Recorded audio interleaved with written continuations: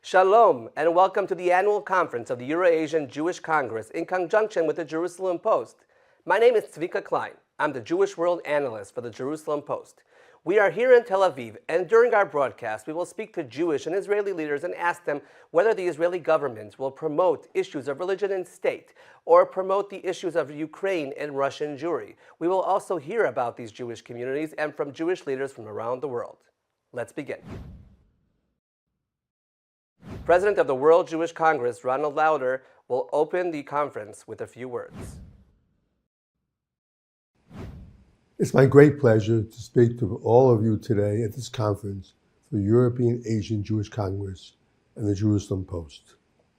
Before I begin, I want to say how lucky all of us are that the Euro-Asian Congress is led by a very capable leader, Dr. Michael Mirishvili. We are fortunate to have Michael at the helm. Today's topic, the future of Jewish life in post-Soviet countries, is important, and at the same time, it's difficult. Important because these communities have one of the largest and richest histories of the Jewish people. But these communities also face real challenges. It's been 30 years since the Euro-Asian Jewish Congress began as a small delegation of Soviet Jewry to the World Jewish Congress. That was a time of great promise, but also great chaos. Each country gained its freedom, but in different ways, because each country is different. Latvia is not Belarus. Kazakhstan is not Bulgaria. Estonia is not Ukraine. But they all had one thing they have in common. They all have to deal with anti-Semitism. Frankly, we all do these days. Jew hatred is on the rise even here in the United States. The answer, I believe, is education. Here, I have first-hand experience. When I left my posting as U.S. Ambassador to Austria in 1987, I started building Jewish schools throughout Central and Eastern Europe. People told me I was wasting my money. They told me Jewish life was dead. They said there were no Jews left in Eastern Europe. But as soon as the Soviet Union imploded, Jewish people came out into the sunlight because it's no longer dangerous to be openly Jewish. So many wanted their children to know what it meant to be Jewish. It turns out these schools were the spark that united many new and growing communities. In looking at the future of Jewish life in post-Soviet countries, we absolutely must concentrate education on more and better schools, and we must make them available to all Jewish children everywhere. No Jewish child should be turned away from a Jewish school for lack of funds. I'm starting a huge project that will build more Jewish schools here in America and throughout the world. I'm starting a scholarship program to help those who might not be able to afford it. If we don't educate our children, if we don't teach them to be proud Jews, then nothing else matters. This has been a major part of the Euro-Asian Jewish Congress. It has to be a major priority of the World Jewish Congress as well. We are heading into a winter that can be very difficult on so many fronts. There's a fear of a fuel crisis. Just as winter is coming, there are economic problems, there is war. When all these three components come together, it is usually Jews that suffer first. The only way that Jewish communities throughout the region and throughout the world can continue and even thrive in challenging times is for the Jewish people to act as one. It makes no difference if you are Orthodox or secular. It makes no difference if you wear a kippah or not. If we are united, I see a bright future for our children and our grandchildren. And in the end, nothing is more important. I thank you. I can't wait to see all of you in person again when I come to your communities. God bless you, and may God continue to bless the Jewish people. The next opening remarks are from the president of the Euro-Asian Jewish Congress, Michael Mirilashvili, a Jewish leader and philanthropist. Dear friends, for 30 years the Euro-Asian Jewish Congress has come a long way. From the first hesitant steps of a young delegation as part of the World's Jewish Congress, to a powerful and international umbrella organization uniting many communities from the Balkans and Eastern Europe to the Far East and Oceania. Then, 30 years ago, the Euro-Asian delegation, after decades of silence, gave a long-awaited voice to the Soviet Jewry and a family of Jewish communities of the world. Today, 30 years later, we ourselves are listening to the voice of Jewish communities and organizations of the region in an effort to provide them with everything that they need. I am grateful to all my predecessors as president of our organization. I am proud to play my role and hope to justify the great honor and trust placed in me. I am also grateful to the leaders and my friends and colleagues and the contribution that they make to the activities of the Congress, as well as our dear partners, thanks to whose participation our many successful projects and plenty of good deeds have become possible.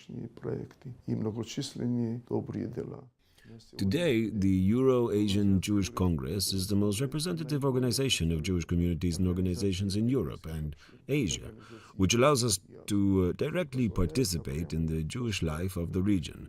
We are proud of this, but we are aware of our responsibilities and mission. We are proud of what we have achieved in these 30 years, but we always strive to do better. We are rooted in the past, but we always look into the future. We are responsible for the fate of the Jewish communities of Euro-Asian region, and together we shape the future of the Jewish people. I invite you to join us, and with God's help, we will succeed.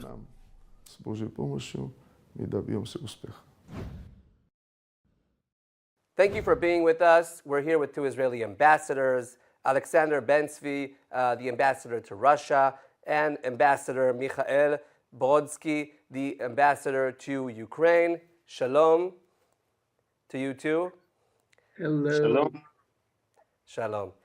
So we'll start with you, Alexander. The situation of the Jewish communities in all the former Soviet Union have been, complex in the past year.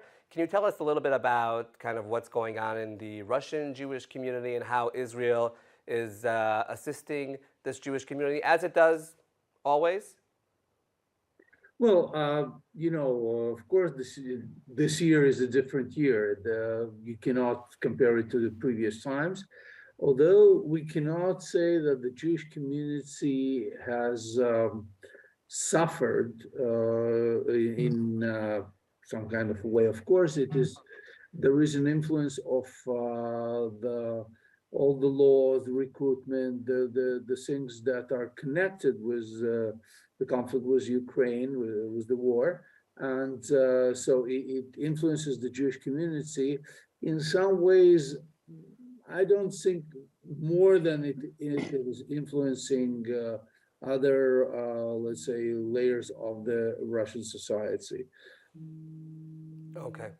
And now, Michael, you have a very different situation in Ukraine now regarding a very big, wave of refugees leaving Ukraine, and lots of Jewish refugees who were interested in making Aliyah. Many of them made Aliyah. What was the role that the Israeli embassy in Ukraine played in such a difficult year? Yeah, you are absolutely right. And unfortunately, I cannot say the same as my colleague Alexander Ben-Zvi said. The Jewish community in Ukraine has been heavily affected by the ongoing war. Jews, like everybody else in Ukraine, are suffering. And some of them, as you mentioned, became refugees. Some of them, about 16,000, as far as I know, decided to make Aliyah. But there are many others that decided to stay, either to move westwards in Ukraine or to go outside of Ukraine and to stay either temporarily or permanently in different countries in Europe and also in the United States and Canada. But definitely the whole traditional world of the Jewish community in Ukraine has collapsed on the 24th of February, and it probably will never be the same. Although I can say that at least for now, the Jewish life in Ukraine continues. The majority of communities and the communal leaders are still in place. The rabbis are there, mainly Chabad rabbis. But all in all, it's a huge trauma for Ukraine and for everyone who lives in Ukraine, including the Jews. The embassy from the very beginning of war has been active in providing assistance both to Ukraine as a whole and to the Jewish community, together with the local communities, I should say, and together with the international Jewish organizations. I'm talking mainly about the humanitarian aid, but also about rescuing the Jewish refugees and the Israelis who were in Ukraine when the war broke out. And together with the Jewish community, we rescued more than 15,000 people, some of them Israelis, some of them Jews, some of them Ukrainians who just asked to assist with leaving Ukraine, and we provided this assistance. At the moment, the situation is a bit different. There is almost no organized attempts to leave Ukraine. Everyone can do it. And it's not as complicated as it was at the beginning of war. But still, we keep providing assistance to the Jewish community and to Ukraine as a whole through the Ministry of Foreign Affairs, Mashav, and other organizations. Okay. You know, I was actually at the Medica border between Ukraine and Russia and Poland twice at the beginning of the war. And I saw many people, which is interesting to see, many people left Ukraine without their documents because they didn't necessarily have documents, right? I mean, we have an older population or many people who just never expected to leave the country. So, I mean, how does Israel deal with that? It must be a very big... Well, speaking of Israelis, many of them didn't have documents and needed our assistance on the crossing points. That's why our representatives were present 24/7, at least at the beginning of war. First month or month and a half since the war started, we were present there to assist the Israelis with the documents, to facilitate their passage through the border control and so on. And I should say Israel was the only country who sent its representatives to the border to assist its citizens. We were alone, the only diplomatic representatives there. All the rest tried to assist their citizens probably by other ways, but we were the only one who sent diplomats to the border. And we assisted many Israelis, probably thousands of Israelis, to leave Ukraine in the first month or month and a half of the war. And now there are still some Israelis in Ukraine, but the situation, as I said, is different. Some of them cannot leave because they have dual citizenship.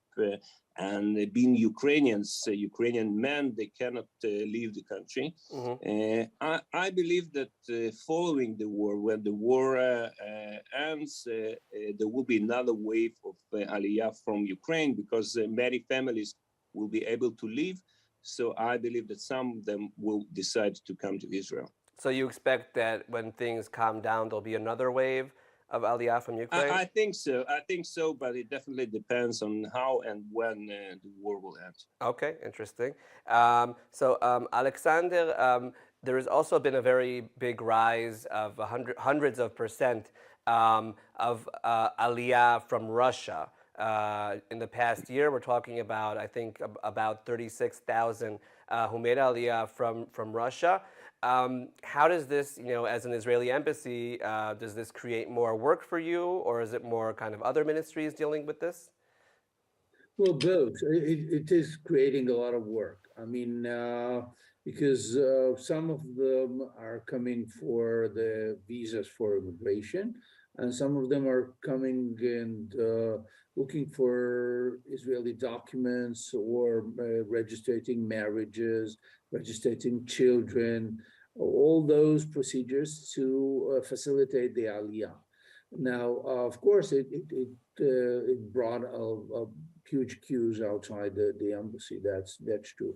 Of course, the situation here is nothing to compare to Ukraine. It's not a situation of emergency. We have weekly 30 flights between Israel and Russia. So you understand that there is no problem except places on planes to make Aliyah. Right.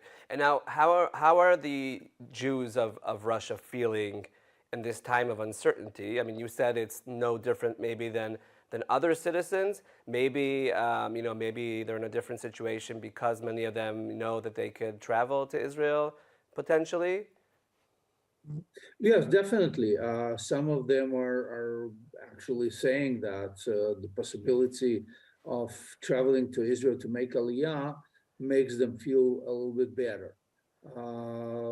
So many of them do that. As you mentioned, the numbers are much higher than previous years.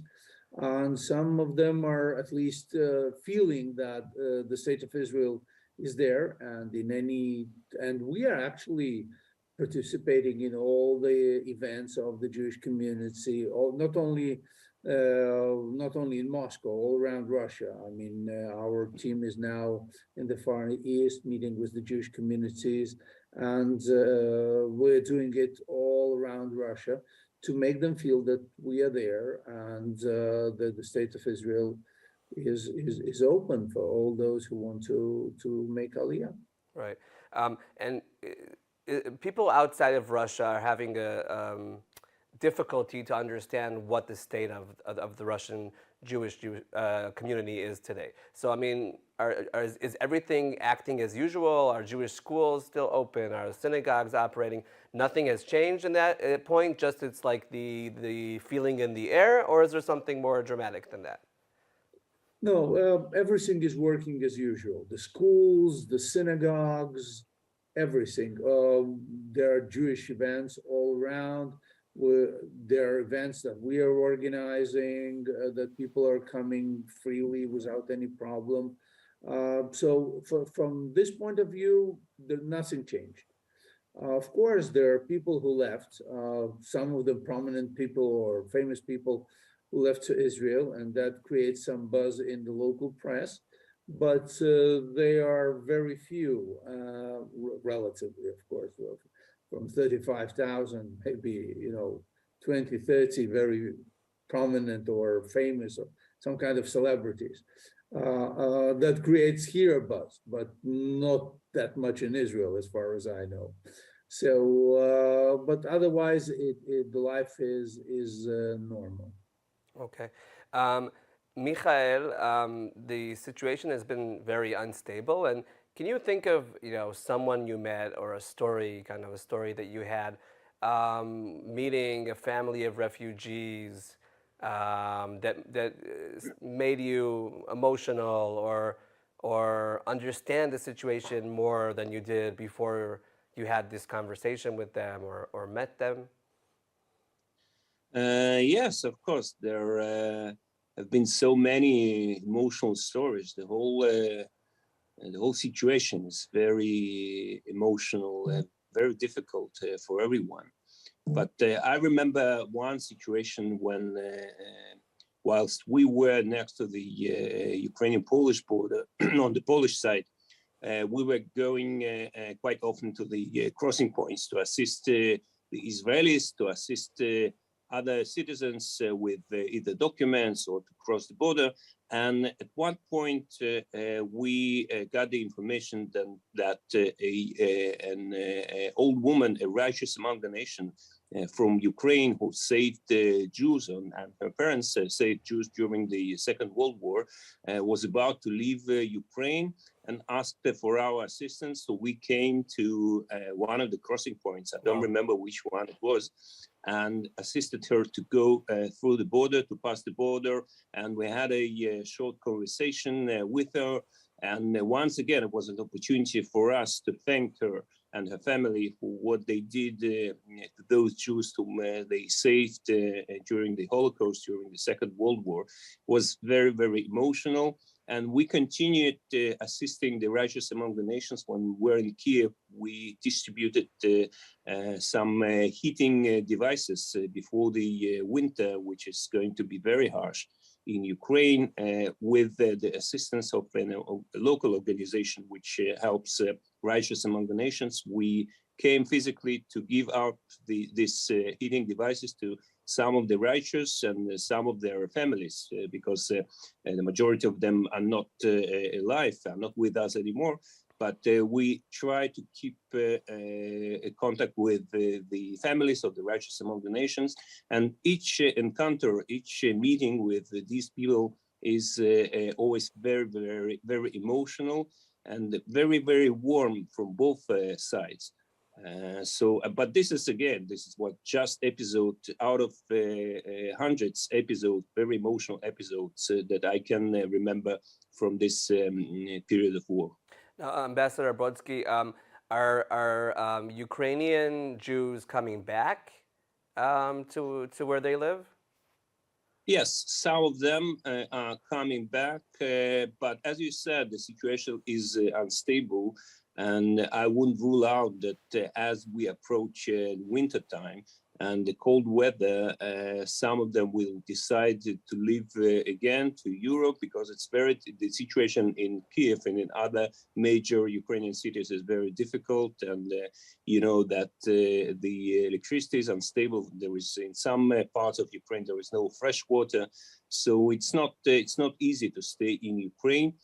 Some had no other choice but to come back because they have families, they have businesses in Ukraine. But I think it will change and the situation will evolve over the next month, because it's totally unpredictable and it's totally unstable. Okay. Ambassador Ben-Zvi, I know also many people who made Aliyah to Israel or who left Russia actually came back, whether to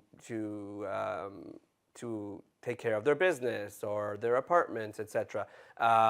Do you see this situation where people are kind of whether making Aliyah or leaving Russia and then returning because, again, it's not very easy to just immigrate in a time like this? Yes, we do see such phenomena. We don't know the numbers because, as I said, Right. having 30 flights a week, you don't know who is coming back or who is not. But I've seen several people that came back, yes, that they went there at the beginning and they're now coming back to take care of their businesses, putting children in universities or schools and things like that. So yes, this happens. I don't know how extensively, but it did. And what are the reasons? Is it to take care of family or business, etc.? Yeah, more of that. Business, family, education. I don't know, difficulties to adapt to life in Israel and so on. But and some probably went just to at least to pass the first several months and the conscription issues with children, and then when they saw it's not that dramatic, so they came back. Mm-hmm. Don't Right. forget they still have their a lot of things for them here. Okay. So I want to end with a question for both of you. Our viewers in the Jerusalem Post are all over the world, mainly in North America, but all over the world. What's important for our viewers to know about your work in the countries that you're in, representing Israel? What is something that you think the world should know about your work? Ambassador Ben-Zvi, you can begin. Well, first of all, for us, it's important to know that we are here, and whenever it is needed to help in some way, again, it's not dramatic as Michael says. We are not giving heating devices or water or things like that. As I said, the situation is actually relatively normal. But the important thing is that the Jewish communities have to know that we are here and we are ready to assist in the ways we possibly can. Mainly for us in Russia, it's of course facilitating for those who want to make Aliyah. Or preparations for that. So that's I would say main issue. Well, we don't need to, as I said, to deal with a daily needs of the Jewish communities. Okay, thank you very much. And then Ambassador Brodsky. Well, it's like Alex said, it's very important, I think, to know that we are there. We are there for the Jewish community, and we are there for Ukraine. And Israel supports Ukraine and has supported Ukraine from the very first day of this war, and will continue providing assistance both to the Jewish community, to the Ukrainians, and we will also be there when the war ends to assist to rebuild Ukraine, to recover this beautiful country, and to assist to recover Jewish life in Ukraine.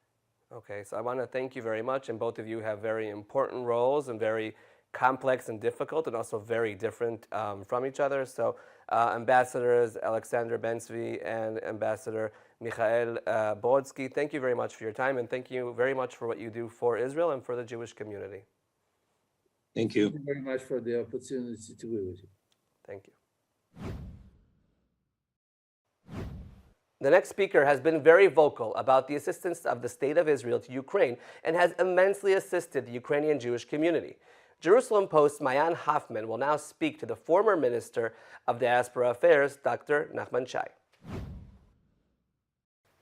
So we have with us today Nachman Shai, Minister Nachman Shai, who is currently the Minister of Diaspora Affairs, but of course has held many prominent roles within the Israeli government and society.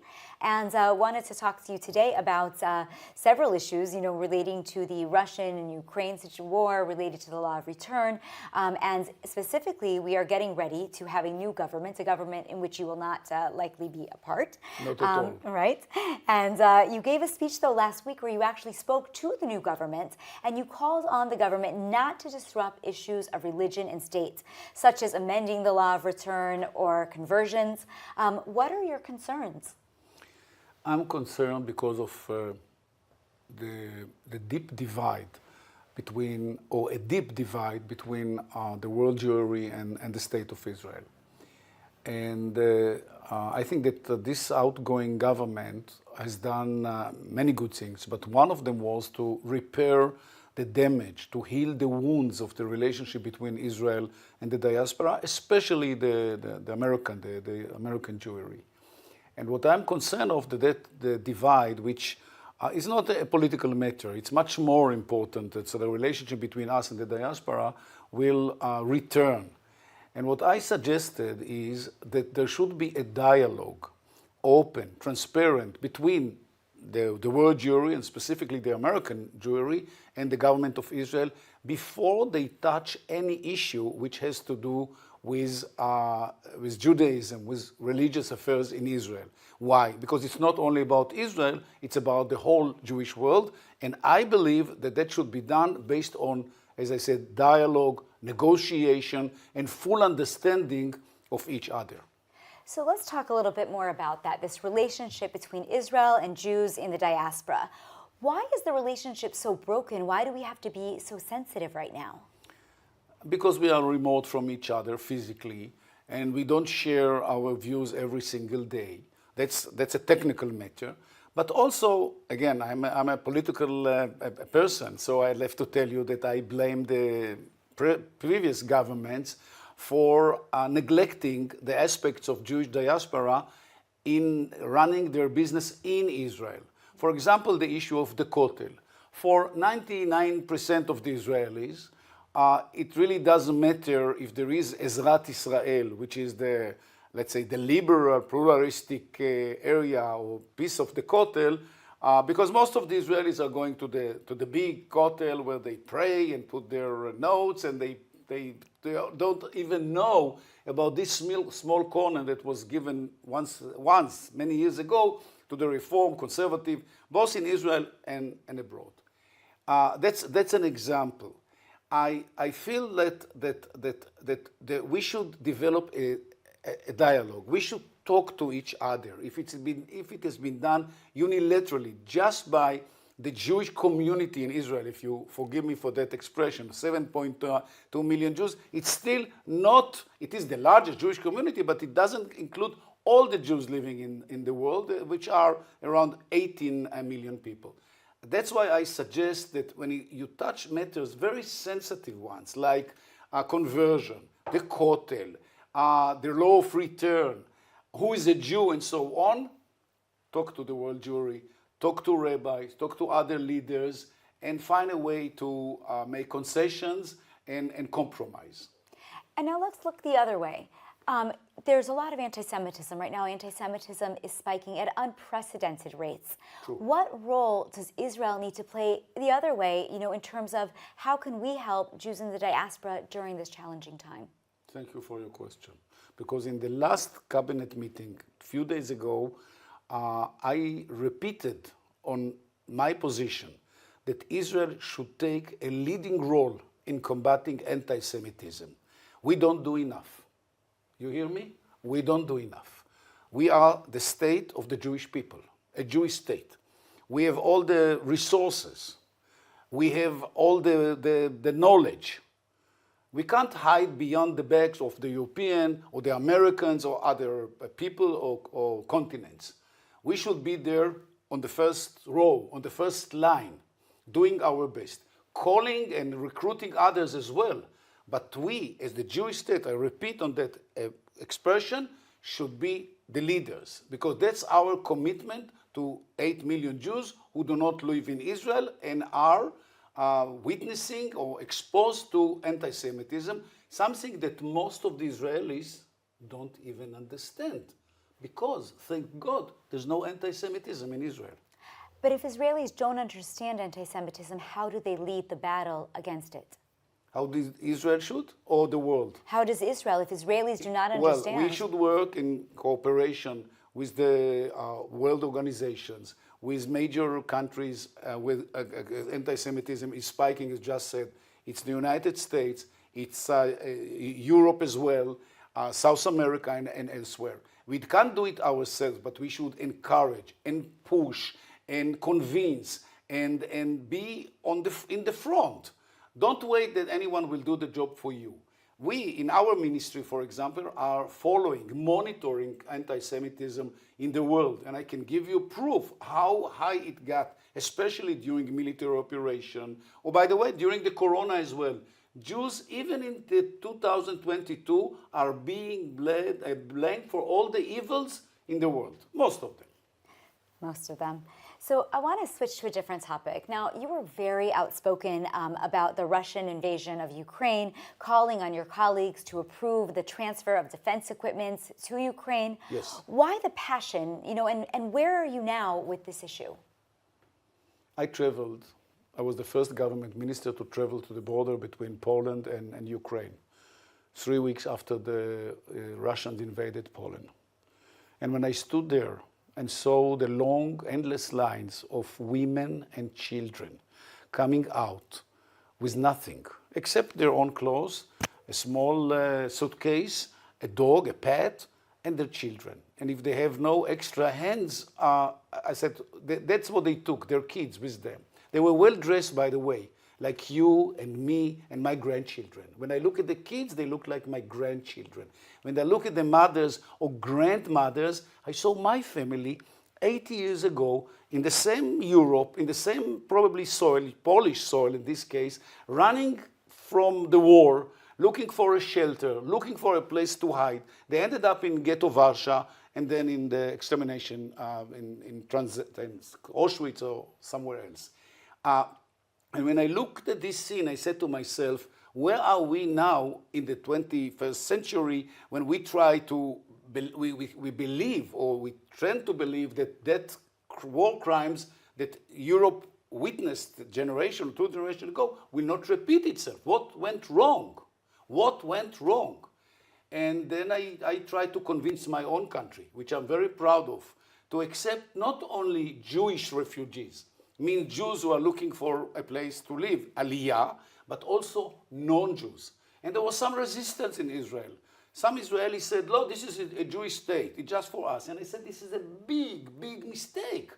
Because we, the Jewish people, are the last to turn down anyone who would like to come to Israel. And by the way, who wanted to come to Israel? Relatives, friends, and so on, some Israelis. That's all. Most of them found shelter in Europe. Finally, I convinced the government, I convinced the Supreme Court, I won this battle. By the way, some of them did come, most of them probably left, but I believe this is our commitment as human beings, as Jews, and as Israelis. I kept saying the same about military assistance, defensively to Ukraine. And I did tweet a few weeks ago something I truly believe in, that when Iran now join in to help Russia and so on, it's our turn to help defensively. I don't want to attack Russia. I don't deal anyhow in the military situation. But I feel that Ukraine, a democratic state, was attacked by a neighbor state, which is a totalitarian regime, very similar to the situation between us and Iran.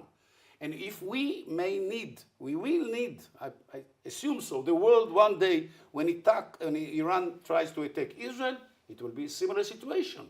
So those arguments that we are now using to help or not to help will be used at a time towards Israel. Oh, scary situation. Let's talk about the Jews there for a moment. There's been a lot of international funding from North America, but also from Israel, to help Jews relocate to Israel, to make Aliyah. Do you think it's right that we try to relocate them here, and why not help them to maybe continue to live safely in other areas of Europe? We do both. We have to help them. And our ministry, the Diaspora Affairs Ministry, was the first one who extended financial assistance to the Jewish community in Ukraine, whatever their needs were less than a year ago, when the war broke out. We were and still are in constant touch with them. We talk to them, we communicate with them. They presented their needs, and we responded. Something unprecedented was done at this case. So we helped them while in Ukraine. Then they started to get out of the country. The country, Israel, is always available to get Olim Chadashim and under any circumstances. So some of them prefer to come to Israel. They are most welcome. But many are still in Europe.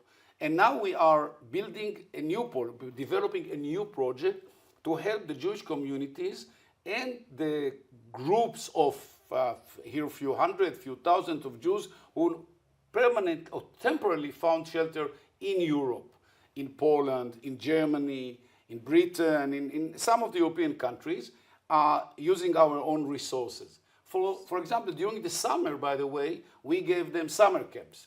1,500 of them, we gave them 10 days of summer camp, them and their families, the kids and their families. We want to do the same during the winter. We have money here in this country, not too much. First priority is the Israelis, but second priority, the Jewish people. Incredible. Now, you were mentioning that it doesn't really matter in terms of refugees, obviously Jewish, not Jewish, a refugee is a refugee. Refugee is refugee. Right. For the Jewish people, refugee is refugee. 100%. So now at this stage, it's been a number of months. Do you feel that we should continue to let refugees into this country?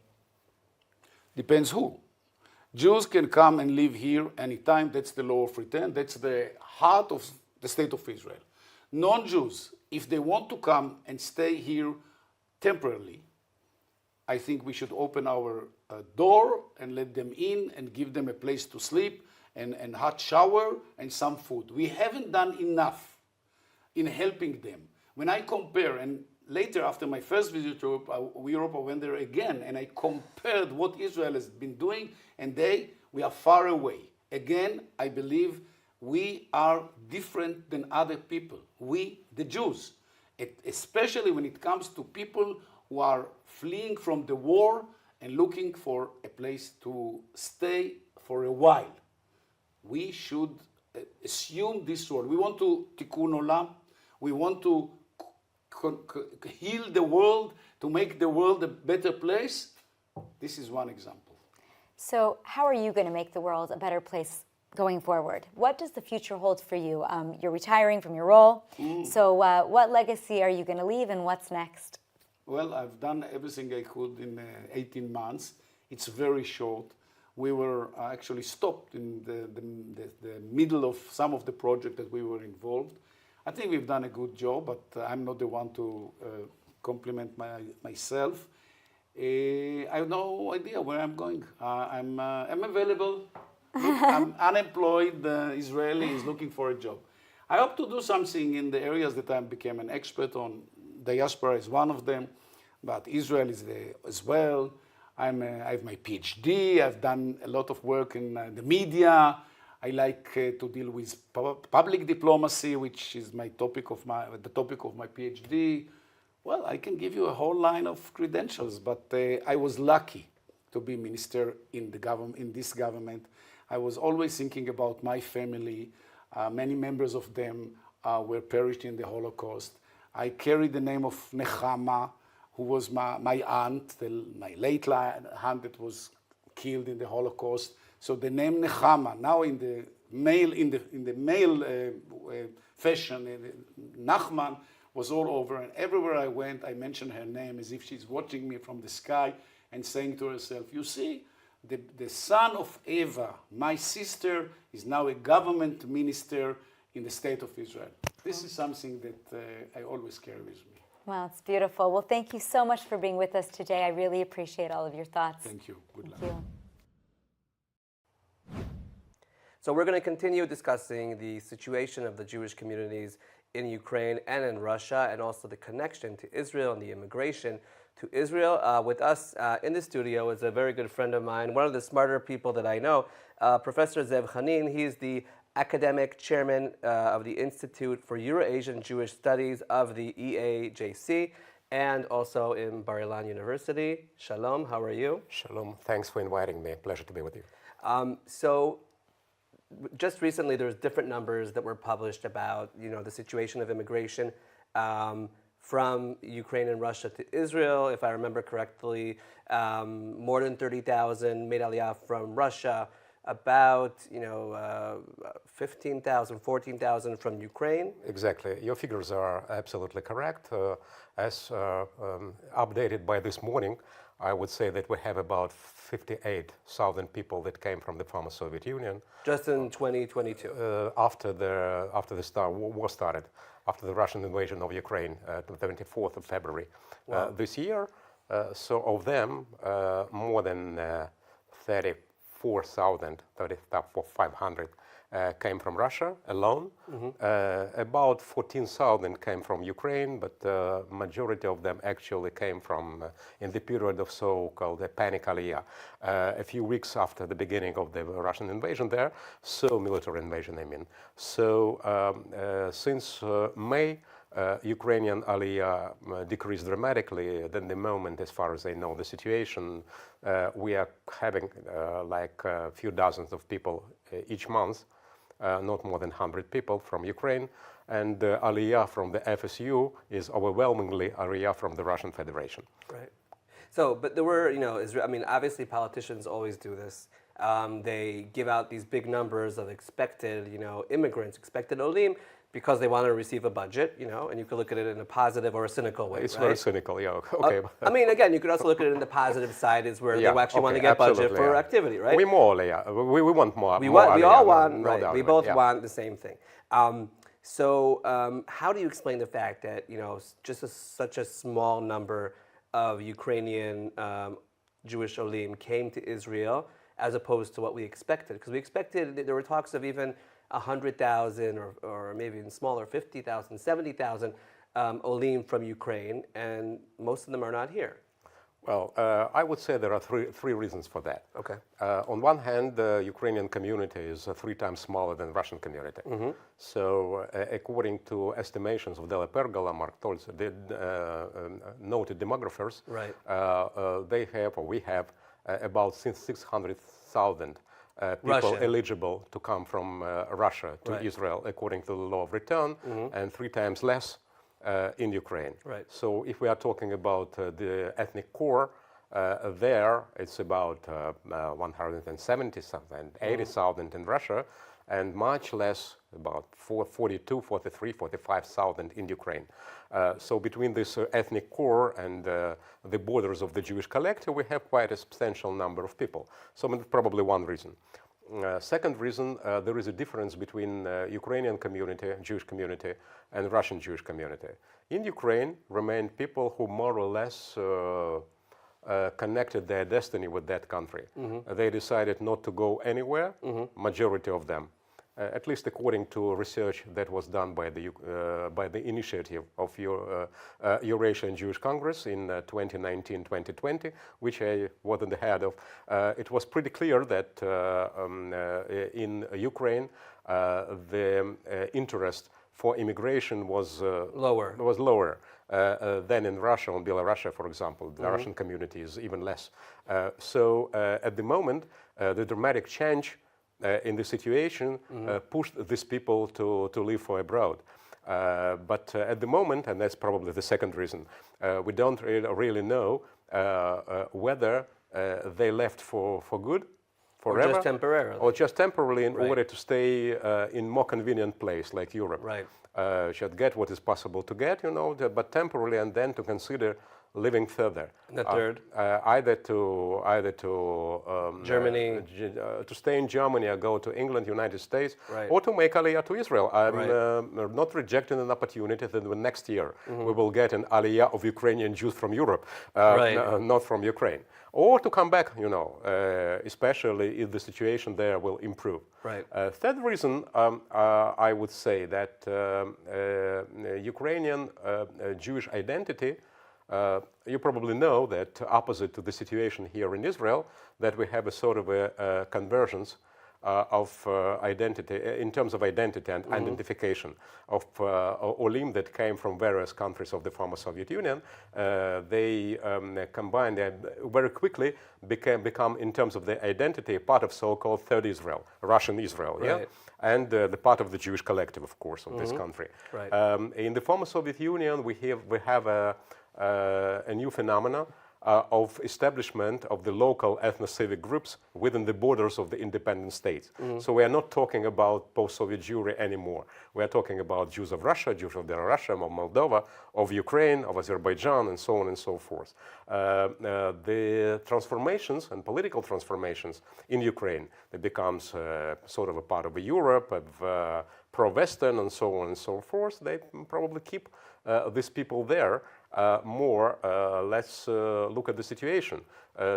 Two countries, for the first time in 100 years, Jews are fighting Jews fighting Jews on the different sides for the first time since the end of the World War I. Okay, and if a Russian Jewish community simply demonstrates a sort of a loyalty, but not active involvement in the situation. Ukrainian Jewish community is totally mobilized in favor of Ukraine in this war. They're very patriotic. Yeah, making Aliyah is a sort of taking a sort of obligation that you declare your loyalty to the Jewish state country, rather than Ukraine.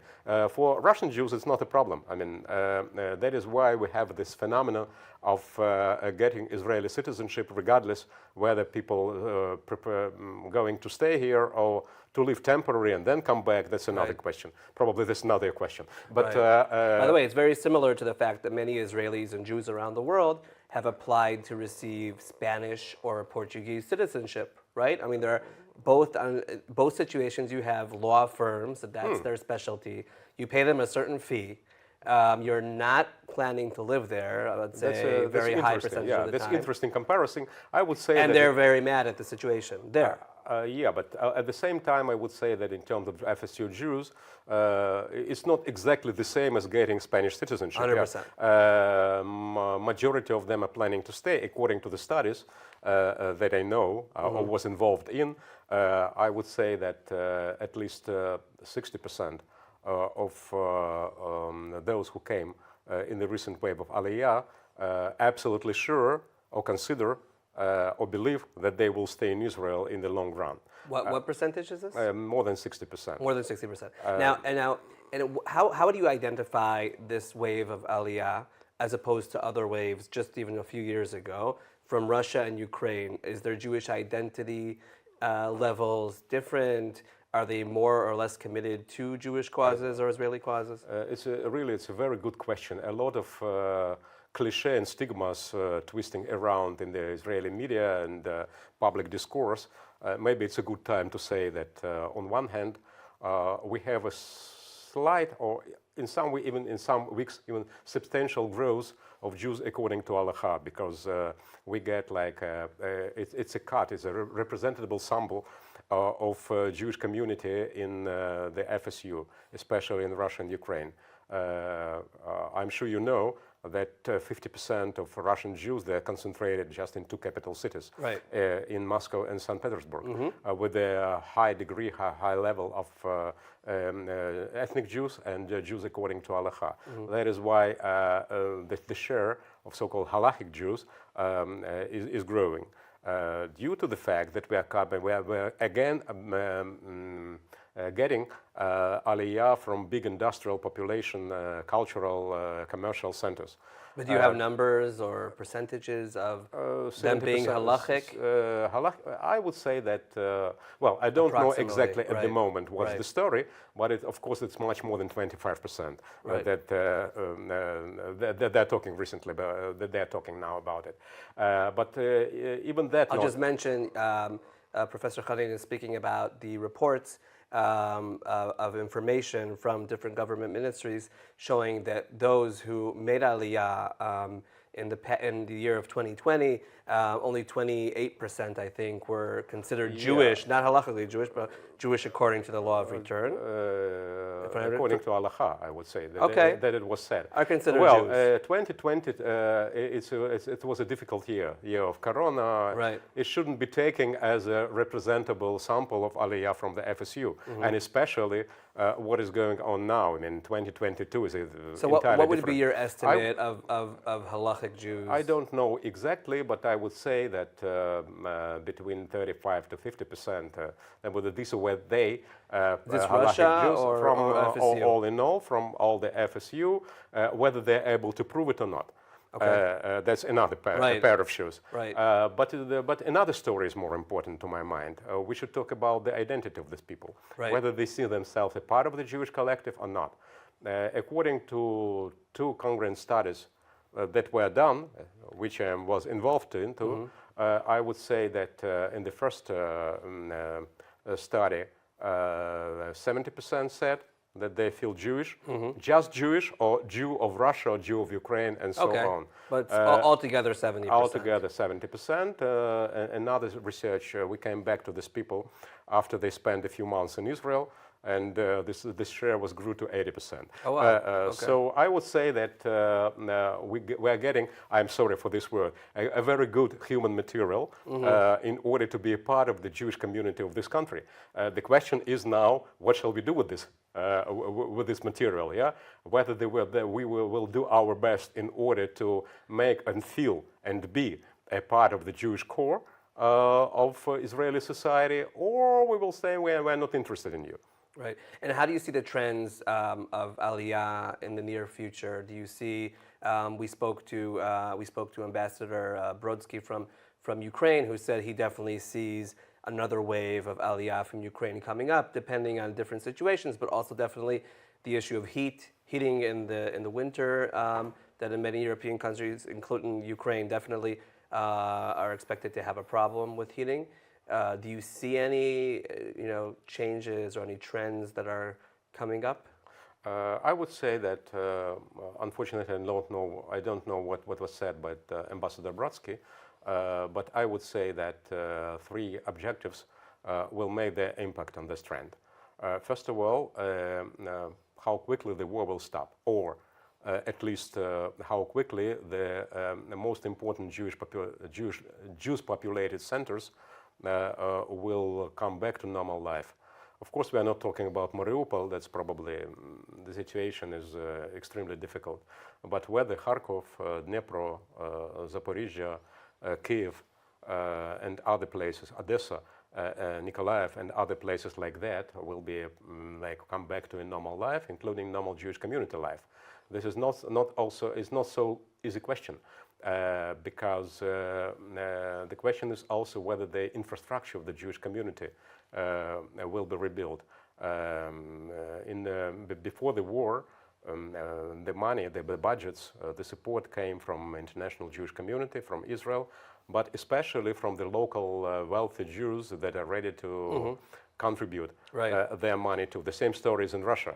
Now the third element is out. Is out almost at the moment, out. at least, So the question is whether Israel and the Jewish world will be able to take this responsibility on them. Right. The second story is whether Europe will be better than Ukraine in this situation in terms of the heat and so on and so forth. My expectation is that regardless the energy issues, I would also say that not everybody happy of the recent immigrants, Jewish immigrants to Europe from the FSU. Not all of them are happy with the situation they found themselves. They're welcome, they're accepted well, and the moment people are secure, fed up, and have where to live, they're starting to ask questions, what I'm doing here. Right. So I wouldn't reject, as I said, that some of them will make a decision to come to a Jewish state. Right. And finally, I think that immigration, aliyah from Russia, will continue. It seems to me that regardless what will go on in Russia, and when the war will stop, the dramatic move of Jews from Russia elsewhere, but especially to the state of Israel, Russian emigration is mostly Israeli-oriented. Right. That more or less clear. In terms of values, but also in terms of the opportunities and possibilities, and so on. I believe that a majority of them will be accommodated here, regardless the government policies and so on and so forth. They will take responsibility on themselves, and the Israeli society will be able to do their best. So I believe that this about 60,000 that we got is not the end of the story, it's just the beginning. Right. And do you think Israel is doing enough, or are there more things that we can do to change or to adapt ourselves towards these immigrants, some of them refugees? There were recommendations about offering more services, more language, ulpanim, right, a place to teach Hebrew. Like Americans say, the question of $1 million. I mean, it would be a question of $1 million if it wouldn't be a question for a few billion of dollars. Yeah. Right. But I would say that at the moment, Israeli government is doing its best. Government offices. I see the people who are committed to Aliyah more than they committed to their families. Right. Working around the clock, from around on the clock, weekends. and Nativ, the Jewish agency, the Ministry of Aliyah and Integration, in other places, volunteer communities. Right. It's also an interesting point that volunteer work in favor of new immigrants, strengthening the Jewish identity of people that are already here. Those so-called 1.5 generation, which so they feel more Jewish now because they're helping new immigrants. They, of course, Israeli and so on, but now they feel more Jewish than they feel more Russian Jewish. Wow. Or Russian-speaking Jewish. Okay, that's good. They started to speak this language that they almost forgotten. Right. And, that they grew up speaking. I think that, yeah, and that this interaction is a good thing, both for Israeli society, for its Russian-speaking angle, and for new Olim. Right. So I would say that Israel is doing much, but of course, yeah. That could be done even more. How? Like, what is needed in order to make the immigration, which, by the way, immigration anytime is a very difficult and not both a of fun us situation. know that, yes. But I would say that two things are extremely important, or three things, as usual. Right. One thing, it's just a good word. Guys, you're welcome. Right. We need you. You are our brothers, Right. regardless whether they are Jews according to Allah or not. Okay. Of course, that would be good to strengthen this message with some deeds, like to say less about Aliyah shel Goyim ve'antishemin, Right, Aliyah of non-Jews Gentiles and anti-Semites. Exactly. First of all, it's incorrect. And second, it's very, very, very misleading and damaging. So to stop doing that in the media and in the political circles. And third, I would say, of course, money can solve a lot of problems. More consulate officials, more workers in the internal ministry, domestic affairs ministry, more budgets for special projects that let us hope that the next prime minister and next financial minister will continue what was done by the ongoing government and will even increase it. Okay, thank you. So I couldn't speak to you for hours because it's fascinating. So thank you very much, Professor Zev Hanin, the academic chairman of the Institute for Euro-Asian Jewish Studies of the Eajc and Bar-Ilan University. Thank you very much for your time for your data. And let's hope that this immigration and Aliyah succeeds, and also wish the situation in these Jewish communities will actually be stable. B'ezrat Hashem, amen. Amen. Thank you very much. Thank you. Here is a conversation I had on the role of Israel in the life of Jewish diaspora with Dr. Chaim Ben Yaakov and Natan Sharansky. שלום לכם שוב, אנחנו נעסוק עכשיו ביחסי ישראל עם הקהילות היהודיות ברחבי העולם. בטח בשנה האחרונה, בשנת 2022, אנחנו רואים עיסוק הולך וגובר וחשיבות הולכת וגוברת של הקשר הזה בין ישראל כמדינת העם היהודי לבין הקהילות היהודיות בעולם, במיוחד במדינות ברית המועצות לשעבר, במיוחד ברוסיה ובאוקראינה שנמצאות במלחמה. אנחנו נמצאים כאן באולפן עם נתן שרנסקי, לשעבר יושב ראש הסוכנות היהודית, לשעבר שר בישראל, לשעבר אסיר ציון, אולי אסיר ציון זה לכל החיים, ודוקטור חיים בן יעקב, המנכ"ל של הקונגרס היהודי האירו-אסייתי. שלום. שלום.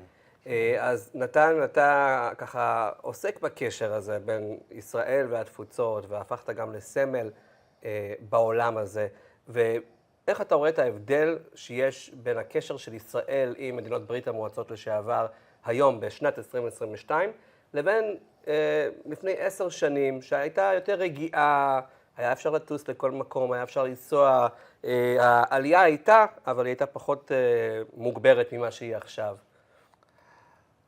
דווקא אני חושב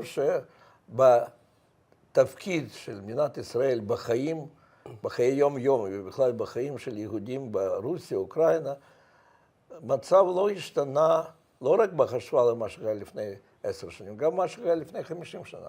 יהדות ברית המועצות הייתה מתבללת לגמרי, פשוט כי יהדות זה נעלם. הדבר היחידי שהיה קיים זה אנטישמיות יהודי. למזלנו, אתה אומר. כן. לא, אני לא יודע.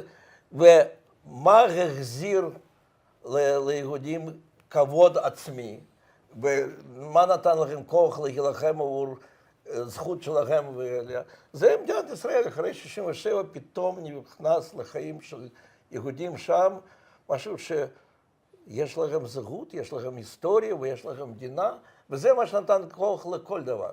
אני חייב להגיד שבמשך כל עשרות שנים האלה, תקופות כמובן מאוד שונות, גם מבחינת יחסים בין רוסיה וישראל ובין קהילות, אבל מה שמאפיין את יהדות ברית המועצות לשעבר, בניגוד ליהודים ממדינות אחרות, שקשר עם ישראל זה 90% של הזהות שלהם. וגם שהם רואים היום בגרמניה או באמריקה, רואים שבלי ישראל אין להם זהות.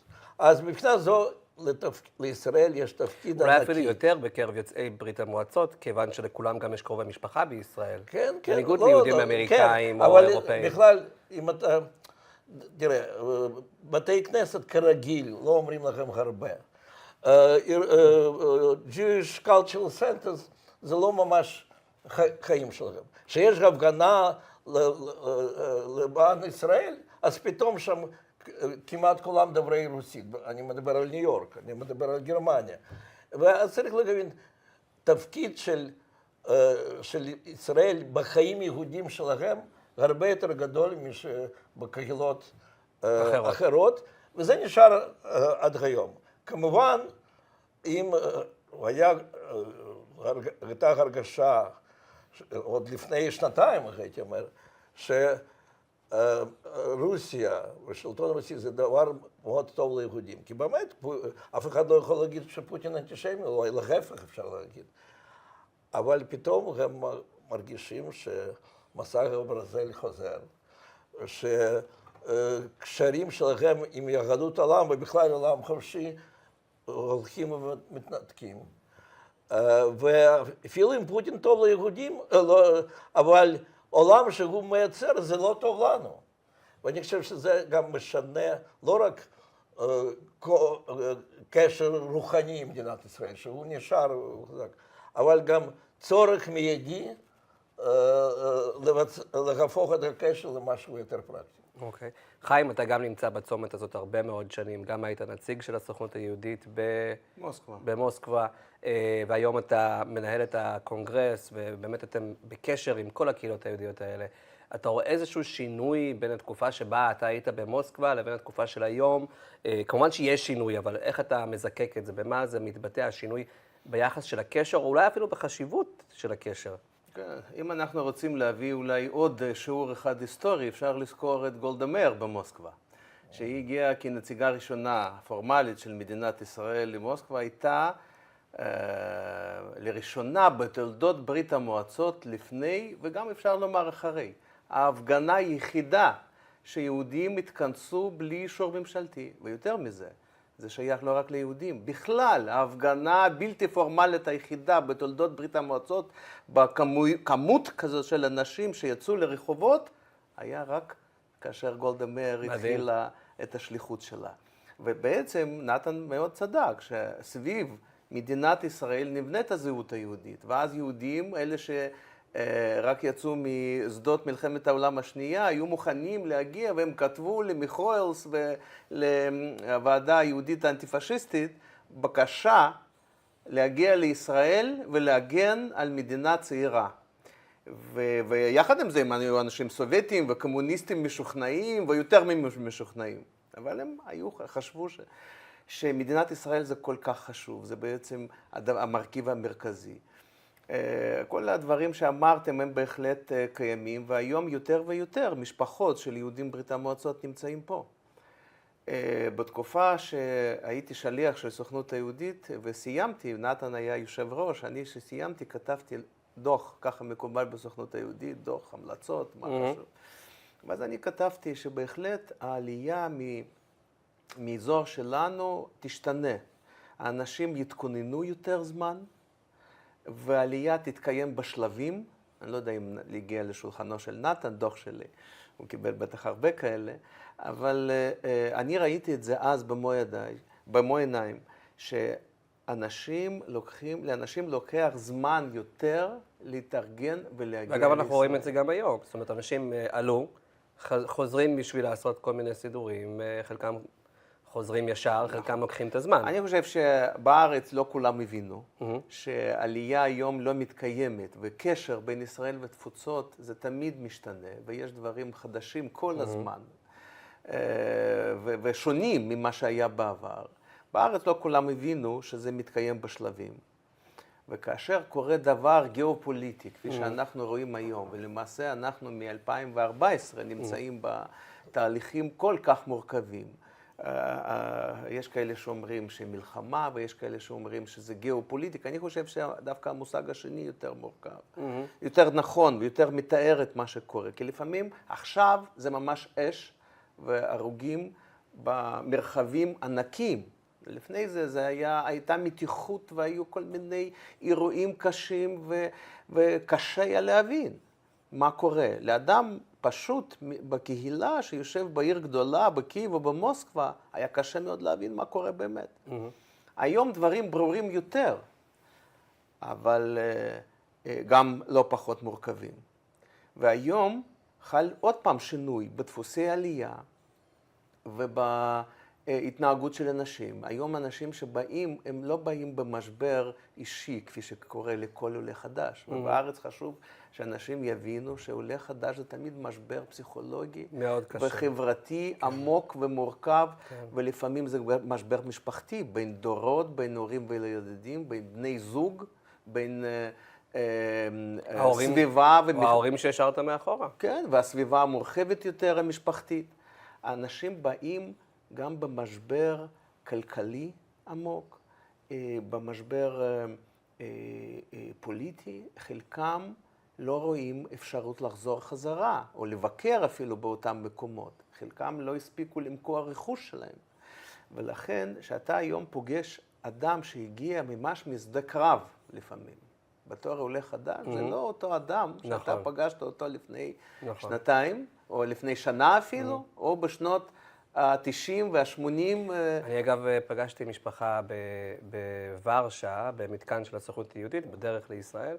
משפחה ממש במעמד הביניים פלוס, באמת עובדים קשה למחייתם וחיים בצורה מאוד נוחה בקייב, והם הגיעו לבית המלון כאשר הם היו צריכים לרוץ מתישהו, הם השאירו את התיקים שלהם באוטו, רצו לאוטובוס של הסוכנות היהודית, ולילדים לא היה גרביים ונעליים. זאת אומרת, הם כאילו פשוט זרקו אותם בזה, וחורף וכולי, אבל אתה אומר, וואלה, וזה אנשים, אתה רואה אותם יושבים בבר, שותים בירה.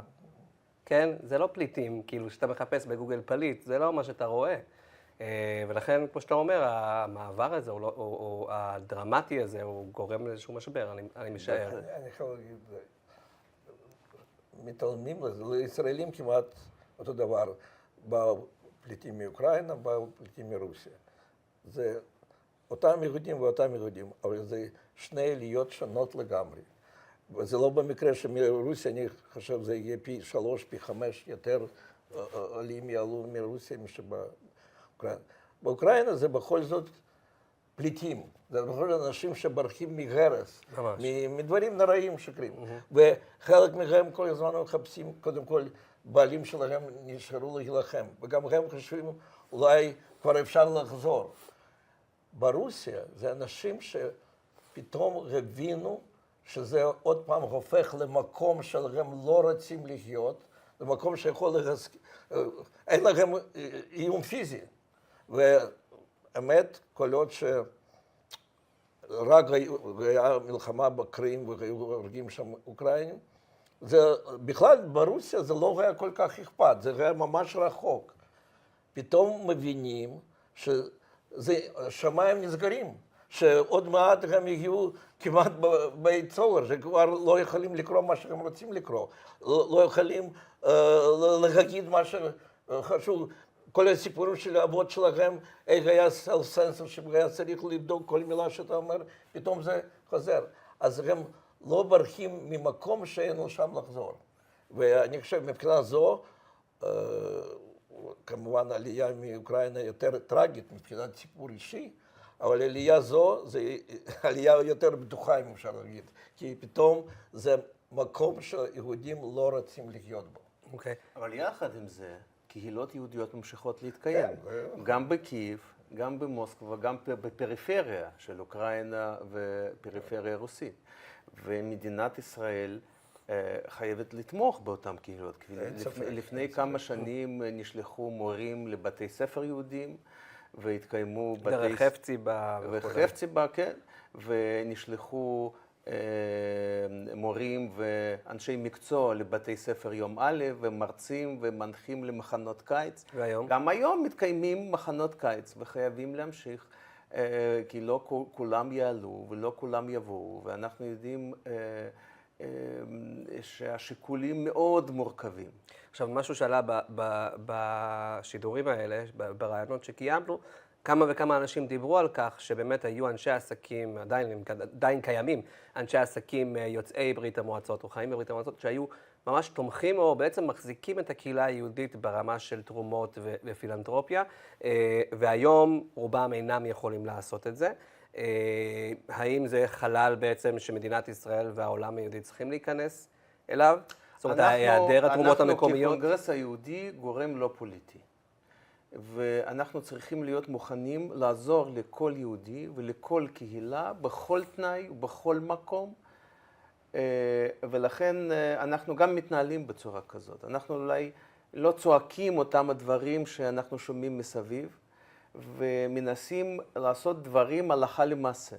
בתי ספר צריכים להמשיך להתקיים. לא כולם מסוגלים לצאת, או ככה אנשים מעריכים את המצב שלהם. אני לא יכול לצאת, אני ממשיך לחיות במקום הזה, במדינה הזאת, גם באוקראינה, גם ברוסיה, גם בבלרוס, גם במולדובה, ובכל מדינה אחרת, גם בבלקנים. אנשים לא יוצאים, וקהילות קטנות ממשיכות להתקיים בכל מקום. ביאנמר, מדינה שרוב האנשים גם לא יודעים שיש דבר כזה. יהודים, כן. או שיש שם קהילה יהודית, ולא שמעו אולי גם על מדינה כזאת. כן. אבל יש שם קהילה יהודית, ואנשים ממשיכים למרות מצב קשה מאוד, גם מבחינה פוליטית, גם רעידות אדמה, אבל יהודים ממשיכים להתקיים. ואנחנו כגורם, ובשביל זה קמנו, התארגנו, ובשביל זה אנחנו פועלים. אנחנו חייבים לעזור לכל גורם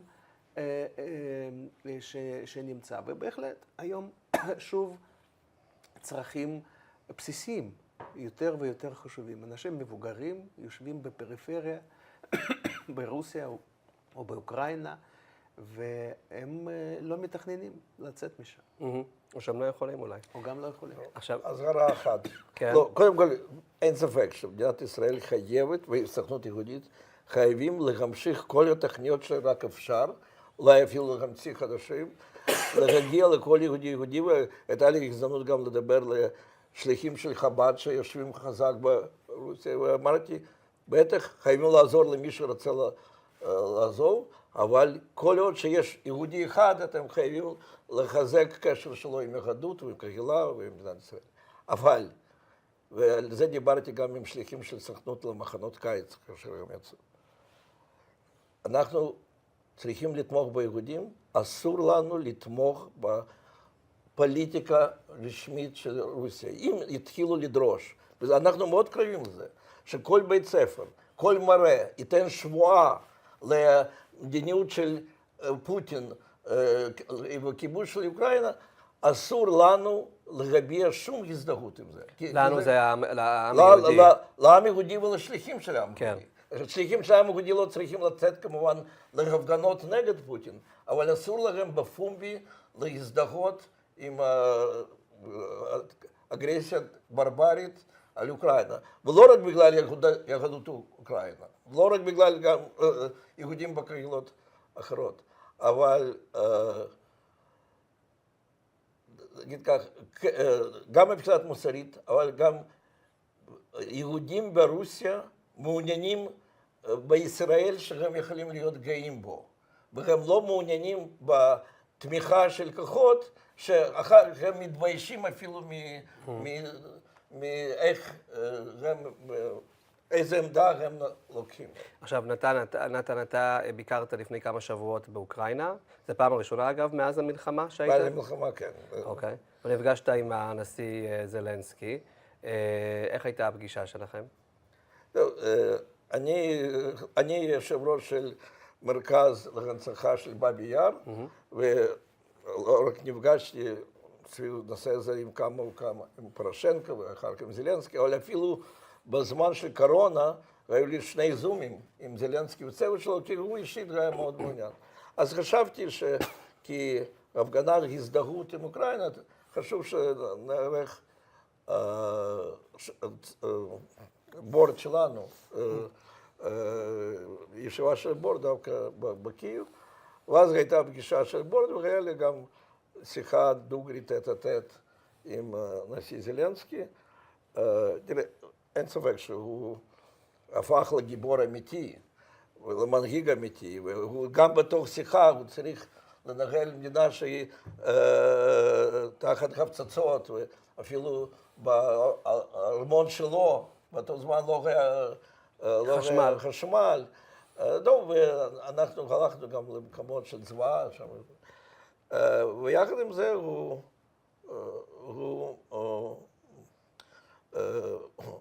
מלהיב. זה ממש מעניין לראות איך הוא מצליח להלהיב גם עשרות מיליונים של עם אוקראיני, ומנהיג, הופך למנהיג של עולם חופשי כולו. בארבע עיניים היה לו הרבה ביקורת גם על המדיניות של מדינת ישראל, ואז אני ניסיתי כמובן להציג גם צד שני של הסיבות למה אנחנו עושים את זה ולא זה. הזכרתי גם על כמה דברים מאוד חשובים הומניטריים, שדרך אגב, גם אשתו של זלנסקי, גם אשתו של בוז'י הרצוג ביחד מעורבים. זה דווקא, אבל זה היה קל. בזמן שיש לו פצצות, הוא רוצה מי יכול לעזור לו הישרדות. לשמיים. כן. ודיברנו איך עם הממשלה זו או ממשלה אחרת, איך אפשר בכל זאת למצוא פשרה, לא פשרה מוסרית, אבל פשרה מאינטרסים פרקטיים. הוא פתוח להכל, אבל הוא סגור לדבר אחד. אנחנו עכשיו נלחמים עבור עולם חופשי כולו. אני רוצה שהעולם חופשי יעזור לי לסגור את השמיים. וכאן, זו שיחה לא פשוטה. יחד עם זה, אני לא זוכר עוד דוגמה שאיש כל כך פתוח מבחינת היהדות שלו, הוא מוכן לדבר על זה בלי סוף. למה הוא יהודי אבל בכל זאת התחתן ככה? למה הוא אוקראיני אבל בכל זאת מרגיש גאווה וקשר ביהדות ובמדינת ישראל? הוא שולט בהיסטוריה של מערכת יחסים בעייתיים וטובים בין ישראל ואוקראינה, בין יהודים והעולם כולו. ואיש זה נבחר באוקראינה בבחירות חופשיות לגמרי, עם תחרות מאוד קשה מול מועמדים, נגיד ככה, פחות יהודים ממנו, וזה אומר גם משהו על אוקראינה.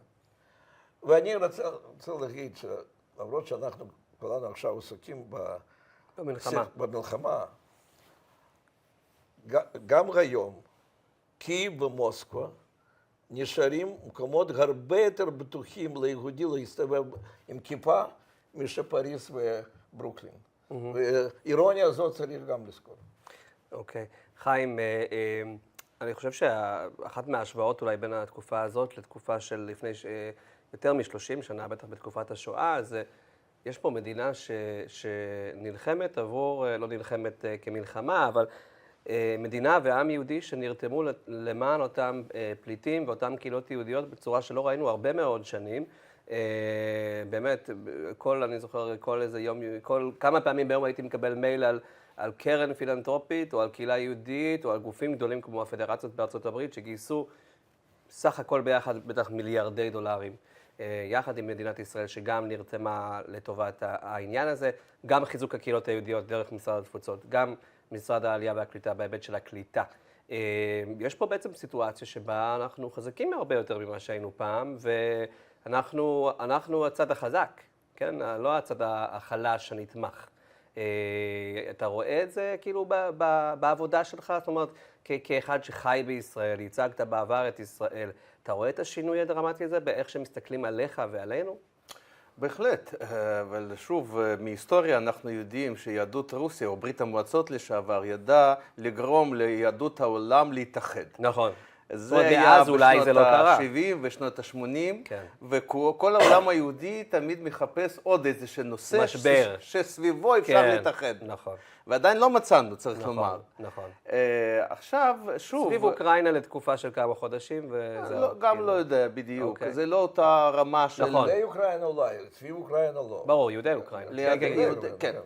כל אדם רגיל חשוב לו לעזור לאותם מצבים הומניטריים קשים, וכמובן אנחנו מדגישים את זה בלי שום קשר, עוד פעם, לעמדות פוליטיות כאלה ואחרות. חייבים לעזור לאנשים לצאת מהסיפור הזה ולשמור את החיים קודם כל. עכשיו, כנראה שהמצב של קהילות יהודיות היום אפשר להגדיר רק במושג של קהילות במעבר. קשה מאוד לתכנן מה יקרה. בשלב הזה אנחנו גם דואגים מאוד שלא תהיה התפרצות של אנטישמיות, גם ברוסיה וגם באוקראינה.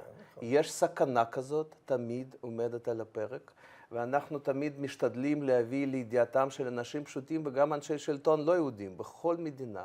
חבר'ה, תיזהרו, זו אש שיכולה לגרום לנזק בלתי רגיל, גם ליהודים, גם לקהילות, גם למנהיגים יהודים, אבל, ויותר חשוב לכם להבין, לאנשי שלטון באוקראינה וברוסיה, שזה גם יגרום בסופו של דבר נזק בלתי הפיך לחברה ולנשמה של אנשים שהם לא יהודים, לא קשורים לישראל.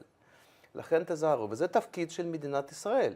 גם דרך אגב עכשיו על פי חוק, שבארץ יש חוק לאום שמצהיר ומדגיש שמדינת ישראל היא מרכז של עולם היהודי.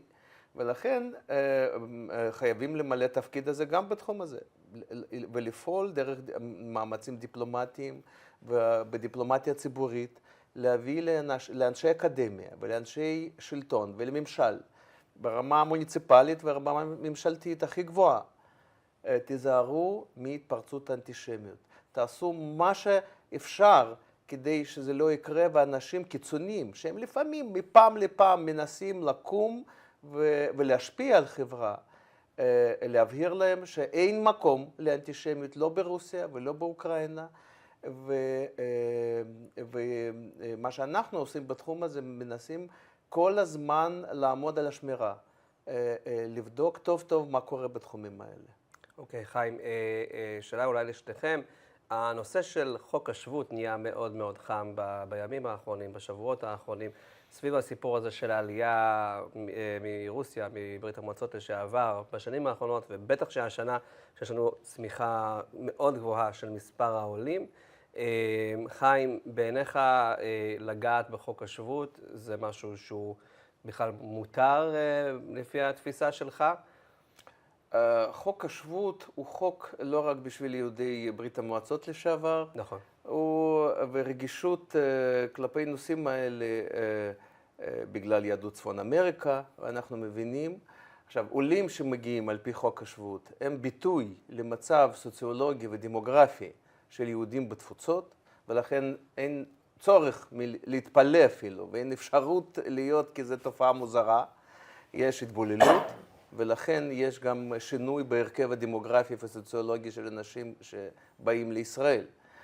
אני הייתי אומר כך, לאנשים שרוצים לשנות צריך לעשות את זה בזהירות. תעשו חשיבה מעמיקה, תגלו אחריות ציבורית כלפי קהילות יהודיות וגם כלפי חברה ישראלית. לפני שאתם פותחים את הנושא ומתחילים לשבור בחנות חרסינה בפנים ארונות, תנסו לבדוק טוב טוב למה זה יביא בסופו של דבר, האם נזק יותר יהיה מהתועלת מהשינויים, או יכול להיות שלא. יש דברים, וזה צריך להיות בהחלט בממשלה והקואליציה בישראל, בסופו של דבר תקבל החלטות משלה, מדינה ריבונית, ככה זה חייב להיות בחברה דמוקרטית, ליברלית ופתוחה. ממשלה והרוב בפרלמנט מקבלים החלטות. אבל פה בהחלט ההחלטות האלה בסופו של דבר ישפיעו על קהילות יהודיות, והיום חוק השבות הוא קריטריון לחברות בארגונים כאלה ואחרים בקהילות יהודיות, ופוליטיקאים ישראלים אולי לא כולם יודעים את זה, שכדי להיות חבר בארגון כזה או אחר בתפוצות, לא רק בברית המועצות לשעבר, גם באירופה וגם בצפון אמריקה, אתה עומד בקריטריונים של חוק השבות. ולכן צריך לחשוב ברצינות, באחריות, וזה לא תמיד המאפיינים של פוליטיקאים ישראלים, לצערי. כן, נכון. תראה, זה נושא שלפחות 60 שנה, אומרים היום זה חם. זה גם לפני 60 שנה היה חם, ומשברים קואליציוניים ונפילת ממשלות התחילה משנות 58, אני חושב. אז מיהו יהודי ולשנות או לא לשנות. הוא תמיד יהיה נושא חם. זה תמיד היה נושא חם. שאני תמיד חשבתי, ואני השתתפתי בהרבה דיונים, שחייב להיות דיאלוג עם תפוצות בהרבה נושאים שקשורים גם לחיים שם, וקודם כל בטח בנושא של חוק השבות. שלישית, יש הרבה אספקטים, גם פילוסופיים, סוציולוגיים, היסטוריים, עד כמה מדינת ישראל צריכה לפתוח שערים ולמי. וכאשר אני הייתי מוכן לדבר על פשרות, כאשר פותחים בצד, סוגרים בצד במקום אחד, על זה שנותנים אפשרות להצטרף דרך שער אחר. אבל כאשר עכשיו מדובר פתאום איך לסגור את זה, לסגור את זה, לסגור את זה, וכל זה קורה בזמן מלחמה, כאשר פתאום שאלה לעלות חוזרת למאות אלפים אנשים בצורה הכי דרמטית. זה גם לא צריך, אבל גם מאוד מאוד לא אחראי ולא חכם. היום דווקא בחיפזון להתחיל לסגור דלתות של מדינת ישראל. אבל אתה כן, אגב, אולי לא בזמן מלחמה, כן, אבל התבטאת בנושא העלייה מאתיופיה לשעבר רציתי להגיד, כמו ברית המועצות, העלייה מאתיופיה, כן דיברת על כך שכאילו מתישהו צריך לעשות פה איזשהו, לא יודע אם קאט, או בהיבט של, כן, זאת אומרת...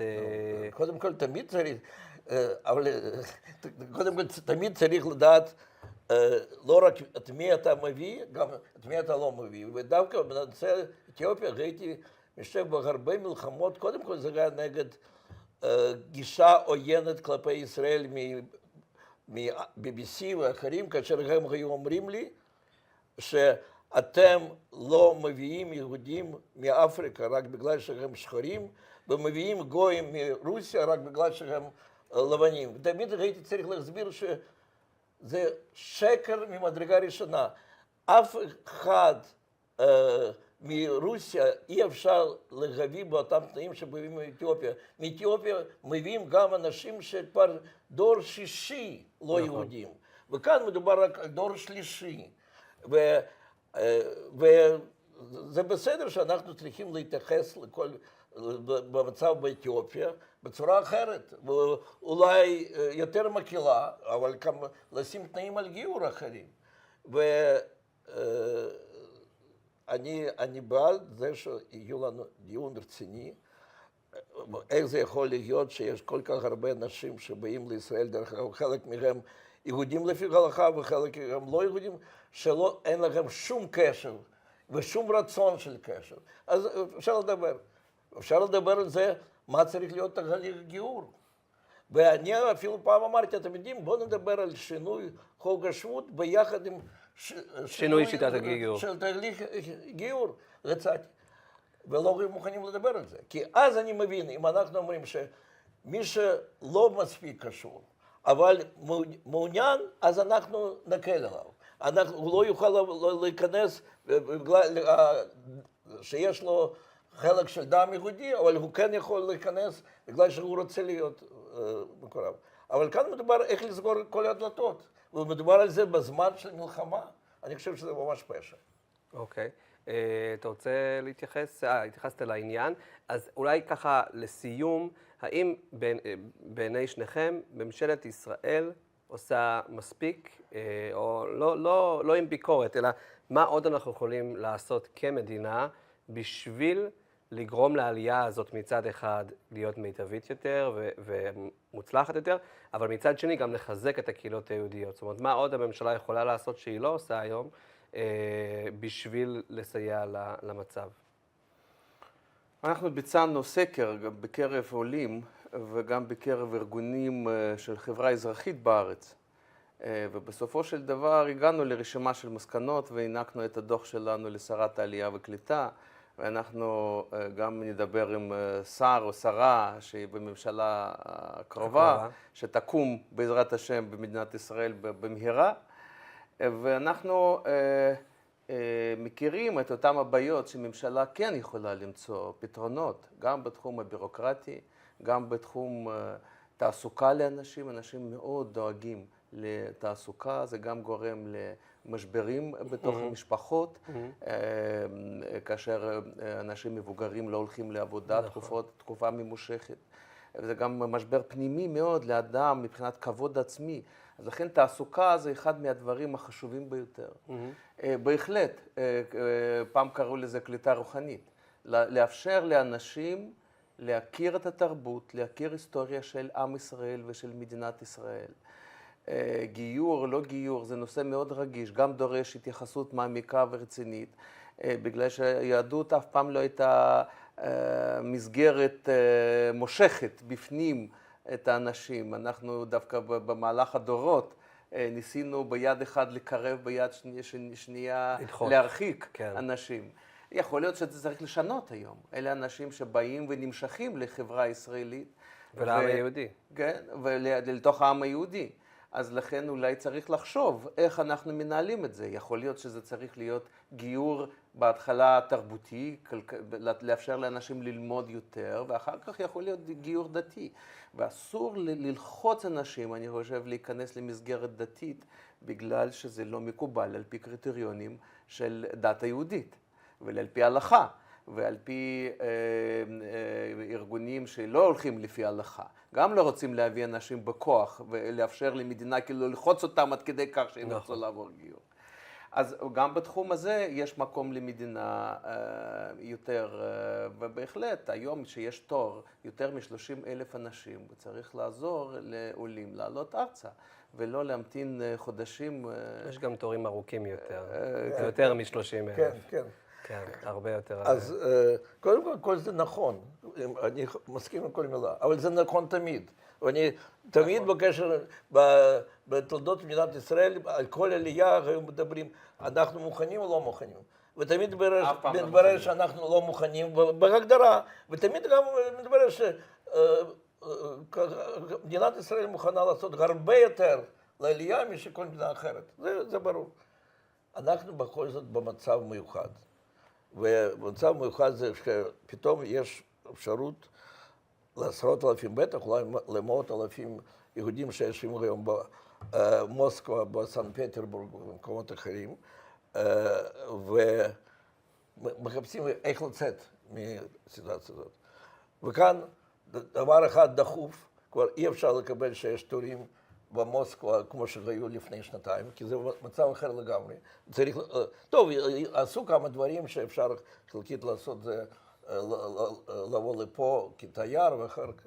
אז צריך למצוא... התורים הם בערך של שנתיים, כאילו, התורים הם כל כך ארוכים. לא, זה פשוט... בימים כאלה, כאשר יכול להיות שזו שאלה של חדשים, כאשר יסגרו דלתות. וכאשר בכל זאת יש הרגשה פעם ראשונה אולי במשך עשרות שנים, הרגשה שאנחנו חייבים לעשות משהו מיד, לשנות את החיים שלנו, אז מדינת ישראל צריכה לעשות הכל שלא יהיו תורים.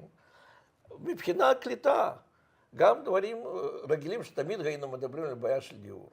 אבל היום זה יכול להיות בדיוק כמו שבעיה של דיור בתחילת שנות ה-90, כאשר הביאו אלפי קרוונים. אז אריק שרון, אני חייב להגיד, אני עבדתי עם כל השרים בתור פעיל עלייה, הכי כיף היה לעבוד עם אריק שרון.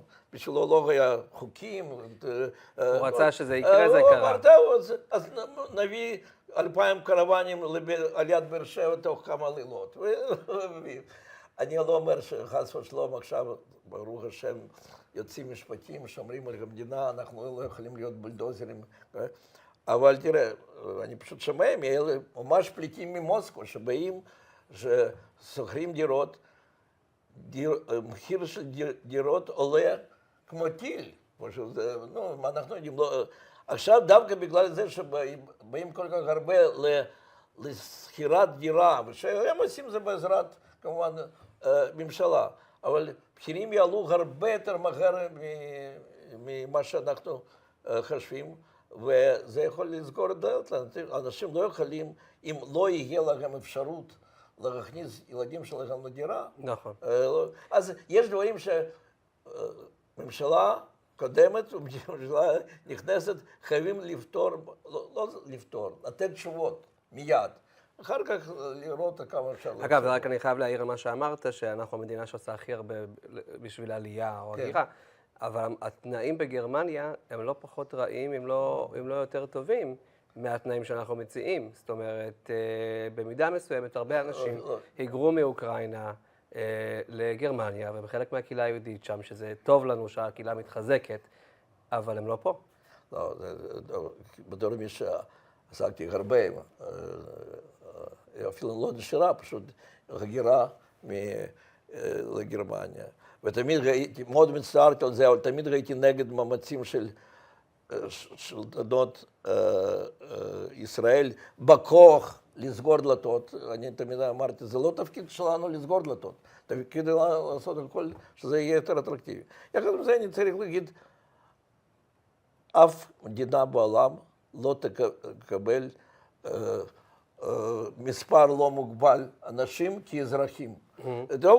גרמניה במשך הרבה שנים הייתה כאילו משלמת חוב לעם היהודי. לעם היהודי והפסיקה. היום אי אפשר, יהודי לא יכול לבוא ממוסקבה, מסנט פטרבורג או מקייב ולקבל אזרחות גרמנית. נגמר. וזה לא נגמר לא בגלל שמדינת ישראל דאגה, אני חושב בצורה לא נכונה, אבל זה נגמר כי לגרמניה אין סדר עדיפויות כזה לנצח. מקום יחידי שיהודי יכול לבוא ולקבל אזרחות, זה בצורה אוטומטית, זה ישראל. והיום דווקא כאשר יש מיליונים של פליטים שמחפשים איפה אפשר לקבל אזרחות, אז מבינים עד כמה קשר בין ישראל והעם יהודי ייחודי. בסדר גמור. תודה רבה לכם, דוקטור חיים בן יעקב ונתן שרנסקי. תודה רבה שהייתם איתנו. תודה רבה שצפיתם. We'll now hear the opinions of Israel experts on the issue of the law of return. Should it be changed or not? Our participants are Professor Asher Maoz, Minister Oded Forer, and MK Simcha Rathman. Hello and welcome back. I have with me today MK Simcha Rothman of the Religious Zionism Party, who's also a member of the Judicial Selection Committee, to talk about the law of return.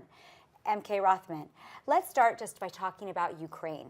There were thousands of Ukrainian refugees whose lives were saved because they had a place to go here in the state of Israel. This was thanks to the law of return.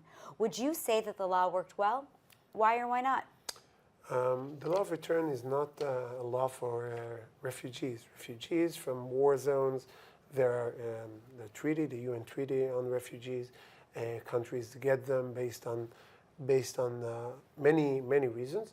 And also Israel, without any connection to the law of return, I think that it was the first decision by the government of Begin to accept Vietnamese refugees. So the fact that something is not covered by the law of return does not mean anything about refugees. And just recently I read that a complaint, maybe justified complaint, that many Jews from Ukraine decided to flee to Germany. So it doesn't serve its purpose. We need to get refugees from Ukraine, but of course, as a Jewish state, with the law of return, I would prefer my efforts of getting refugees from Ukraine will focus of getting Jewish refugees and not non-Jewish refugees. But again, humanitarian aid to refugees, humanitarian aid to Ukraine, to the war in other places in the world, has nothing to do with the law of return. The law of return has a purpose, and the purpose is to build the Jewish state and to make sure that the Jewish state is the homeland of the Jewish people. And when you have, and you see the numbers, and it was just released, that from Ukraine, from Russia, from Belarus, from former Soviet Union countries, the numbers, more than 70% of the people that come from there are non-Jews.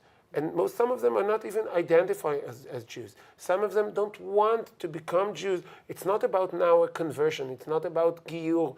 It's just about the question, is the law of return serving its purpose? And especially when you make the comparison to what happened when you talk about the USA, when you talk about France, when you talk about South America countries, and you see the numbers, that's 97%, 96%. So we're talking about, we're focusing our law of return aliyah efforts in taking people that are non-Jews, they don't want to live as Jews, and then when they come here, everyone talks about the crisis. What do you do with the giyur? So don't create a crisis and don't try to find solution to the problem you created. And that's basically why we as a party want to cancel this grandson clause that is the state of Israel will be able to focus its aliyah, budgets and efforts where it needed to get Jews to Israel. Now, your party is talking, as you said, about changing this law of return, canceling the grandparent clause at a time, though, when we have a war going on in Europe. What about the Jewish state's efforts towards tikkun olam? Isn't the timing slightly wrong? In any given time, there are about 20 wars going around in the world. And again, as I started, the first decision by Begin, and I don't object to this decision, I think it was a good idea. And in a proportional number, the state of Israel should stand and get refugees in the proportional weight. And you know, there is usually countries that are more close in proximity to the countries that are in the war accept more, and then people after the war return. It's not about the law of return. The law of return is for people who come here and want to make the state of Israel their homeland, their nationality, their identity. It's not there are whole different solutions for tikkun olam, whatever that means. Again, I think sometimes people use this term in the wrong way, but it doesn't really matter. To help the people that in need, Israel was one of the first countries to send a hospital to land To Ukraine to help to them. Ukraine, so people can be there, to send humanitarian aid, to send food, to even give some a short period of time for refugees. Not a problem. But when you talk about the law of return, it means you're getting people to become part of Israel in large numbers, to be part of the society in Israel, not to give them a shelter over the head, but really to get them as part of our country. And that's not the case when you talk about getting a temporary solution for some refugees from any war in Ukraine or other places.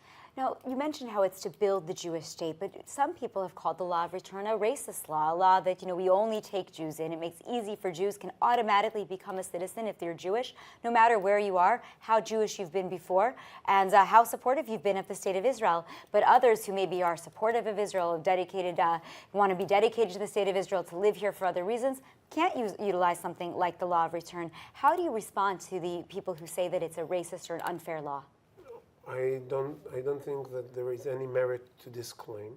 I think that when you talk about grandson clause in contradiction, you might talk about it's not about what you are, it's about what your parents and grandparents are. Maybe the criticism on the grandson clause might be more to the point, but also the state of Israel was founded as the homeland of the Jewish people. It's supposed to serve its purpose to be the home of Jews. It's not a racism. That's what does it mean to be a nation state. That's what it means, like most countries in the world, a nation state. Some people look at nation states as racist. That's their problem. The majority of the states in the world are nation states.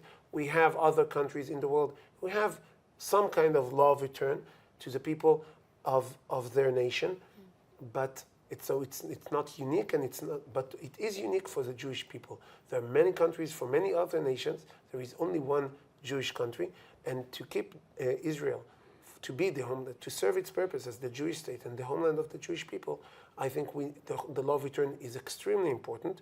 Not a racist, no need to cancel it, but we must, the new addition that was added, it was not in the beginning of the law. It was added in the 70s for good reasons at the time, but became wrong as time went by. When it started, it was the majority that people came through the law of return were Jews, 100% Jews. Jews, halachically Jewish, you mean? I'm not even talking halachically. There was a big debate. Does the word how the law should treat people who are converting, if they are halachically Jews, not halachically Jews, but I'm talking about part of a Jewish community. What the law is, not what it should be, not what my dreams or other people's dreams. I'm talking about reality. And if someone made aliyah with his family, you said, okay, so all the family comes, even the non-Jew grandson. Okay, makes sense. It doesn't make sense when the majority of the people that come through the law of return are non-Jews, and the state of Israel focuses a lot of its efforts and budgets and manpower and ideas and thinking on getting people that are non-Jews. And in the meantime, people from the US or France that make aliyah, they come here, they are frustrated because the state of Israel does not know how to focus the efforts to make their absorption in Israel more easy, more to the point, and it's all focused on getting people that it's much harder to get into society in Israel because they're non-Jews and they don't want to be Jews. So if the law would change to your favor, the way that your party is advocating, what exactly does that look like? What changes? So it will be basically the law as it was enacted in the beginning. The law as it was enacted in the beginning said that any Jew that wants to come to Israel can make aliyah and become a citizen of Israel on the day he arrives, unlike people who do immigrate from other reasons, and they have other processes to get Israeli citizenship. But a Jew, it's his home, he comes and it's immediately can become a contributing member of Israeli society from day one because it's his home. That's the basic idea behind the Jewish state. When this law was enacted, Israel was 600,000 Jews living in. Today we are almost 7, 8, 9 million, depends how you count. We are and that what in few years the population in Israel more than 5 times doubled itself. Why? Because it was very clear that this is the homeland of the Jewish people, and Jews from all around the world came, and from day one they were eligible to vote in elections, to be a citizen, to become full members of Israeli society, and that's the purpose. So we should go to the original version. Now, what about, Reform Jews, people who are Jewish by patrilineal instead of matrilineal descent, perhaps living in other areas of the diaspora, like the United States? Would they be considered Jewish? Who decides who is a Jew? Okay, so of course that's always a question. It was a big question. Ben Gurion at the time of the enacting of the law sent a letter to 50 thinkers, Jewish thinkers, and got 50 different results, of course, because it's Jewish thinkers. What did you expect? But so it's a complicated issue. That's why he left it undecided. But and we can get to a debate what I think, but it doesn't really matter because there is a status quo. I personally don't want to try and change the status quo, and definitely on that. Any person that is identifying as a Jew, and that's why we don't have a problem with the U.S. jury, or from France, or from England, or from other places, because they're members of a Jewish community. As I said, the numbers are like that 97% of the people who make aliyah from the U.S.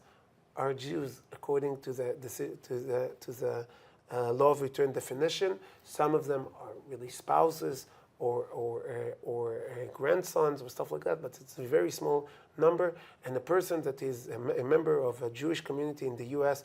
and wants to make aliyah, to the best of my knowledge, no one asks if the community is Reform, or conservative, or Orthodox. He comes, he wants to make aliyah, he makes aliyah. Not a problem.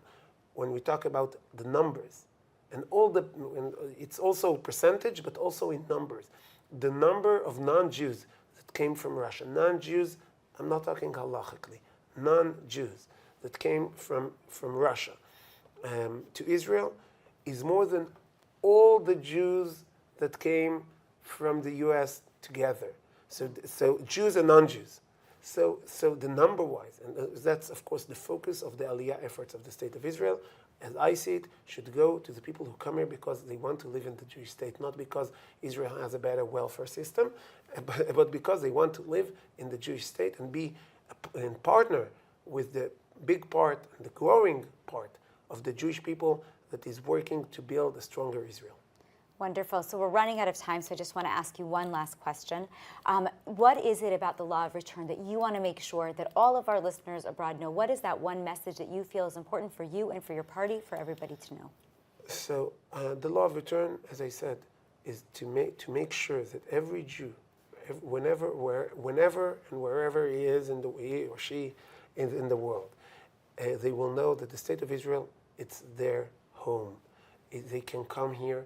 They will be accepted. I think during the corona, we got a lot of people decided to make aliyah because they were used to come to Israel and look at Israel at their second home, but they didn't do it formally. So the law of return allowed them to do it immediately. Even during corona, aliyah would never stop, because even when the State of Israel closed its border to Israeli citizens, it was closed to everyone. But the second it wasn't closed for Israeli citizens, anyone who said, I want to make aliyah, was able to start a process and come and make Aliyah, understanding this is their home.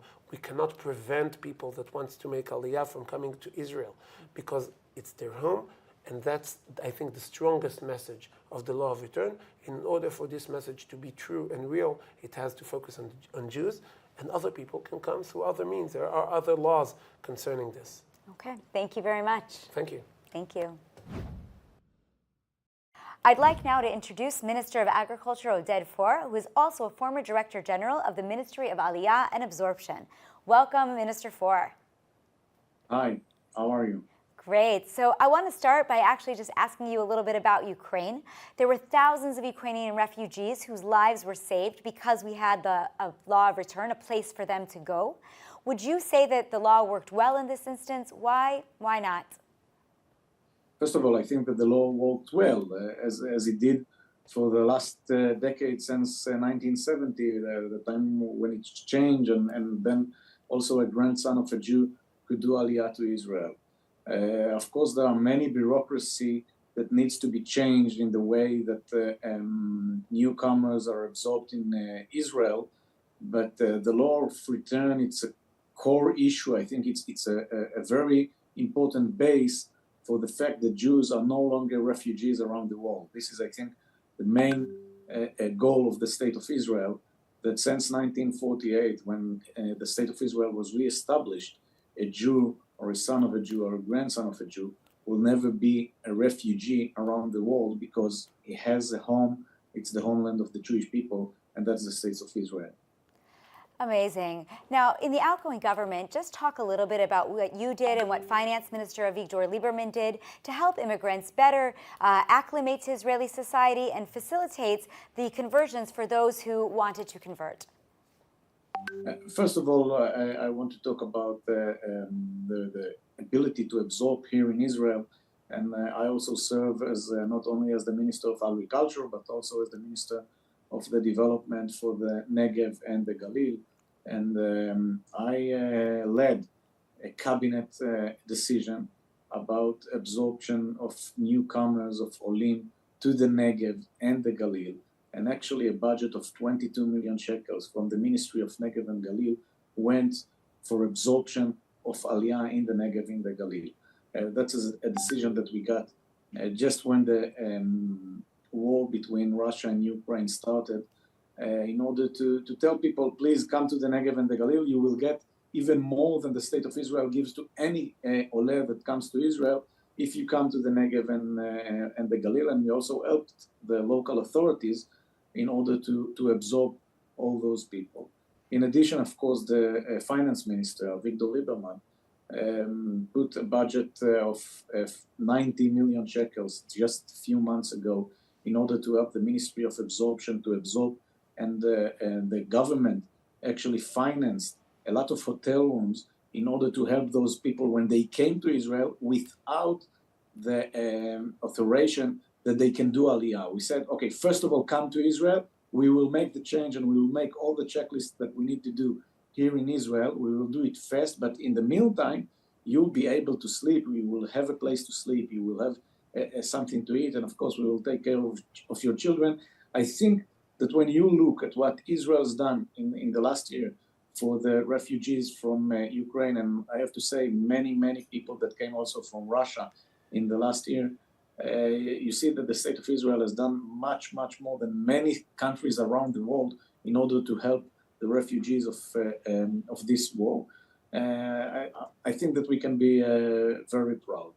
About conversion and about doing the Giyur in Israel, unfortunately, we didn't succeed to legislate the law that will allow the local rabbis in Israel to do conversion as it was before 1993, I think, when it changed, and then only the chief rabbi could do the conversion. Unfortunately, this government didn't succeed in order to pass this legislation, and probably in the next government we will see some changes that I'm really worried about. Interesting. Yeah. Speaking of what's going to happen as we move forward and we form a government in the coming days or weeks, your party, of course, is not expected to be part of that government, but your party wants to keep the law of return. The Jerusalem Post actually reported that Russians are coming here, taking money from the benefits and leaving. The Russians who want to come here are already here. So isn't it time to change the law? Why not make a change? For people that want actually just to come, take the money and leave, and they can do it even if the law of return will be changed, and only a Jew by halacha will be able to do aliyah. I have to say that this is something which is unacceptable, and we actually don't give the money for the people that come and leave, and if they leave, they have a debt here that they owe to the state of Israel, and I think we cannot take the exceptional and making this is the rule about everybody. The majority of the Olim stays in Israel, build their homes in Israel, and of course help to the state of Israel to build itself. If I would look just on the over 1 million Olim that came from former Soviet Union since the 1990s, they changed the face of the state of Israel for the better. They helped us in security issues, in science, in research, in development, and in medicine. I can't imagine the state of Israel in 2022 without this majority of aliyah that came from former Soviet Union. So I have to say about the change of the law of return, I'm really worried about it. It's enough to take a look at the discussion that was in the Knesset in those days when they changed it and they allowed the grandson of a Jew to come to Israel also, and to read what our founding fathers told about the importance of the aliyah, of the immigrant absorption here in Israel, to learn and to understand what a mission we have now. And imagine for yourself a son of a Jew that is now in Ukraine with 2 little kids that they are not Jewish by halacha, maybe by some rabbis here in Israel, but when they went to school there, they were called Jid or Jews, and actually were hunted because of their Judaism. And now this guy that his father is a Jew, he has his mother is not Jewish by halacha, and he wants to come with his little kids to Israel. He can't come because those kids won't get a citizenship. This is a very important issue in the way that the state of Israel sees herself, and in the way that actually the Zionist movement that reestablished the state of Israel here on the land of Israel wanted this state to be. Unfortunately, I think that those that want to change the law now probably wouldn't let many heroes of the state of Israel to do aliyah decades ago. And I don't want to start and talk about all the issues that we already had. Also today we are celebrating the Sigd. It's the holiday of the Ethiopian Jews that came here. And even on this issue, we had a very long days of argument that actually Rabbi Ovadia Yosef cut this argument and said they are Jews. And he was suffered from a lot of shame from the Ashkenazi rabbis, and still he had the ability to stand as an important rabbi in the Halakha and to say they are Jews. Unfortunately, I don't see anyone like him that can make decisions like that, and changing the law of return will actually hurt the core of the state of Israel. So last question, you talked about who decides who is halachically Jewish, who is Jewish when they come over here. Do they need to convert, not need to convert? How will they be accepted? Which law will they get, return or grant citizenship? Is it good for the state of Israel to bring non-Jews into the country who do not identify as Jewish? Why or why not?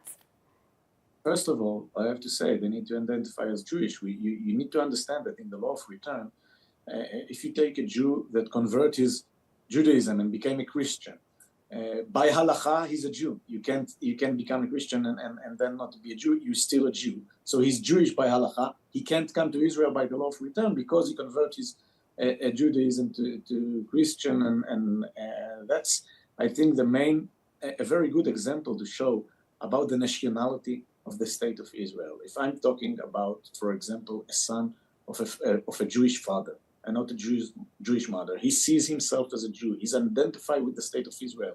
he actually, his destiny is chained together with the destiny of the state of Israel and the people of Israel. So I think this is our obligation to absorb him in Israel and to help him. We need to understand the very historic moment that now we are in. We are now, after 2,000 years of exile for the Jewish people, and the Jewish people starts to return to his homeland. This is the situation. We think that after 74, almost 75 years that the state of Israel exists, we finished our mission. We did not. Still, the majority of the Jewish people doesn't live in the state of Israel. We need to absorb this aliyah. This is the mission. This is actually, I think, also a Jewish mission and a national mission for the state of Israel.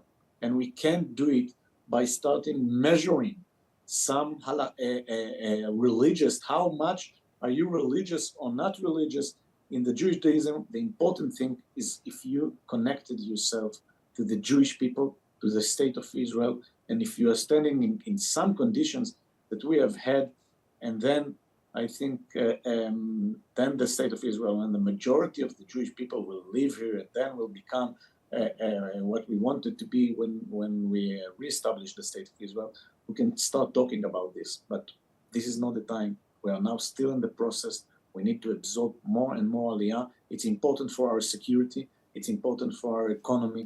It's important for the development of the state of Israel as the homeland of the Jewish people.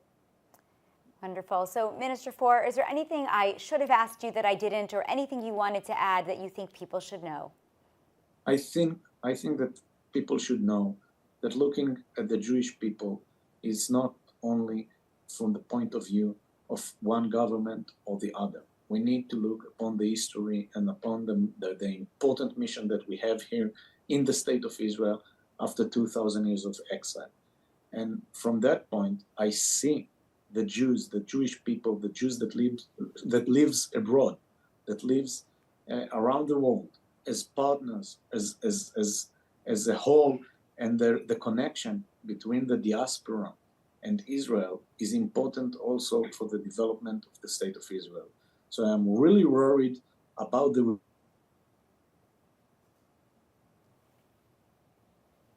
actually now are abroad in the diaspora.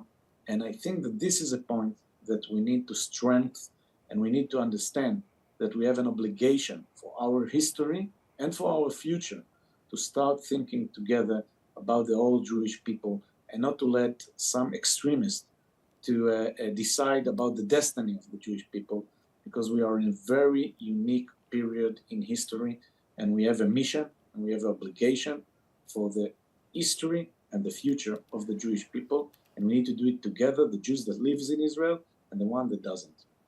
Wonderful. Thank you so much, Minister Foer. Thank you.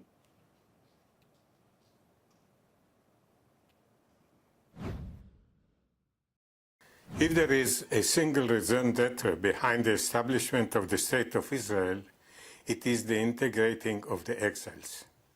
If there is one piece of enactment that makes the Jewish state what it is the law of return. The right of Jews to return to their ancient homeland was first announced in the Declaration of the Establishment of the State of Israel. It was promulgated in the law of return and recently raised to constitutional level in Basic Law Israel, the nation state of the Jewish people. When presenting the law to the Knesset, David Ben-Gurion stated, "This law does not provide for the state to bestow the right to settle upon the Jew living abroad. It affirms that this right is inherent in him from the very fact of being a Jew. The state does not grant the right of return to the Jews of the diaspora. This right preceded the state, this right built the state. Its source is to be found in the historic and never broken connection between the Jewish people and the homeland. In recent years, the issue of the right of aliyah of offspring of Jews came to the fore around what is known as the grandchild's clause. This debate overshadows a fundamental controversy. Who is the Jew that is entitled to immigrate to Israel? For 2 decades, this was a moot question. However, in 1970, the Knesset intervened and declared that for the purposes of this law, Jew means a person who was born to a Jewish mother or has become converted to Judaism and who is not a member of another religion. This amendment was enacted in order to overcome the Supreme Court decision in the Shalit case. In that case, the court ordered the registration of children of a Jewish IDF officer as Jews. It should be noted that by being children of an Israeli citizen, and more so, being born in Israel, the decision did not touch upon the issues of Aliyah and citizenship, but merely on registration with the population registrar. This provision was complemented by a further provision. The rights of a Jew under this law and the rights of an Ole under the nationality law, as well as the rights of an Ole under any other enactment, are also vested in a child and grandchild of a Jew, the spouse of a Jew, the spouse of a child of a Jew, and the spouse of a grandchild of a Jew, except for person who has been a Jew and has voluntarily changed his religion. Ironically, for the first time, Aliyah rights have been expressly granted to non-Jews. This is rather an oversimplistic approach. Practically, it extended the meaning of Jews beyond the halachic definition. This conclusion can be inferred from the fact that the Knesset rejected attempts to limit the scope of people who have been converted to halachic conversion. It may well be stated that for the purpose of the right of return, the definition of who is a Jew is sociological rather than halachic.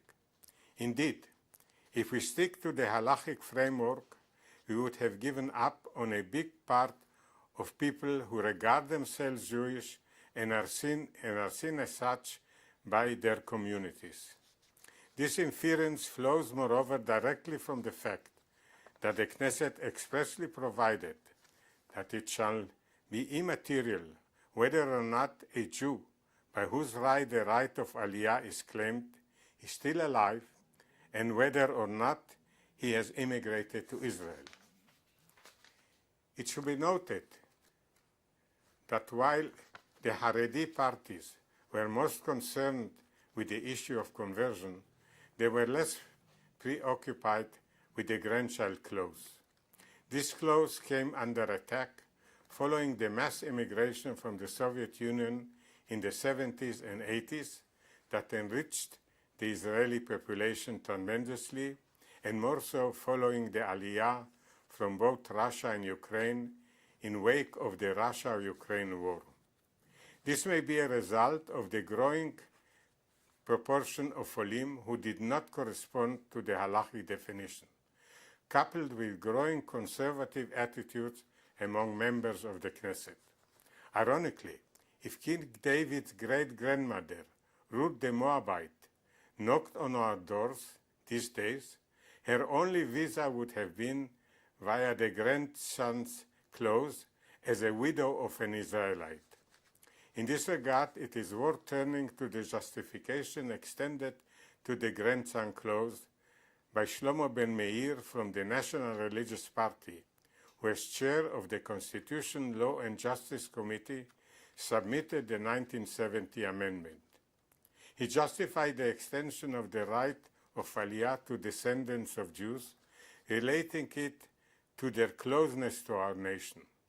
Hope has moreover been expressed that by immigrating to Israel, they will assimilate into the Jewish people. Unfortunately, this hope did not pass the walls of the rabbinate. Moshe Chaim Shapira, head of the NRP party, bitterly complained. The chief rabbinate does not understand that we are not living in some village in Europe.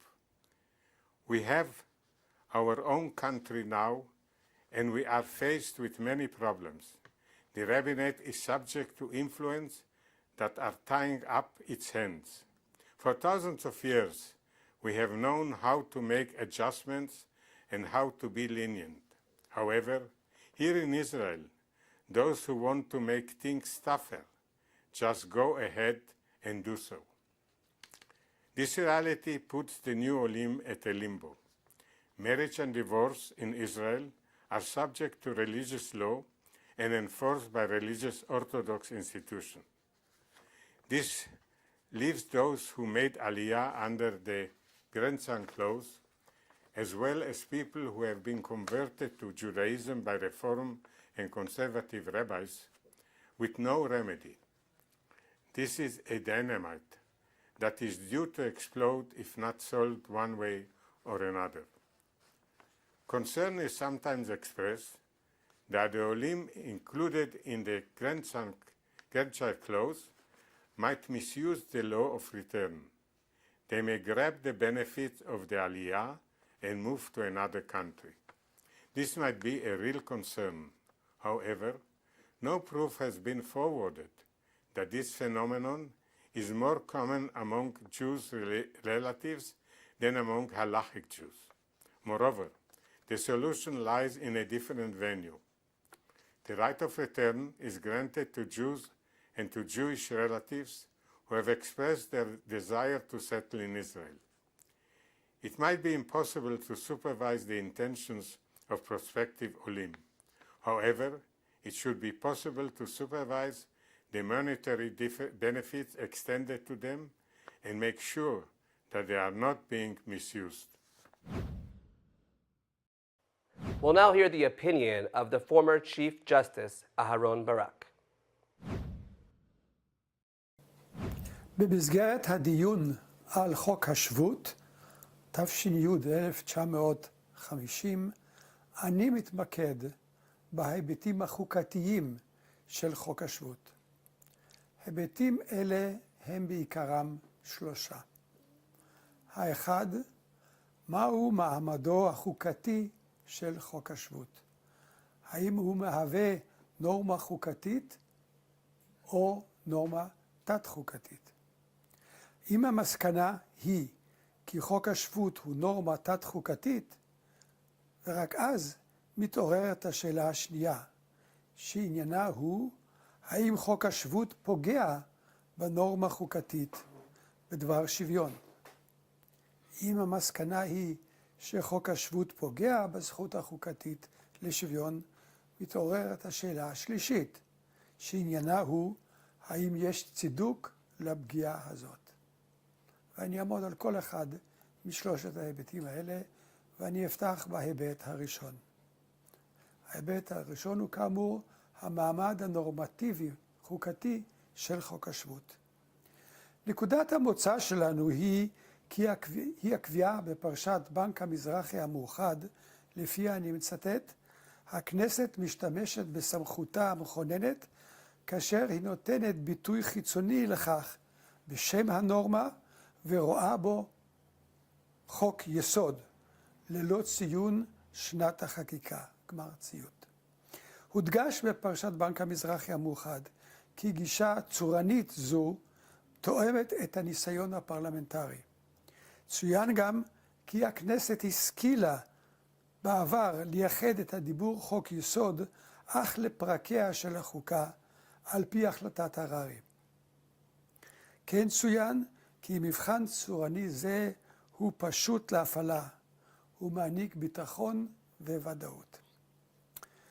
מבחן צורני זה שכאמור בו אנחנו משתמשים מאז פרשת בנק המזרחי המאוחד, מבחן צורני זה מעורר קשיים לעניין דבר חקיקה שנתקבל בכנסת לפני החלטת הררי, כלומר לפני ה-13/6/1950. דברי חקיקה אלה, ובראשם חוק המעבר מתש"ט 1949, שהוא מיום 17/2/1949, לא נקטו כלל במבחן הצורני, שכן הוא לא היה קיים אותה עת. אכן בפרשת בנק המזרחי המאוחד העליתי קושי זה, וביקשתי להשאירו בצריך עיון. תוך שציינתי, אני מצטט, אני נוטה לדעה כי קיימת חקיקה חוקתית פרי הסמכות המכוננת גם לפני החלטת הררי. גמר ציטוט. על פי מבחן צורני זה, הנורמות המשפטיות המוגנות בחוק השבות אינן בעלות מעמד חוקתי, ומעמדן הוא תת-חוקתי. זאת משום שחוק השבות חוקק ב6 ליולי 1950. זאת כחודש לאחר החלטת הררי, מה-13/6/1950. לכאורה ניתן היה לצפות לכך, כי אם הכנסת רואה בחוק השבות נורמה חוקתית, היא תכנה אותה חוק יסוד, כפי שעשתה שנים לאחר מכן, עם כינונו של חוק היסוד הראשון, הוא חוק יסוד הכנסת. על כך ניתן להשיב, ולדעתי תשובה ניצחת, כי בסמוך לאחר החלטת הררי, טרם גובשה ההבחנה בין חוק רגיל לבין חוק יסוד. על כן ניתן לשייך את חוק השבות לקטגוריה של החוקים שהתקבלו בסמוך לאחר החלטת הררי. אם גישה זאת תתקבל, תתעורר השאלה כמובן, מהו קו הגבול בין החוקים החוקתיים שהתקבלו לאחר החלטת הררי, ושהמבחן הצורני לא חל בהם, לבין החוקים החוקתיים שהתקבלו לאחר החלטת הררי, והמבחן הצורני חל בהם. כך למשל, מה דין חוק שיווי זכויות האישה, מתשי"א 1951, שהתקבל ב-26 ליולי 1951.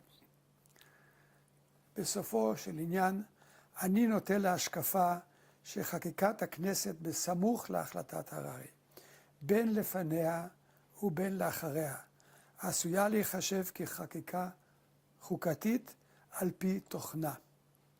במסגרת זו יכללו כל אותן פקודות וחוקים שעיצבו את תפיסות היסוד של מדינת ישראל.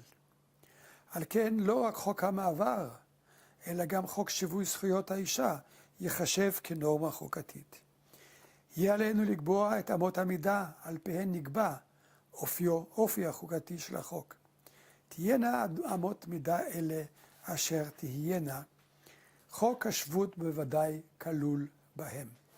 הטעם לכך הוא שחוק השבות קובע הסדר בסיסי באשר לאופייה של ישראל כמדינה יהודית. קשה לחשוב על חוק בסיסי יותר ממנו. על פי גישה זאת, דין חוק השבות כדין חוק יסוד. כל שינוי בחוק השבות צריך להיעשות בחוק יסוד. וכל פגיעה בחוק היסוד, בחוק שיווי זכויות, בחוק השבות, צריך להיעשות על פי פסקת ההגבלה, הקובעת, אין פוגעים בזכויות על פי חוק יסוד זה, אלא בחוק ההולם את ערכיה של מדינת ישראל, שנועד לתכלית ראויה, ובמידה שאינה עולה על הנדרש. אני עובר לשאלה השנייה. בהנחה שחוק השבות הוא חוק תת-חוקתי, האם חוק השבות פוגע בזכות חוקתית? החוקה של ישראל מכירה בזכות החוקתית לכבוד האדם. בית המשפט העליון קבע כי הזכות לכבוד האדם כוללת בחובה את הזכות לאי אפליה, כלומר לשוויון. חוק השבות מכיר בזכותו של כל יהודי לעלות ארצה. האין בכך אפליה כלפי מי שאינו יהודי?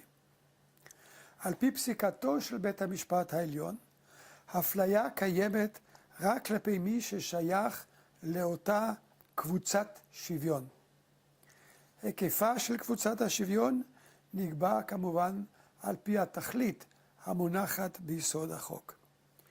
קבוצת השוויון לעניין העלייה לארץ נקבעת על פי תכליתו של חוק השבות, תכלית המעוגנת בהכרזת העצמאות, לפיה מדינת ישראל נועדה לממש את הזכות להגדרה עצמית של העם היהודי. על פי תכלית זו, לא יהודי המבקש להיכנס לישראל אינו חלק מקבוצת השוויון שעניינה עלייה לישראל. כמובן, על פי גישה זו, כל מי שמצוי בישראל, יהודי ומי שאינו יהודי, הוא חלק מקבוצת השוויון לעניין כל זכויות האזרח והאדם. כמו כן, גישה זו מכירה בזכות של המיעוט הערבי לזכויות הנתונות לכל מיעוט במדינה דמוקרטית, כגון הזכות לתרבות והזכות לשפה. על הבחנה זו בין זכות היהודי לשבות לבין זכות מי שאינו יהודי לשוויון בתוך המדינה, עמדתי בפרשת קעדאן, אני מצטט. משהוקמה המדינה, הרי היא נוהגת שוויון בין אזרחיה. מדינת ישראל היא מדינה יהודית אשר בתוכה חיים מיעוטים, ובהם המיעוט הערבי. כל אחד מבני המיעוטים החיים בישראל נהנה משוויון זכויות גמור. אמת. מפתח מיוחד לכניסה לבית ניתן לבני העם היהודי. אך משמצוי האדם בבית כאזרח כדין, הוא נהנה מזכויות שוות כמו לכל בני הבית האחרים. גמר ציטוט. על בסיס ההנחה כי חוק השבות כשלעצמו אינו פוגע בזכות חוקתית, יכולנו לסיים את דיוננו כאן. אשר על כן, מעבר לנדרש, נמשיך על בסיס ההנחה כי יש בו בחוק השבות כדי לפגוע בזכות החוקתית לשוויון. והשאלה שאנחנו נציג עכשיו היא, היש בכך כדי לפגוע בחוקיותו של חוק השבות.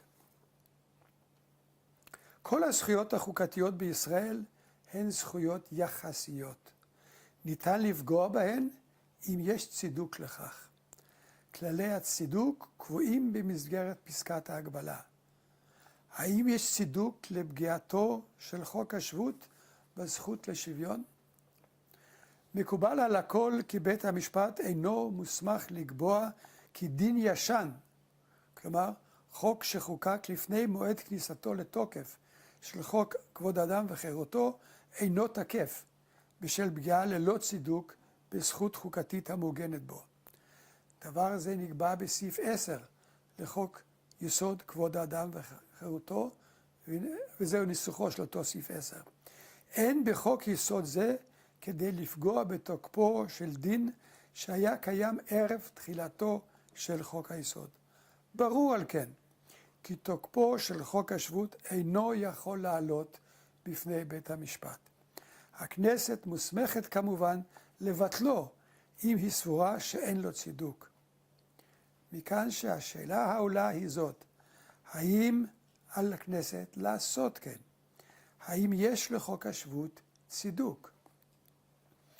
לדעתי, אין לשנות את חוק השבות, אף אם הוא פוגע בזכותו של הלא יהודי לשוויון, וזאת בשל ההוראה כי כל יהודי זכאי לעלות ארצה. הטעם לגישתי זו הוא כי לפגיעתו של חוק השבות בשוויון יש צידוק.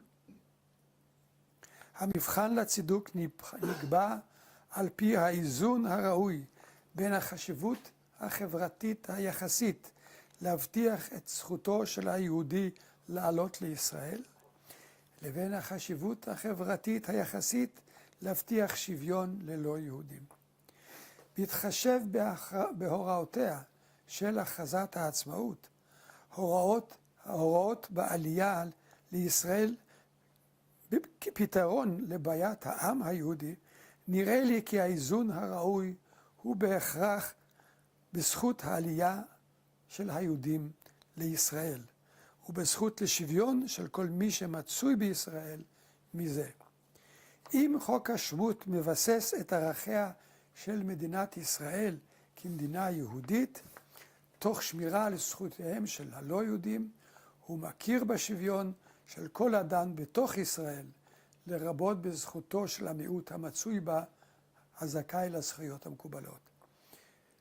באחת הפרשות אמרתי כך, אין אפוא כל סתירה בין ערכיה של מדינת ישראל כמדינה יהודית ודמוקרטית לבין השוויון גמור בין כל אזרחיה. נהפוך הוא, שוויון הזכויות בין כל בני האדם בישראל, תהא דעתם אשר תהא ותהא לאומיותם אשר תהא, נגזרת מערכיה של מדינת ישראל כמדינה יהודית ודמוקרטית.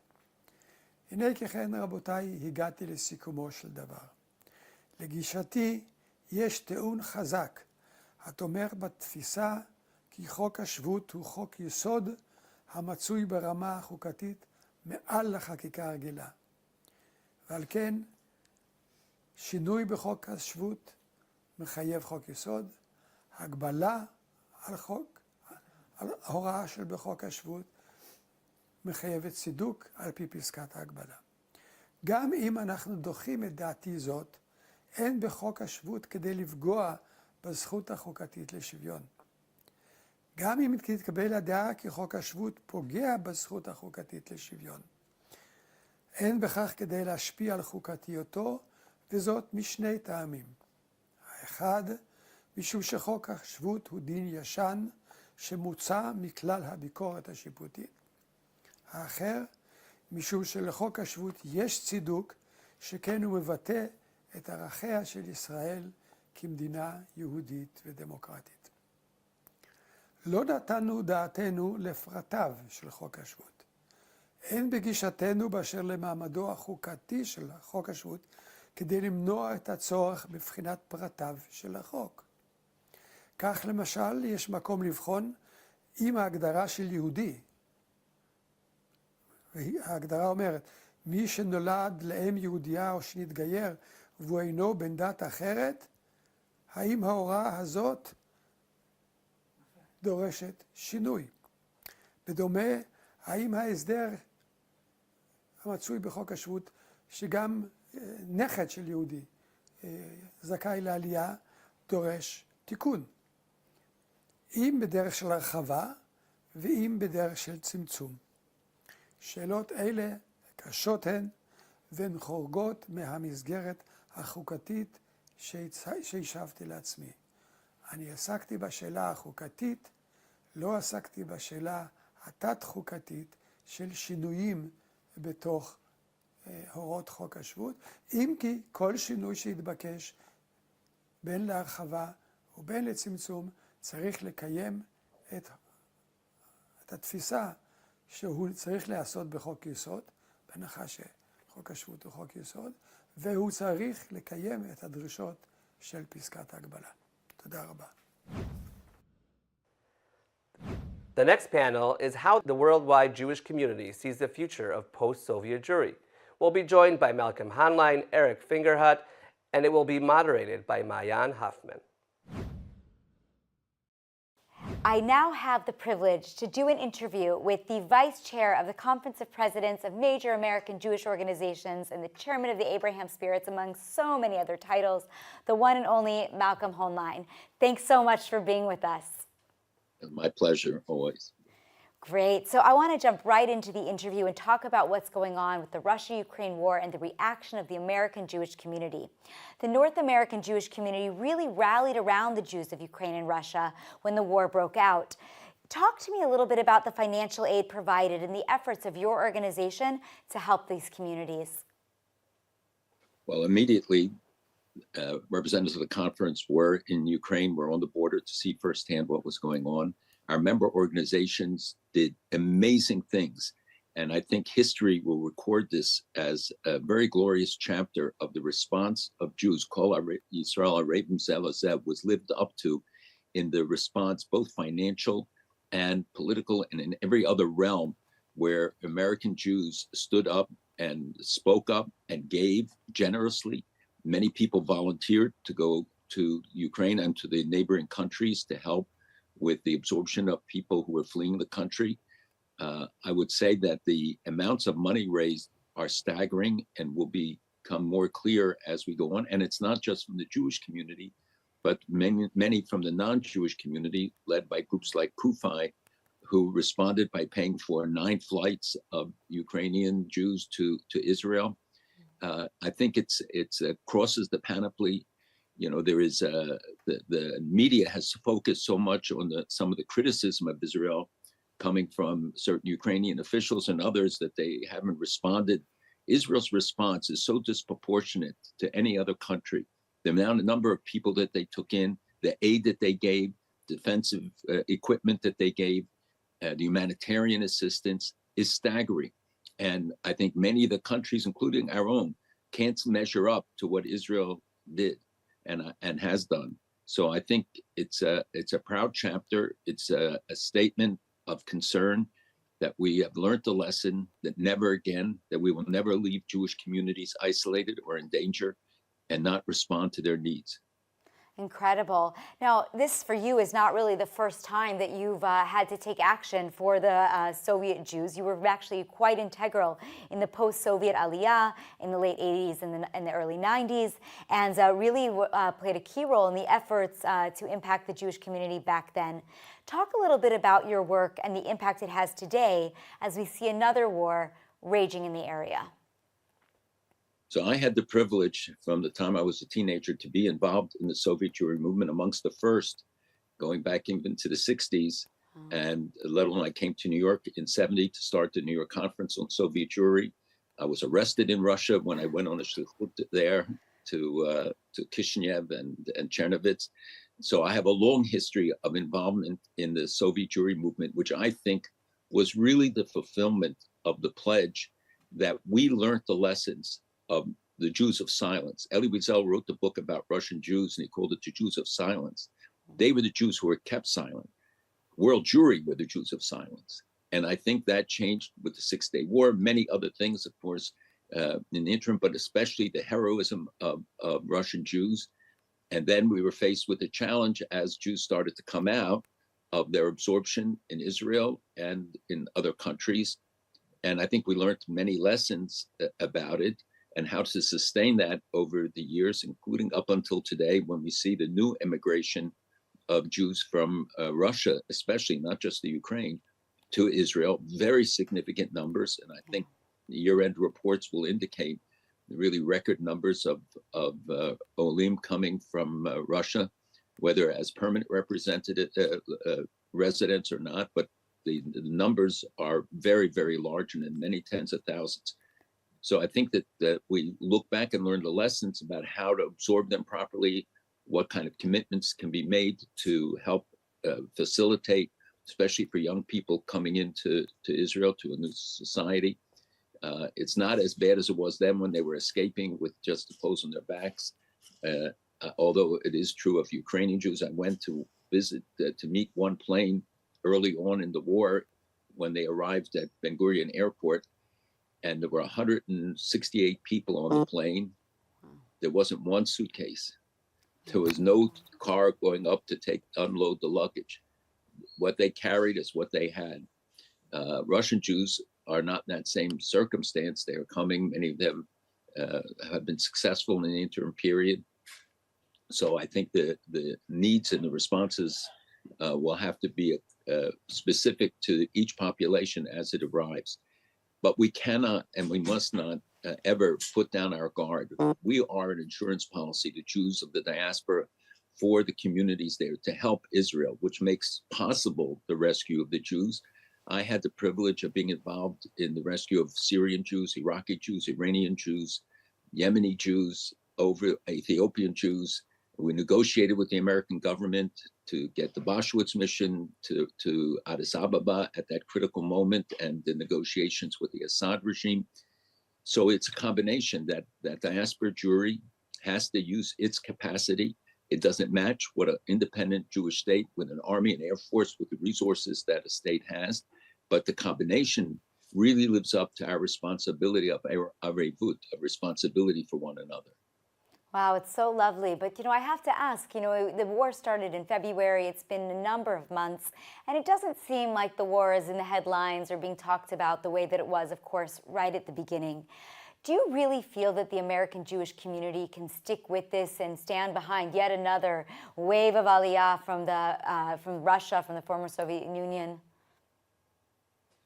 I certainly think there's a strong emotional tie. I think that there is still the commitment to be of assistance. But you are right. We have become so accustomed that we want everything over in 30 minutes, 60 minutes, and most a miniseries, nothing longer. And I think that we really have to teach people that that's not the way the world works, that you have to have both patience and you have to have sustained ability And you're also right that it doesn't look like this war is going to wind up very quickly.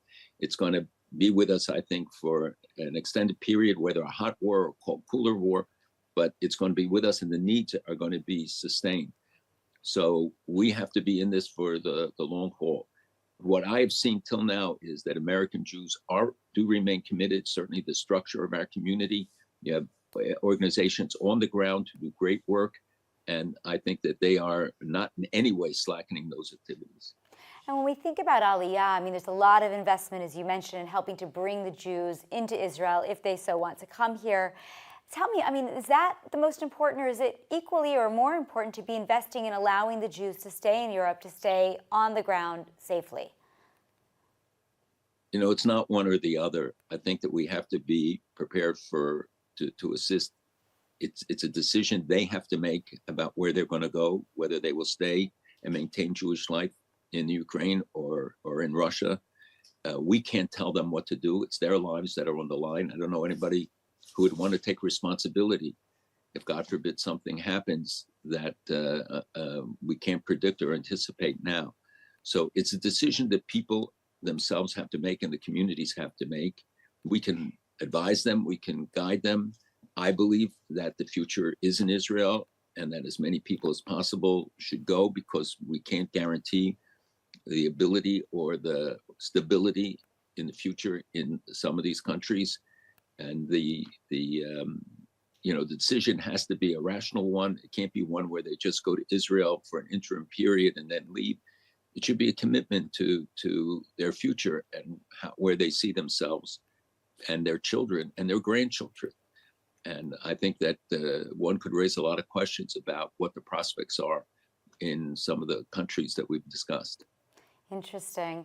And just last question. When we think about what was going on in Russia, for example, before the war, there was really a very strong internal network of prominent business people who were able to take care of the people who had needs in the community. Obviously, some of that has shifted. And I'm wondering if you can talk a little bit about how much of an impact that is having and the role that now the international Jewish community needs to play to fill the void, as well as any impact that's potentially having on the greater Jewish community who might have also been benefiting from some of those philanthropists. So it is true that they built a remarkable network. The domestic community, Chabad, others who have been all over the former Soviet Union and especially in Russia. Those institutions by and large remain. We know that there have been some who have left and certainly others that are under tremendous pressure. And the financial needs are very great because they can't get assistance. And in Ukraine, the communities are also paying a very heavy price in terms of the financial situation, the demands on it. There are Jews who have been caught in conflict situations as well. So we have to help adjust them to meet the challenges as they change and as they sustain over a period of time. But I think the infrastructure is there and we should utilize it rather than trying to create new infrastructure. Those are the experts. They know what the needs are. They know what the lines for food are in their communities. But the strain on the community is great. And I know that some charities have told me that major donors have said, look, this year we gave to the Ukraine and to the conflict situation zones, and therefore don't have the money to give to some of the domestic concerns that they contributed to before or other causes. So it does have an impact, and there is not a limitless amount of money. And when we're talking, and I'm saying this, that much more than $100 million was spent by the American Jewish community this year in the Ukraine situation. And it could be a multiple of that. I know many organizations that really undertook remarkable efforts. It wasn't as coordinated as it should have been. It wasn't as organized, and people challenged the accountability of some of it. But by and large, we know that the need was so overwhelming, and that the monies that went in there did help alleviate some of the crisis.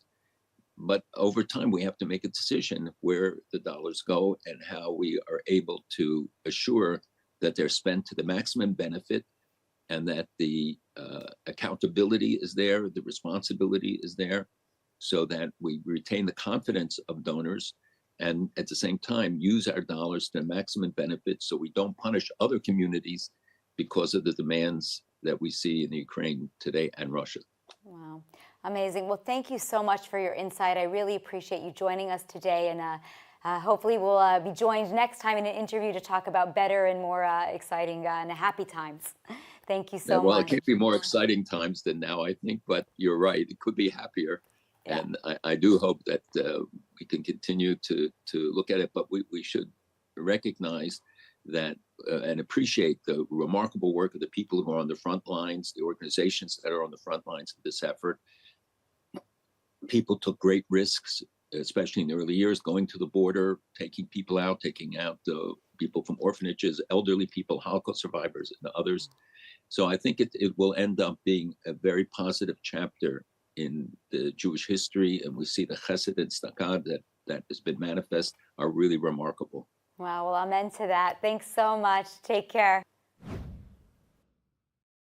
Now I have the privilege to speak with Eajc Fingerhut, President and CEO of Jewish Federations of North America. Welcome, Eajc. Great to be with you. Thanks for having me. Of course. So we're going to be speaking about the subjects that are near and dear to the Eajc, which are topics related to the community in Eastern Europe, of course. And I wanted to speak specifically about what's going on now with the war and the efforts that have happened through the federations. The North American Jewish community has really rallied around the Jews of Ukraine and Russia as the war broke out. Tell me a little bit about the financial aid and specifically the federation's financial aid. How much money has been given over the past 10 so months, and where has it gone?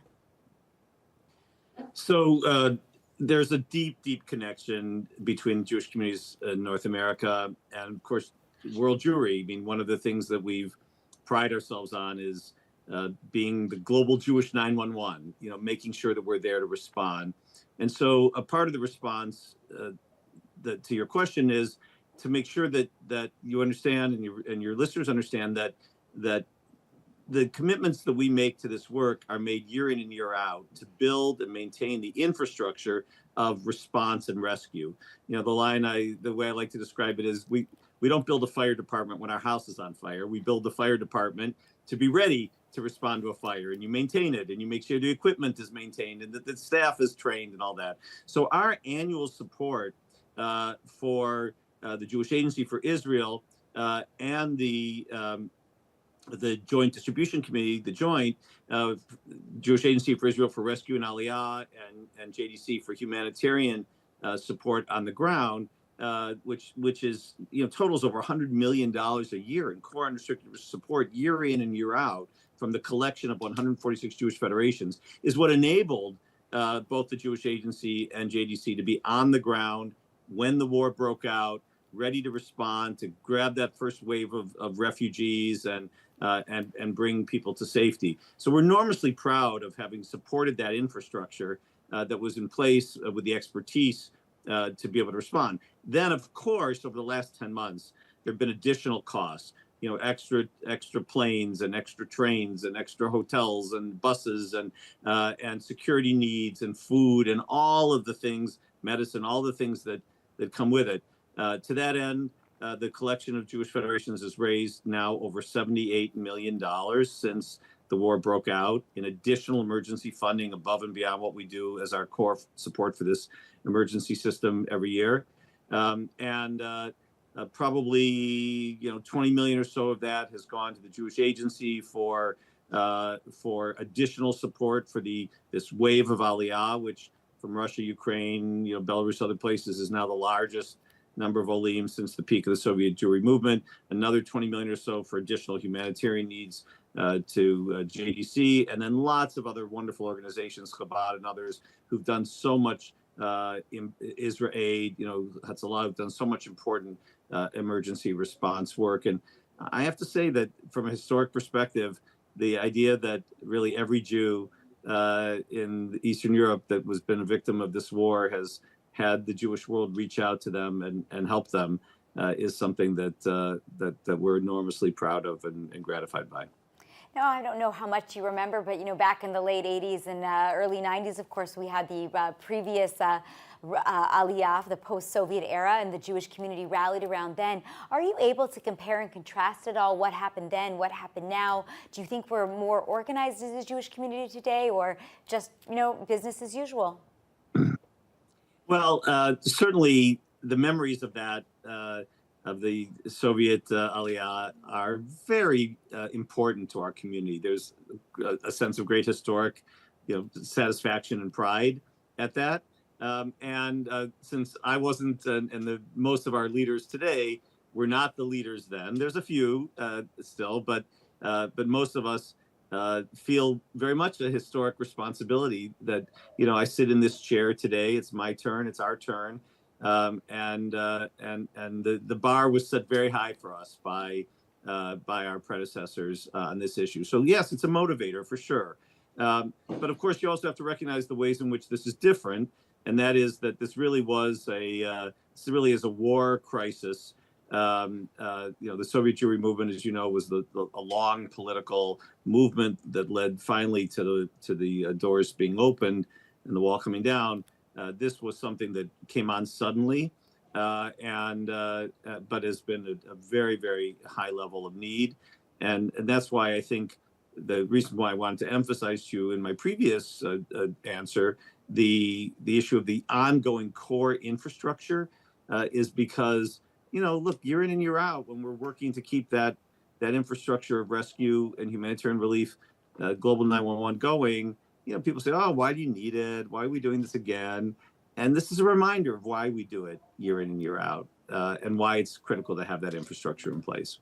For sure. Now, I understand that there were also some boots on the ground, that there were representatives from the federations and otherwise that actually went to the area to help. Can you tell me a little bit about those efforts and what that looked like? Sure. Well, two things. One was we brought a lot of people, a lot of our leadership from across, dozens and dozens of communities to the border to see the work going on. Because look, let's face it, the funds we raise, and the support we provide are coming from tens of thousands of donors across 146 federated communities, plus dozens of other smaller communities. So to have people who personally witnessed it and were able to go back and describe it to their communities was really important. That's number one. Number two, and I think this is probably what you meant in what you were referring to in your question, is we saw a need for volunteer assistance. We were talking to our partners at the Jewish Agency, at JDC and others, and they described how their staff was just overwhelmed and, of course, becoming exhausted.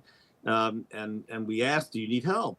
And the answer was yes. But they were very careful. They said, look, and if we think about this, we all know that just people coming in to volunteer, unless it's really strategically planned and developed, can actually create more work for the people on the ground than less. And so we developed in partnership with the Jewish Agency and JDC we call a volunteer hub, and there were three main criteria for the first wave of volunteers. The first was we needed people who spoke the language, because to be on the front lines and be helping refugees and such, if you don't speak the language, it wouldn't be good. It wouldn't be helpful. Secondly, you need people with some skills, social relevant skills, social work skills, or logistical skills, etc. And then third, it couldn't just come for a day and leave, because by the time they got acclimated, they wouldn't be effective. So they had to be able to stay a week or more. And so over the course of these last few months, we've mobilized over 100 professionals from within the Jewish community who speak Russian, Ukrainian, who have these kinds of skills, who we've helped go to the border and to the other places where refugees have been, and provide really important additional help. And we're looking to expand that. And of course, there will be some roles that don't require language, warehousing and other things that we can expand the number of people who can help. But we're very proud of this volunteer effort, and hope that people out there who would like to help, we can match up to real need.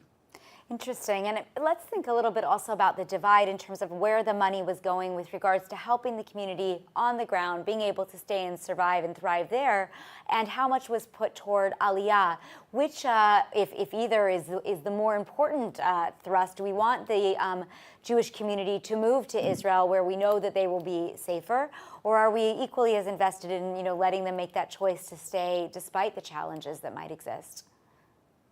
Yeah, so again, we have some historical experience. You mentioned the Soviet era, and of course that was an issue then. Do they go to Russia? Do they go to Israel? Do they go to other places? We have some historical experience with that, but there was an added level here, which is, as you know, most of the early refugees that came out of Ukraine were women and children whose husbands and fathers were staying back because of the draft laws and because of the sense of obligation to participate in the military effort, and so a lot of those people didn't want to go anywhere permanent.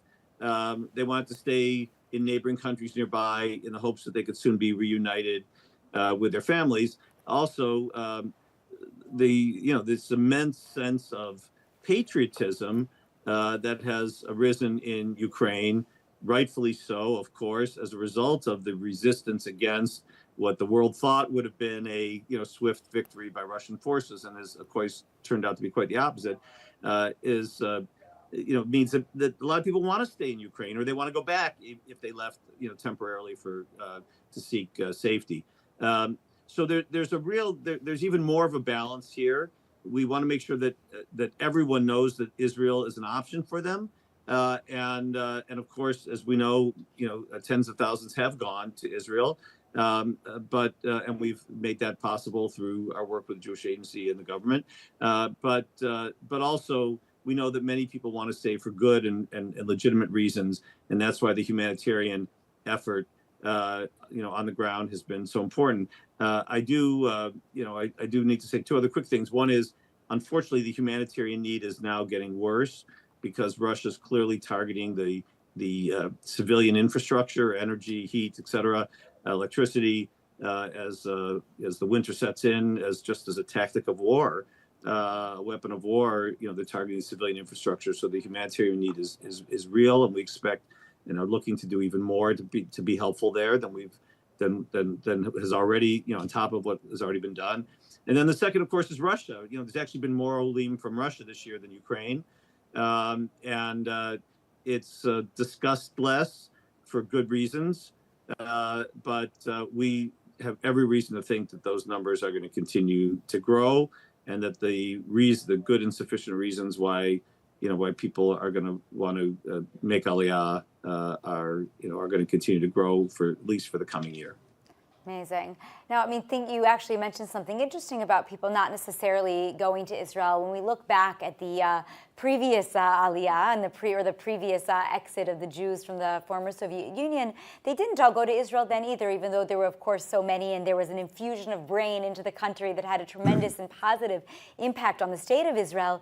But that also was true in America, where many Russian Jews or Jews from the former Soviet Union went as well. I'm wondering if you can just tell me a little bit about the impact that the post-Soviet community had on American Jewry as opposed to Israel. Yeah, it's a great story, and actually, the story's still unfolding. Really, the young adults, people came over as children, are now, becoming, leading professionals, and are really fully integrating, into our communities, and so, we see a very strong, growing leadership cadre of lay leaders and professionals who came over as children as part of the Aliyah from the Soviet Union. For example, my new colleague, our new Federation executive in Dallas, is a young Russian-speaking immigrant, came with his family. Our our senior vice president for public affairs for the entire Jewish Federation system, came from Ukraine after the fall of the Soviet Union when she was 6.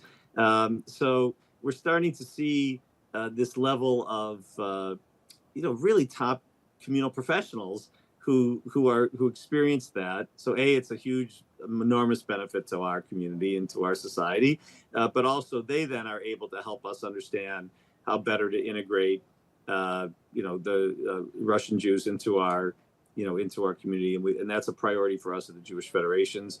And also, look, many have families. I mean, we live in such a mobile time, right? We can hop on planes and go to Israel, and we're connected instantly on social media, and so many have a family in Israel and family in North America, and move back and forth. Somebody comes here to go to college, goes there to serve in the army, goes back and forth, and come on shlichut, and it's really a dynamic, increasingly dynamic environment. And look, I think historians are going to study the Soviet Aliyah, both the impact on Israel and America for generations to come. But I think this now generation of these professionals who came over as kids is a really fascinating topic. You should do a whole show just on that, because there's some great people to talk to.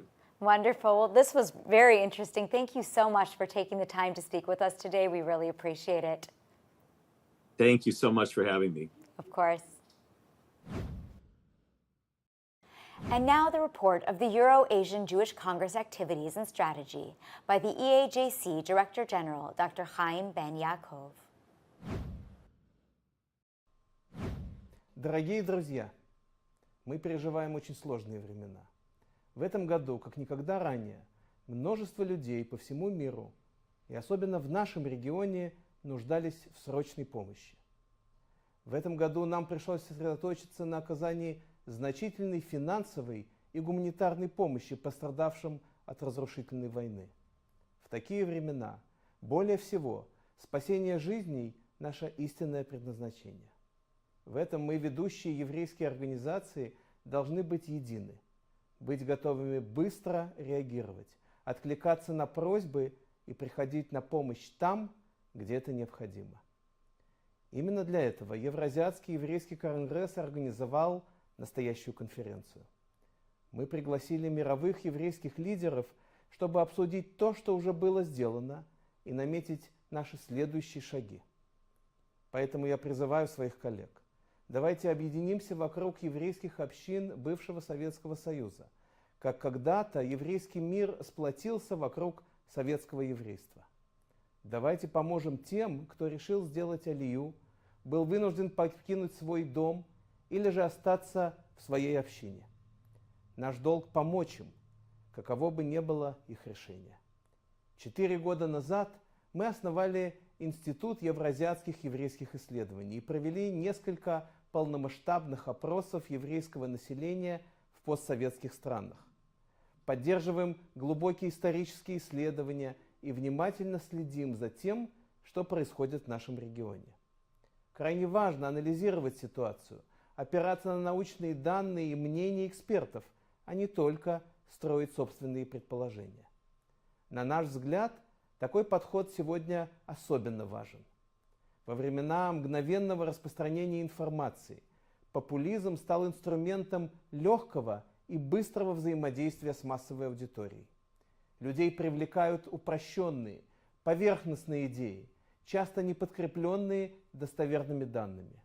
Мы боремся с подобными явлениями, когда речь идет об антисемитских теориях и разжигании ненависти. Принимая во внимание крайне накаленную атмосферу в социальных сетях и почти неконтролируемый поток фейковой информации, мы должны быть гораздо более ответственными за то, что и как мы говорим.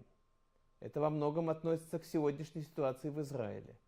И мы призываем израильских лидеров отложить в сторону наши внутренние конфликты и объединиться. Работать сообща, как партнеры, с разными взглядами, но с чувством единой миссии. Мы призываем действовать и говорить ответственно. Особенно сейчас еврейский мир нуждается в сильном и надежном еврейском государстве. Если мы будем глубоко разделены нашими внутренними разногласиями, мы не сможем оказать помощь нашим братьям и сестрам по всему миру, когда это необходимо. Основатели сионистского движения мечтали о еврейском государстве, которое было бы центром еврейского мира, светом для еврейской диаспоры и для других народов. Это время настало. Чем сильнее становится еврейское государство, чем больше на нас обращают внимание, тем более ответственными мы должны быть за безопасность и благополучие евреев диаспоры. Евразиатский еврейский конгресс не является политической структурой. Мы всегда поддерживаем еврейское государство и работаем с любым правительством. Однако от каждого правительства мы ожидаем, что израильские государственные лидеры будут иметь в виду широкую картину, принимая во внимание отношения с глобальным еврейским миром и играя активную роль в жизни диаспоры. Евразиатский еврейский конгресс наводит мосты, продвигает идею единства и сближения различных частей еврейского народа. Только вместе, сплоченные воедино, в соответствии с многовековыми традициями нашего народа, мы преодолеем эти трудные времена. Благодарю вас за внимание. The Euro-Asian Jewish Congress works with many organizations in Israel and around the world. Let's hear about these cooperations and collaborations of the Euro-Asian Jewish Congress. Dear friends, colleagues, members of the Congress, I'm very happy to give my message to you after 30 years of the establishing of our important Congress. The Euro-Asian Jewish Congress, it's an important part of life of the Jewish diaspora in many countries in the region that we are responsible for. So 23 countries, 23 branches, and many people like you, which are dealing, helping, assisting, and caring about the life of the Jewish people in their territories. It's not so simple to be involved, to devote time, energy, hard work for the cause of other people. And of course, in these days, when the world is not so peacefully, and the world is not stable like used to be. So with all my heart, I want to wish you the best of all. I want to wish you great health. I want to wish you to continue to do as much as you can, each one in his place, to help others, to revive Jewish life, to be in contact with ourselves, with our partners, which we are so much doing together in cooperation with organizations like Limud, like Hillel, like Taglit, like Keren HaYesod and Keren Kayemet, Yad Vashem, Sefer, and many others. So please, in cooperation, together, all together, we are much stronger. And thank you very much for all of you. I wish our next 30 years to be easier and better. All the very best to you.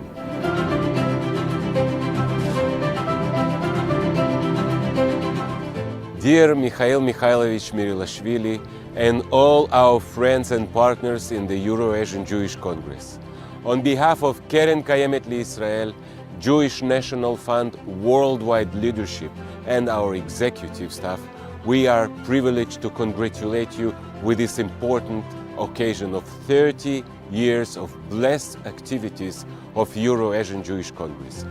It is a special honor for us at Keren Kayemet Israel to work with the Euro-Asian Jewish Congress in saving lives together.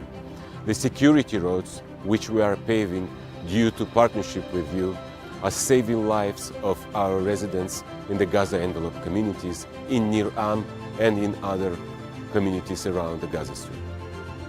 We deeply appreciate your partnership with us in building and installing 10 mobile bomb shelters, which save lives of our citizens in the south of Israel.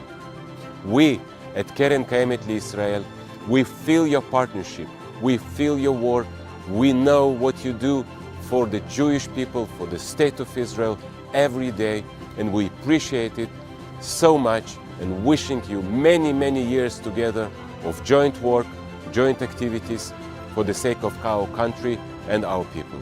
Thank you so much. Shalom, dear friends.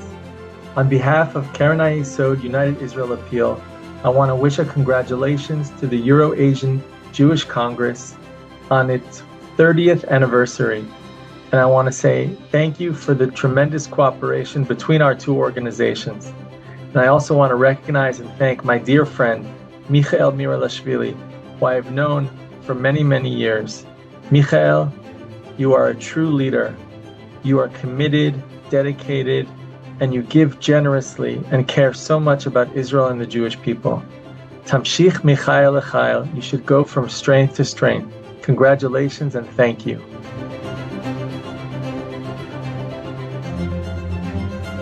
Shalom from Yad Vashem in the Mount of Remembrance in Yerushalayim. I want to congratulate the Euro-Asian Jewish Congress for their conference. The bonds, the links between Yad Vashem and the Euro-Asian Jewish Congress are deep and long. We are proud to have here in Yad Vashem a center in our research institute that concentrates in the Shoah in the former Soviet Union that bears the name of Moshe Mirilashvili. I myself, I am an Ole.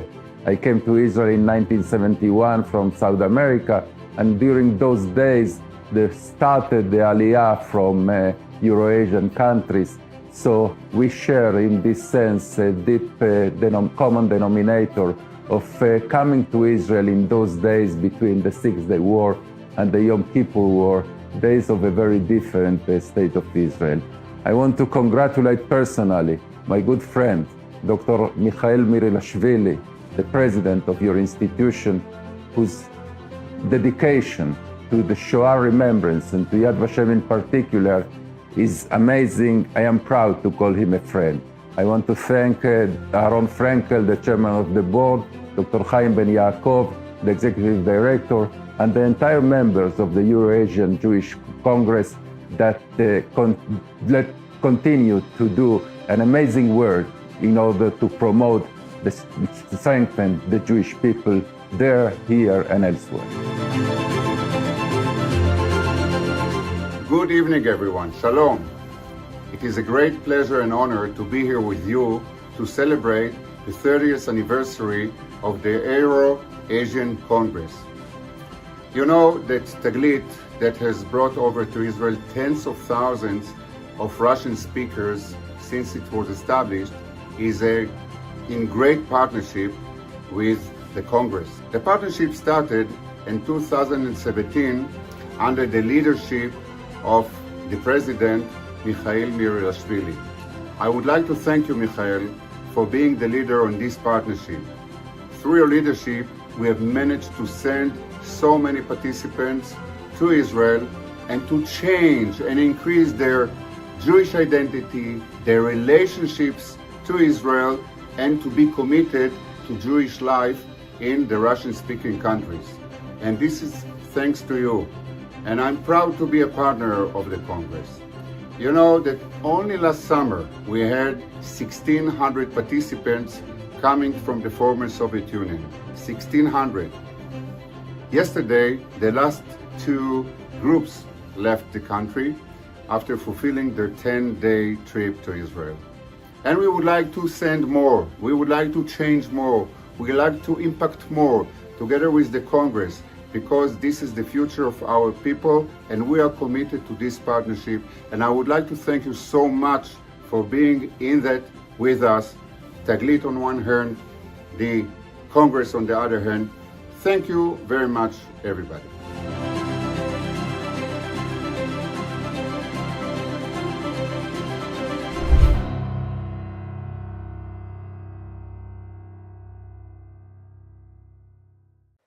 So now for a little bit of history. how the Euro-Asian Jewish Congress gave a voice to Soviet Jewry 30 years ago.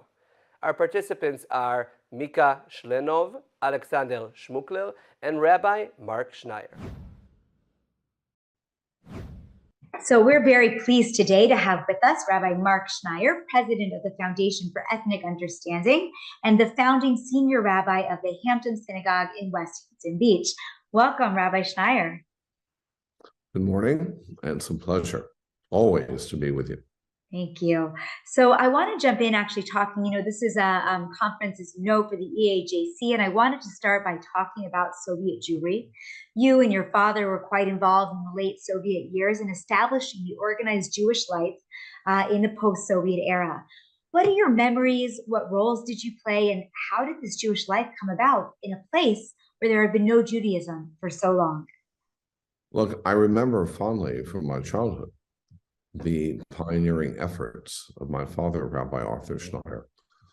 While masses of Jews outside of the Soviet Union were protesting, demonstrating on the streets, "Let my people go," it was Rabbi Arthur Schneier who headed up the movement of "Let my people grow." My father, in his infinite wisdom, understood that one day when the gates would be open from the Soviet Union, that most Jews would decide to remain, that most Jews would not take advantage of the opportunities of coming either to Israel or to the United States, and why it was so important, it was imperative to plant the seeds, the foundation for the regrowth of Jewish life in the Soviet Union. So I recall so many wonderful, wonderful memories of my parents hosting the late chief rabbi of Moscow, Rabbi Yehuda Levin. This is back in 1968. In fact, they tell the story. I was, I think, in third grade at Ramaz at the time.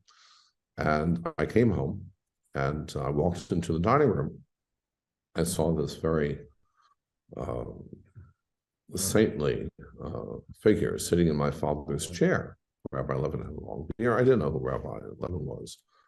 And I started berating him. How could you be sitting in my father's chair? You have to appreciate, the home that I grew up in. It was all about etiquette and manners. And, it was very, very formal like that.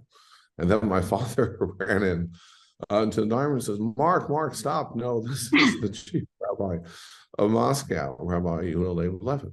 And then it was my father who really identified the first 4 rabbinical students.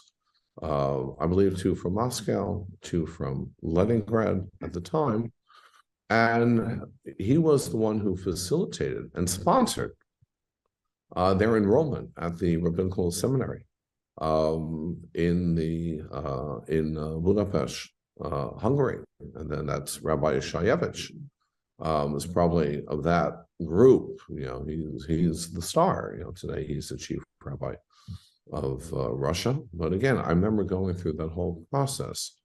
I hold the very, very unique achievement in 1972. I became the first and only American, really, Jew outside the Soviet Union to ever celebrate his bar mitzvah in Moscow. It was at the Choral Synagogue in July. And the place was overflowing, must have been thousands of people there. They came to see what a modern day yeshiva student is like. They've not been exposed. This is before social media and internet, and suddenly, here I come from New York City, and I can lead the service at the age of 13. I can read the Torah, read the Haftarah, give a bar mitzvah speech, which I delivered in Yiddish at the time. I remember in 1989, it's even before, 1988, before Perestroika, when my father arranged, I had just joined him at Park East Synagogue, and we did an exchange. The chief rabbi of Russia and the cantor of Russia exchanged pulpits with me and the Cantor Park East Synagogue. And this became the Passover story on the NBC Nightly News with Tom Brokaw, on CBS with Dan Rather. They had cameras. They estimated there were 10,000 people who gathered because Passover was such a celebratory, and it was the festival where Jews would gather, not only in the synagogue, but on, outside on the streets. So I went through this whole process, and my father came under attack. People, the masses said, no, we have to let them out. We have to make demands. Why are you wasting your time schooling future rabbis? Or my father was the one who he sponsored the reprinting of the first Siddur, the first prayer book, the first Humash, since the establishment of the Soviet Union. He did all these things, the matzot, I'm not taking anything away from the greater community that was involved with the Refuseniks, with the Sharanskys and Mendeleviches of the world. But it was Rabbi Arthur Schneier who understood, it's not only let my people go, but let my people grow. I love it.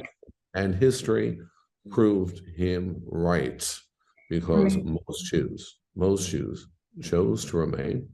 And then you saw the tremendous growth of so many movements, from the JDC to Chabad, to the establishment of the Russian Jewish Congress, the Euro-Asian Jewish Congress. All of these really extraordinary organizations today should need a little dose of history. It was Rabbi Arthur Schneier who single-handedly raved and he really projected and promoted the movement of let my people grow. Well, it's interesting because, I think that you probably take after your father quite a bit, and that you might not be working in the Soviet spheres as much today, but you're working to grow many other aspects of connection, Jewish life, connection between people who are different, especially in the work that you've done in Azerbaijan and in that region, in the Gulf states, and of course, recently with Turkey.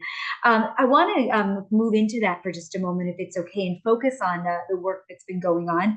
Azerbaijan, for example, just in the last week, agreed to be the first Shiite country to open an embassy in Israel. By the time people watch this, it'll be a couple of weeks. They signed on the dotted line, and it's moving forward. And you've been traveling there for a long time. What makes Azerbaijan so open to Israel? Tell me about the country and how you were able to do this. Well, first, I'm proud. I don't believe that there's anyone in the Jewish world that President Aliyev is closer to than to myself.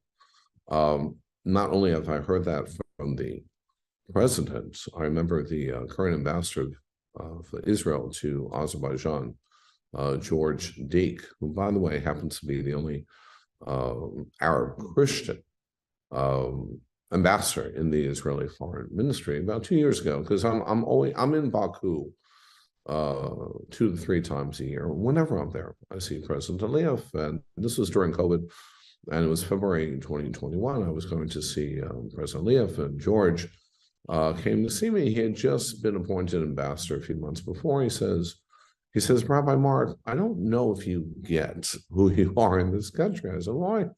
He said, when I handed over my credentials to President Aliyev, he said to me, my 2 favorite members of the worldwide Jewish community are Prime Minister Netanyahu and Rabbi Mark Schneier. And George reminded me, and there's no more Prime Minister Netanyahu. So I'm very, very blessed, in this relationship. And I am very connected to Azerbaijan and to President Aliyev, because I believe, and I've said this publicly many, many times, that among the 57 Muslim nations, when it comes to its relationship with Israel, when it comes to the way it treats its indigenous Jewish community, when it comes to being a beacon of interreligious and interfaith dialogue and coexistence, Azerbaijan is number 1. It is simply number 1. People don't appreciate the fact that Azerbaijan, has either the first or second largest Jewish community of any Islamic country. And this is, I'm sorry to interrupt you, but you know how many Jews that is? How many Jews are living in Azerbaijan? Probably, they estimate about 25,000 Jews between Baku and the mountain Jewish community. And I must tell you that Azerbaijan, it's just a natural process and love affair with its Jewish community, for that matter, with all religious communities. I deal with enough heads of state that over the years have had to declare, quote unquote, a year of tolerance. In Azerbaijan, for the last 1,000 years, every year has been a year of tolerance. It is just what Azerbaijan is. And I'll give you a perfect example. This is all public information. You can ask the Israeli ambassador. A year ago, December, in fact, it's an appropriate conversation. It was last Hanukkah. I was in Baku. I was in Azerbaijan. The Israeli embassy is having the Hanukkah party. And the Hanukkah party was scheduled for 7. And I saw President Aliyev at his palace at 5:30.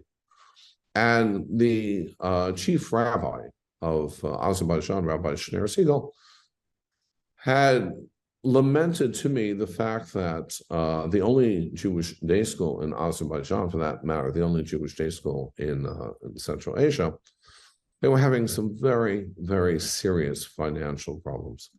A deficit of more than $250,000. What can we do? Is there any way you could speak to President Aliyev to help us? So I went to see President Aliyev, and we're discussing different topics. And I said, Mr. President, you know that you're blessed being the host to the largest Jewish community in the Islamic world. But with that comes a certain responsibility, whether it's the upkeep of synagogues, schools, kosher restaurants. And I told him about this situation with the Jewish day school.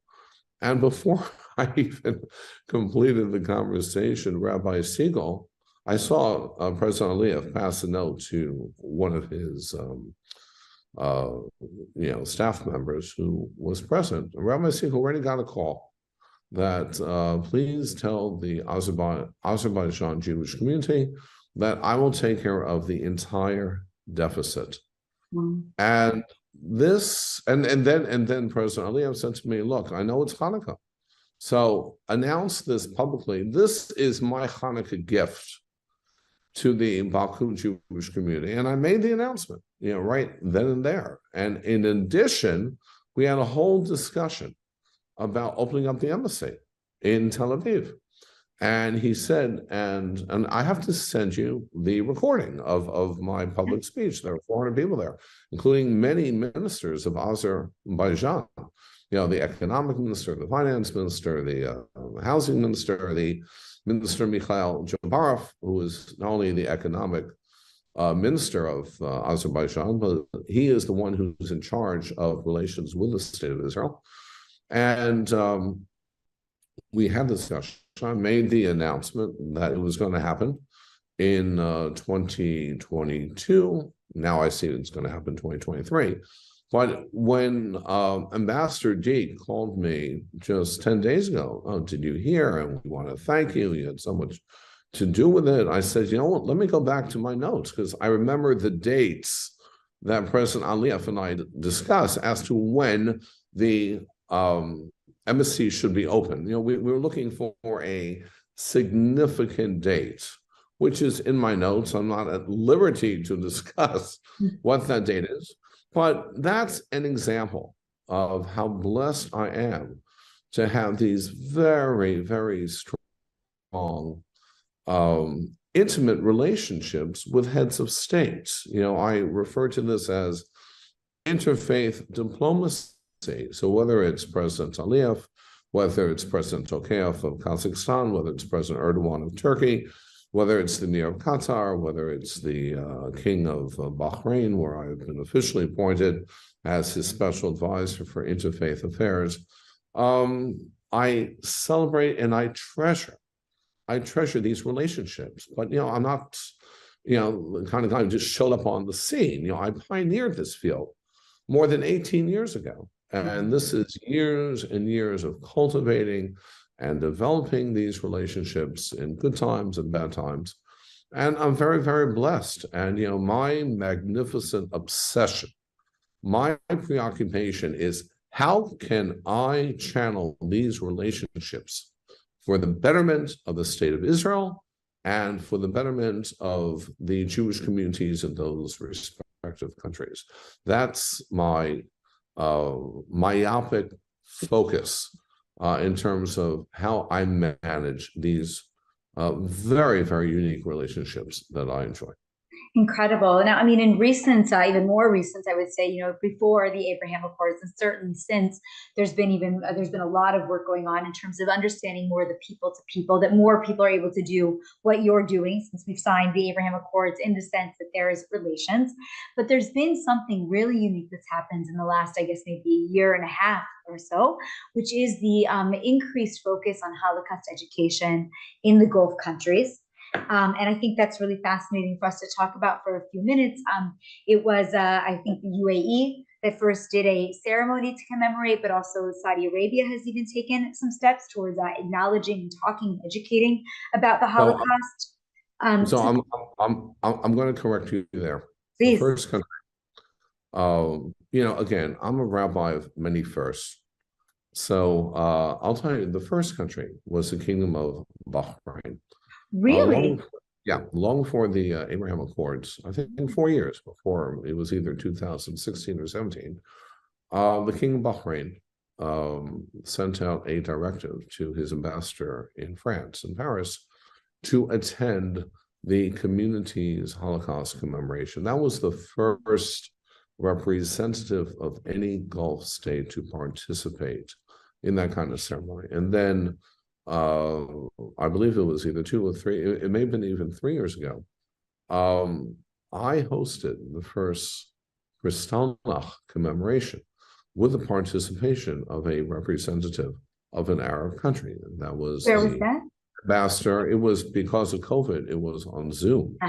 And it was the ambassador of Bahrain to the United States, my very dear and cherished friend, Ambassador Sheikh Abdullah Al Khalifa. And it was with the March of the Living, the ambassador of Bahrain, with the head of the indigenous Jewish community in Bahrain. Bahrain has the only, again, I keep referring to indigenous Jewish community. It's not exactly a community of great numbers. I mean, there are 37 Jews there. But nevertheless, it has the only synagogue, historic, synagogue in the Gulf, so that the first really Holocaust commemoration that ever took place involving a state, a Gulf state, the credit must go to His Majesty, the King of Bahrain, who has so many credits. It was the king in 2013. He was the first Gulf leader to legislate Hezbollah as a terrorist organization. In 2015, it was the King of Bahrain who actually led the charge for all members of the GCC to legislate Hezbollah as a terrorist organization.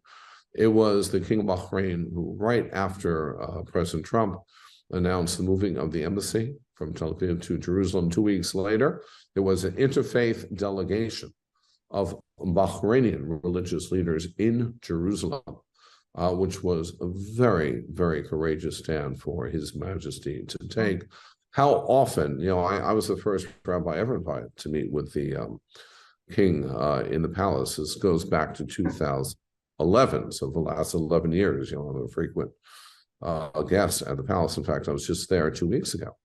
Bahrain held a international global religious forum called the Bahrain Dialogue Forum, and Pope Francis was, of course, the honored guest. This was the second visit of the Pope to the region. The first was in 2019 in Abu Dhabi, where again I spoke on behalf of the Jewish people at that conference following the Pope, as I did, in Bahrain. So how often, did His Majesty lament to me and saying, Rabbi, I have diplomatic relations with this country, some of them are not my friends. Why don't I have diplomatic relations with the state of Israel? And I think that it was really the king of Bahrain who created this new environment in the Gulf. He really deserves the credit because over the years he always spoke. I remember in 2016, I'm with him in the palace, and he said, I quote now, "The only hope for a moderate Arab voice in the region is having a strong Israel." Right. And I look so at I want his to I don't want to stop you, but I do want to make sure that we get back to the question at hand, which is Sure. the Holocaust. Can you just give me some recent examples, though, of since the amazing work that you just described in Bahrain that have happened in the region that you've been involved with regards to Holocaust education, and how close do you think we are potentially to having some of these countries, if any, accept the International Holocaust Remembrance Alliance working definition of anti-Semitism, which would, of course, be the next step?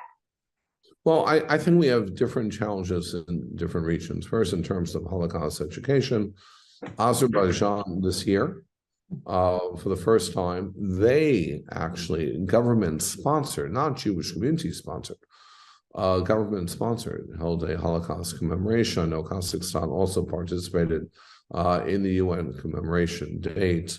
As you mentioned, Ayan, the ceremony that had taken place just a few years ago in the UAE, Bahrain is on board, Saudi Arabia. Let's look at my dear friend Mohammed Al Issa, the Secretary General of the Muslim World League. We forget he's also the former Minister of Justice of the Kingdom of Saudi Arabia.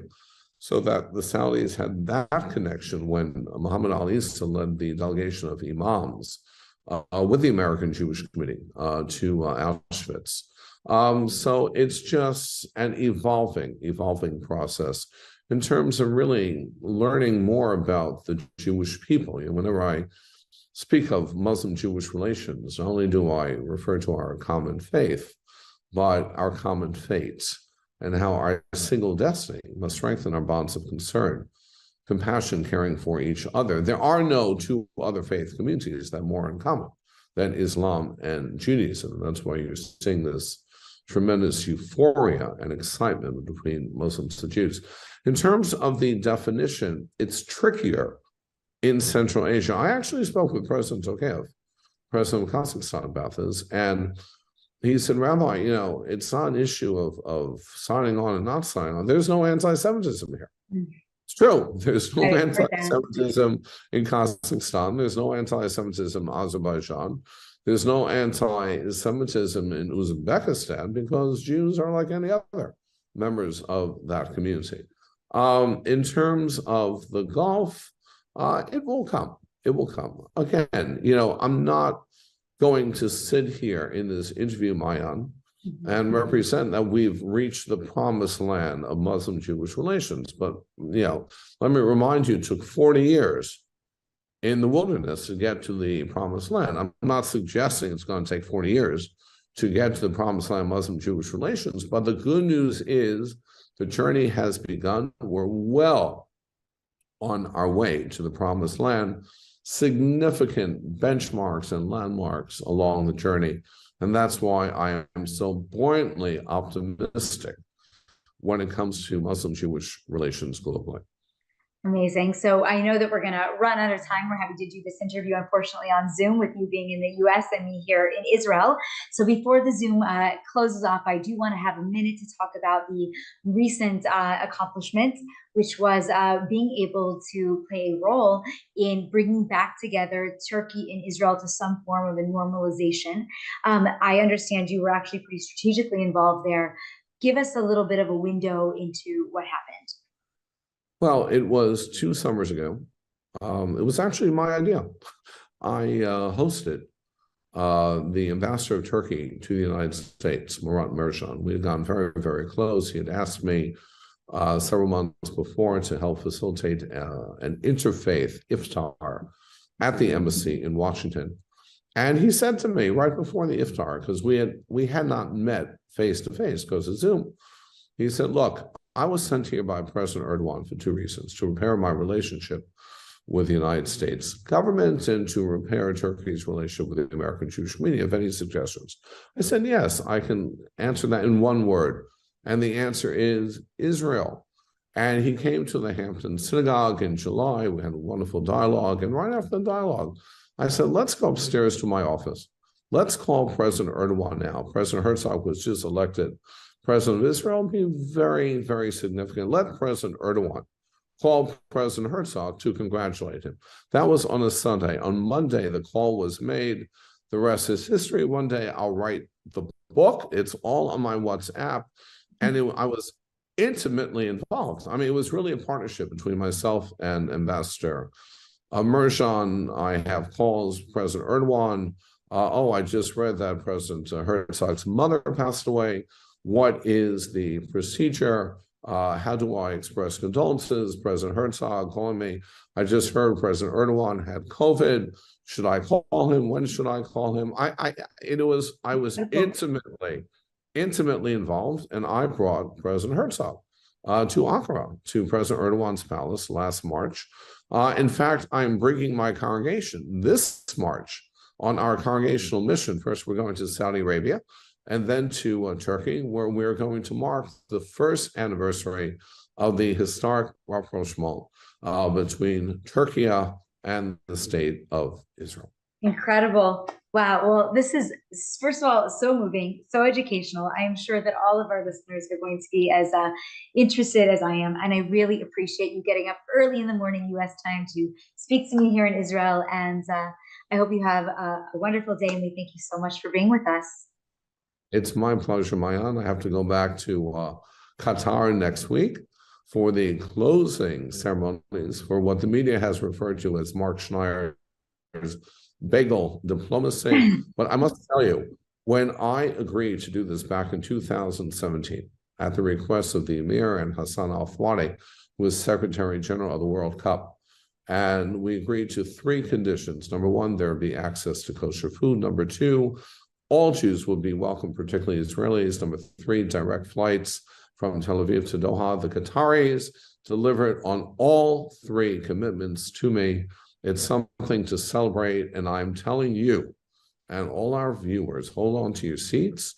There is great news down the road when it comes to Qatar and Israel. Wow, amazing. What a great way to end. Thank you so much. My Take care. pleasure. Bye. All right, all the best. Take care. Bye-bye. And now to history. We'll hear from Mika Shlenov, one of the founders of the very first delegation of post-Soviet Jewry to the World Jewish Congress, a delegation which later became the Euro-Asian Jewish Congress. He is someone who revived Jewish life in post-Soviet countries. Я рад приветствовать всех слушателей. И мы сегодня буквально несколько слов поговорим об истории еврейского конгресса, который сегодня занимает, можно сказать, одно из центральных положений в системе международных еврейских организаций. Евразийский конгресс формально был создан в 1993 году, то есть 30 лет тому назад, и за это время, безусловно, доказал не только свою жизнеспособность, но и важность и существенность в системе организации мирового еврейства. Несколько слов буквально о том, как это происходило. Напомню, что в 1989 году в Москве произошел первый съезд ВААДа. Была первая официальная организация, которая ставила собой цель объединить еврейство в то время еще не бывшего Советского Союза. Советский Союз еще существовал.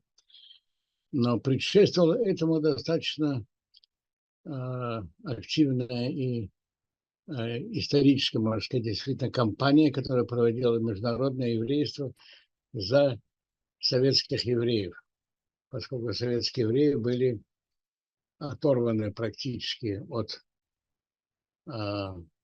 всех структур, которые объединяли еврейство до этого каким-то образом. И когда в 1989 году состоялся незадолго до первого съезда ВАДА так называемый Рижский форум, который впервые попытался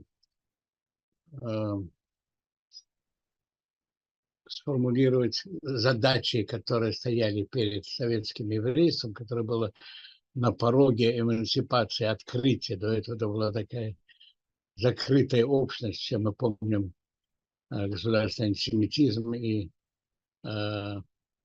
сложное положение евреев в Советском Союзе.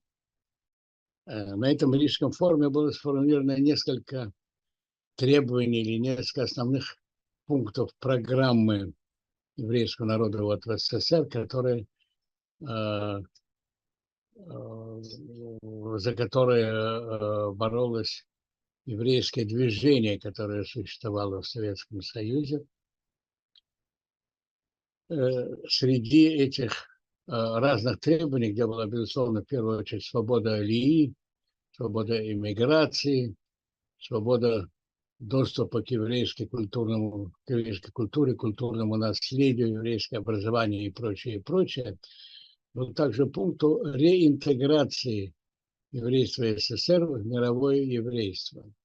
Мало кто тогда представлял себе, как именно должна была эта интеграция происходить и формы, в которых это могло бы воплотиться.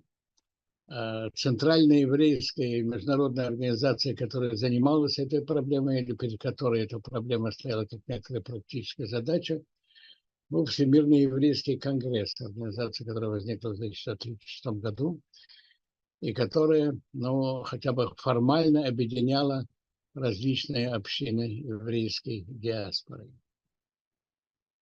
Вскоре после первого съезда ВАДА в 90-м или 91-м году ВАД был принят во Всемирный еврейский конгресс, большая делегация от ВАДа, в котором были представители практически всех тогда только что возникших еврейских общин в разных советских республиках.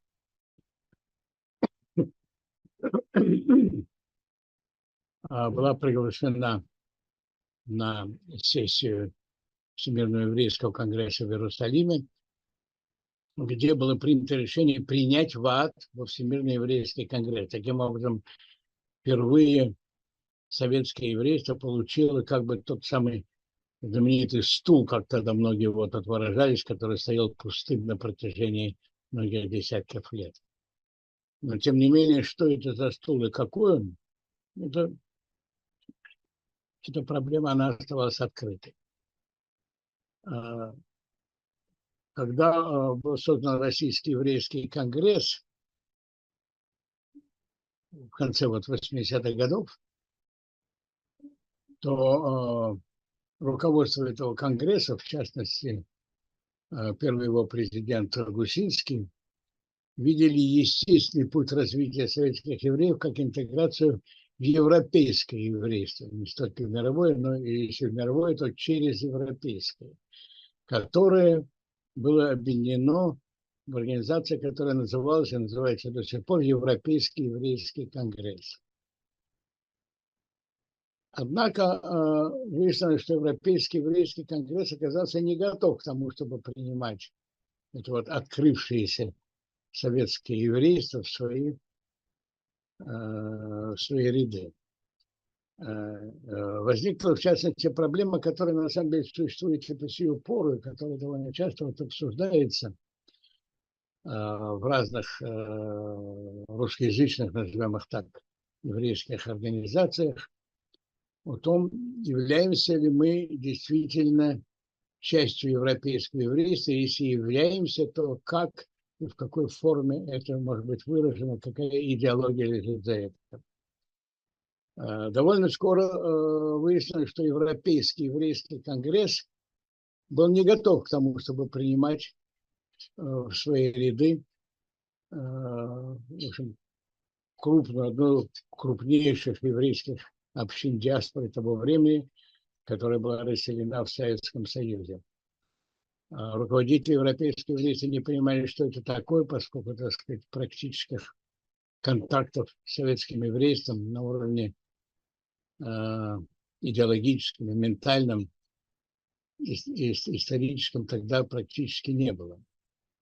Во время наших обсуждений с руководством Всемирного еврейского конгресса выяснилось, что и руководство Всемирного еврейского конгресса также не очень понимает, как это все должно осуществиться. Напомню, что в то время внутри Всемирного еврейского конгресса существовало такое понятие, как континентальные секции.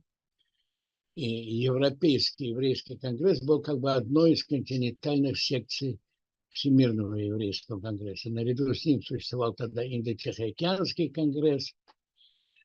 И многие, на самом деле, еврейские периферийные, назовем их так, по отношению к Европе, вот общины оказались как бы вне этой структуры. И тогда именно и рождается идея создать Евроазиатский еврейский конгресс как новое объединение, которое позволяет реинтегрироваться бывшим советским евреям в систему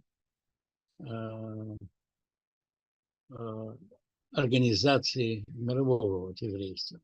Значит, когда было принято решение о создании Евразиатского конгресса, оно было принято на самом деле впервые на упомянутом мной Рижском форуме 1989 года и в разных решениях ВАДА и других еврейских структур, которые вот возникли, были интегрированы были с ВАДом в то время, в конце вот 80-х годов, возник вот вопрос, кто же должен, так сказать, быть в этом Евразиатском еврейском конгрессе, то есть как бы каковы его не только географические, но и также и исторические и культурные рамки.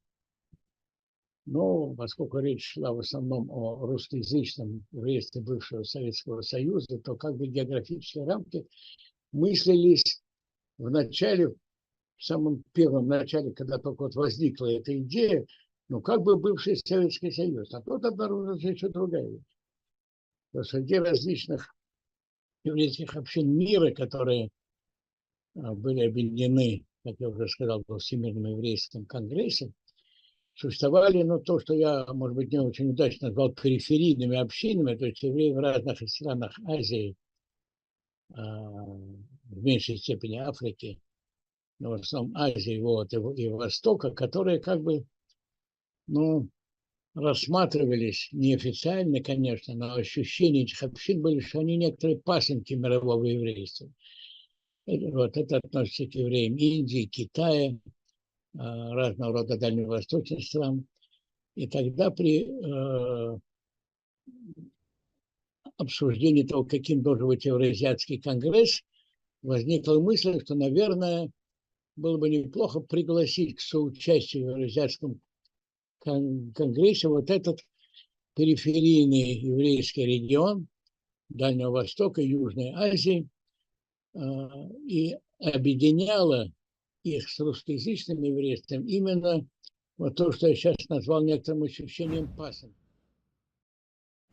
So I have with me today Alexander Smukler, who has a very long history of not only being from the former Soviet Union, but also working on behalf of the community. Welcome. Thank you very much.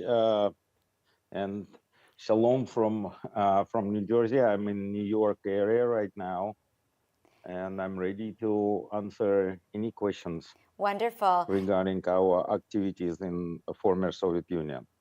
Okay, fabulous. So you are a former refusenik who advocated for the rights of Jews in the former Soviet Union. Some of our listeners are probably too young to even know what that really means.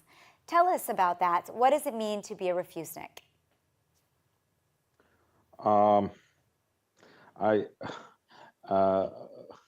To be a refusnik, yeah, I agree with you. It's very, very hard to explain, especially to the young generation. I even always trying to explain it to my children, and they still can't figure out that what this term mean, refusnik. Refusnik, basically, it's the people, I mean, the people who've been refused to receive an exit visa for their immigration from former Soviet Union, and of course, exit visa to repatriate to Israel, which is the most important. And we've been excluded from any kind of social life after we applied for the exit visa as it was required by former Soviet government during many, many years. And we've been waiting this exit visa for years. During that time, we were not allowed to, basically, we had no chance to find any job based on our profession or education. All of us um, had to find a job which was very low level, working as a security guards or gardeners, or I personally work as a chess teacher, private chess teacher. So it was very difficult time for thousands of people who've been refused to emigrate from Soviet Union and participated in the movement for the freedom of immigration from Soviet Union. So we called ourselves refusniks. So do you have a Or story? in Russian, it's called отказники. Ah, okay, great. Thank you. So do you have a story that will maybe open people's eyes to what it was to be a Jew in the Soviet Union back then? I mean, you spoke about what it is to be a refusnik, but what was day-to-day life like for you? During the time, you mean during the time when I was a refusnik, or before that? I would say even right before, before this whole period happened. I grew up and I was born, and I grew up with very, very assimilated family. My both parents were hardline communists, and basically in my family, I had no clue at all what means to be Jewish. And we never celebrate any holidays. We never followed traditions. I had no idea about Shabbat or Pesach or Hanukkah. They tried to hide it from us because they lived in Soviet Union with the great fear that if they will follow traditions, as, for example, my grandparents did, sometimes they will lose their jobs and their lifestyle will be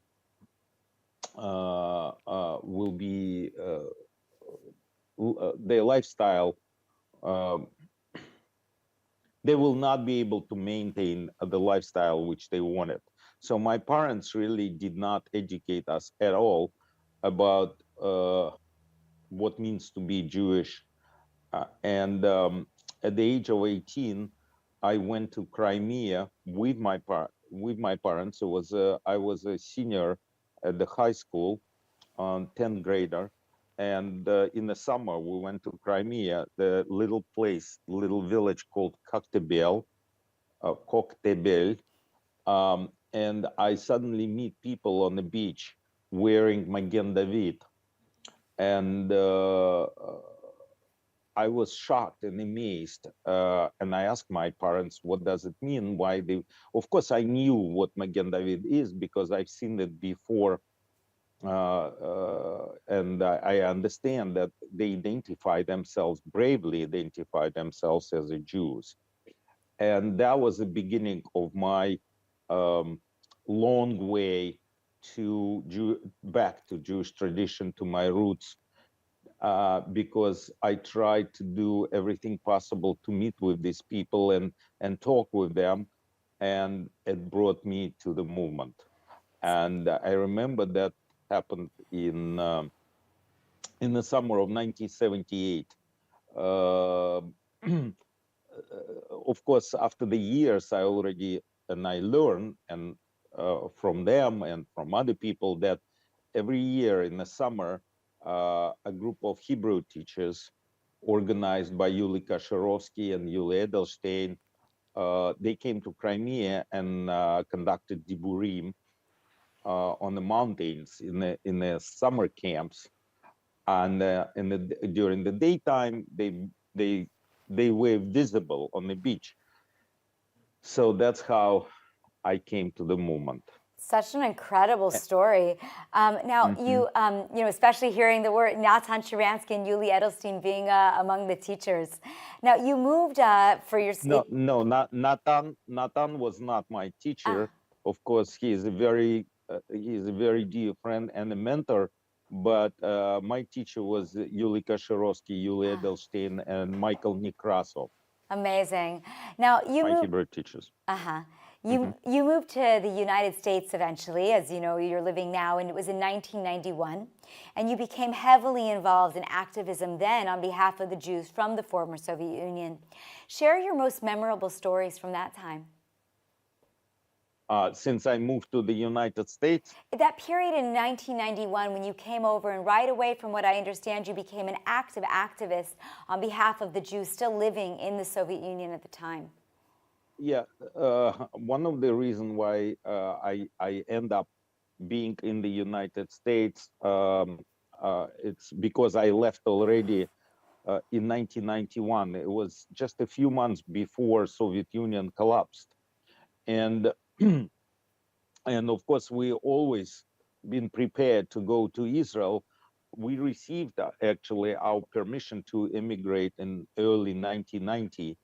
After almost 10 years of waiting exit visa, because first I applied for the immigration August 3rd, 1980, first time, and I was waiting.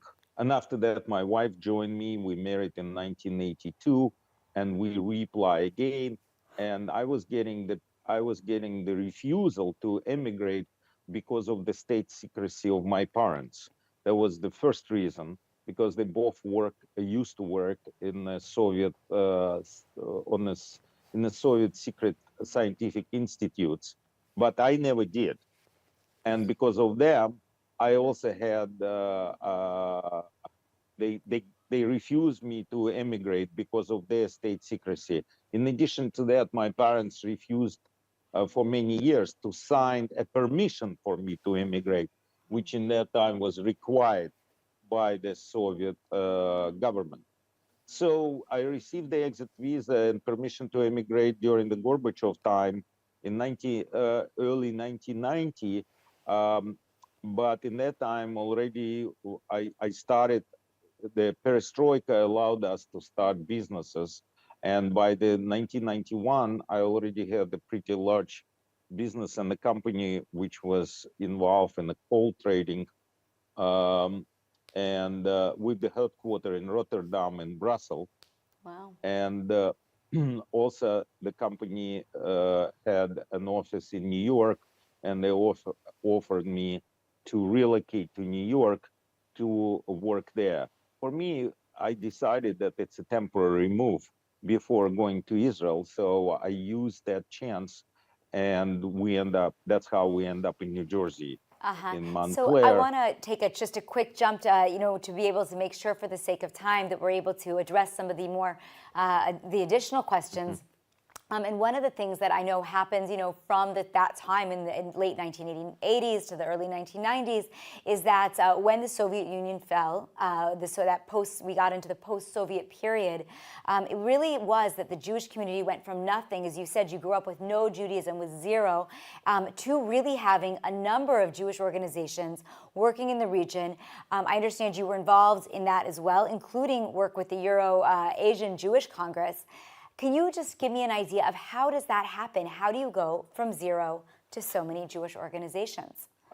Yeah, before I left the Soviet Union, I was a part and a member of so-called steering committee, which was, we called it Mashka. It's a steering committee, a group of Jewish leaders who've been really organizing underground Jewish basically organizing and leading underground Jewish activity in the Soviet Union. And the last chairman of the steering committee during the Soviet time was Mika Chlenov, Dr. Chlenov. And of course, I consider him as one of my my oldest and my dearest friend and mentor. And when I end up in United States, I was traveling very often back to Russia in 1991, 1992, 1993. And of course, I've heard about the initiative which was coming from my former friends and colleagues in that steering committee, and basically former members of the Presidium of the Vaad, that they're planning to organize Eurasian Jewish Congress, which, as far as I know, celebrate 30 years of activity very, very soon. And three founders of Eurasian Jewish Congress, Roman Spector, Michael Chlenov, and Yosef Zissels, who lately, Yosef and Chlenov lately became co-chairman of Eurasian Jewish Congress. They organized that body trying to unite and discuss problems which communities on the territory of former Soviet Union and basically Eastern Europe will have after the collapse of Soviet Union. I think it was a great idea. I fully supported it. And when lately I became president of National Coalition supporting Eurasian Jewry, of course, we've been doing our programs and projects in very in cooperation with Eurasian Jewish Congress. Incredible. And I think Eurasian Jewish Congress played very important role during the last 30 years in community development in the former Soviet republics and Eastern Europe, especially protecting Jews from different anti-Semitic waves, and helping people to emigrate and repatriate to Israel. So that work was absolutely outstanding. So let me ask you this. I mean, today we have a war going on between Russia and Ukraine, and I'm wondering from your perspective, is the Jewish community doing enough in order to help the situation as it's going on now? It's especially interesting giving your perspective from what you've been through in the past. You mean the Jewish communities or Eurasian Jewish Congress? I would say the Jewish community in North America, where you're living today.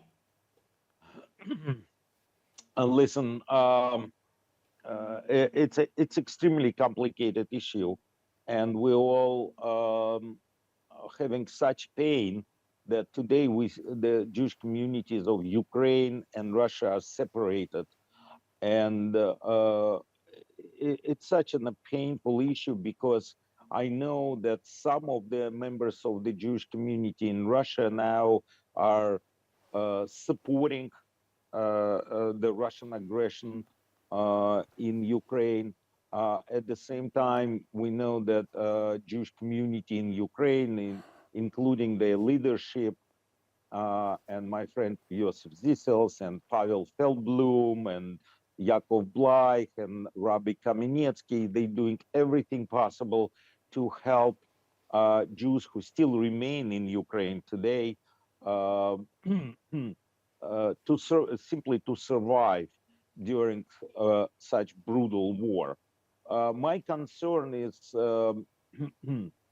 I have a very complicated feelings about this conflict sitting here in New York. On one hand, I do understand that probably it's the last page of the Jewish history in Ukraine and Russia. And I do believe that most of the Jews will finally stake in the line to get Israeli citizenship, and they will end up in Israel very soon. It will take time, maybe several months. I know that Jewish Agency and Natif are working so hardly to accommodate everybody who are seeking place to survive and live, and who are trying to emigrate right now to Israel.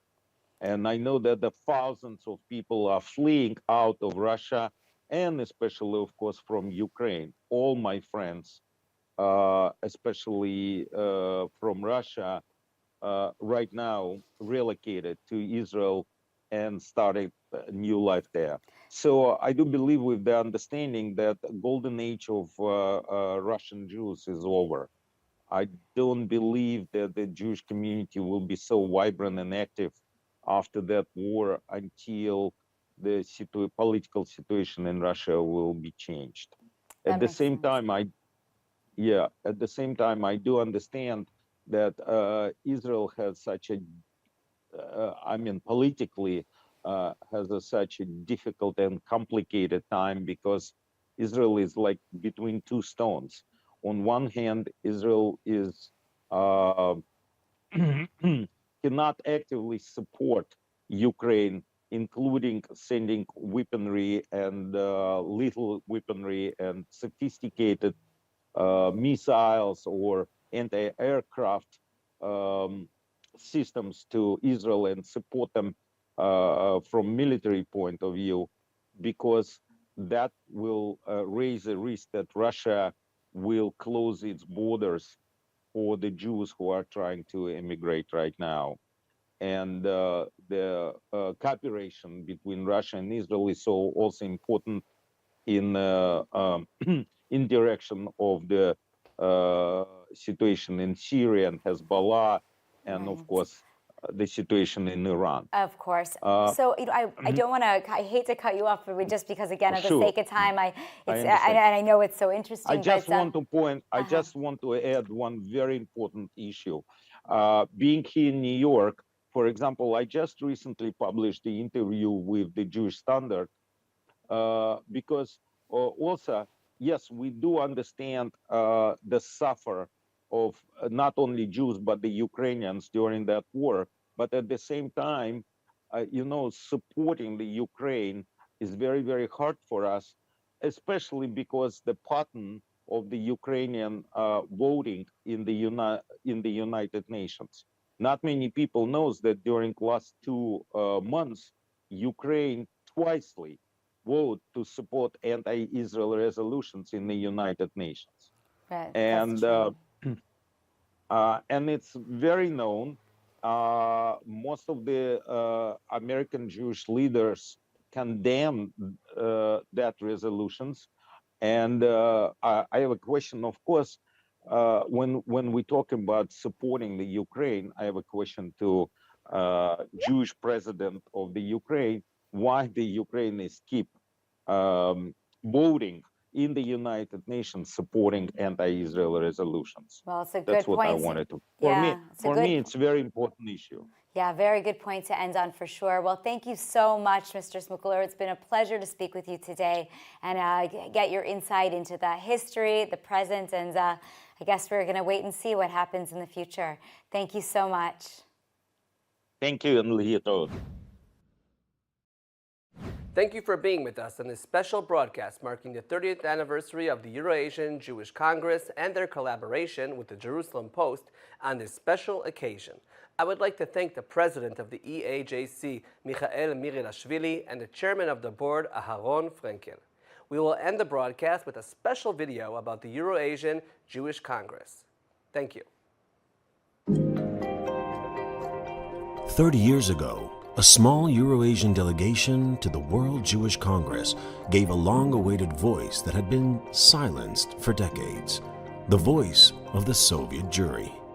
This delegation later received the name of the Euro-Asian Jewish Congress, and that is how it all started. So far, it has been an exciting journey, from a small delegation to one of the leading Jewish powers in the region.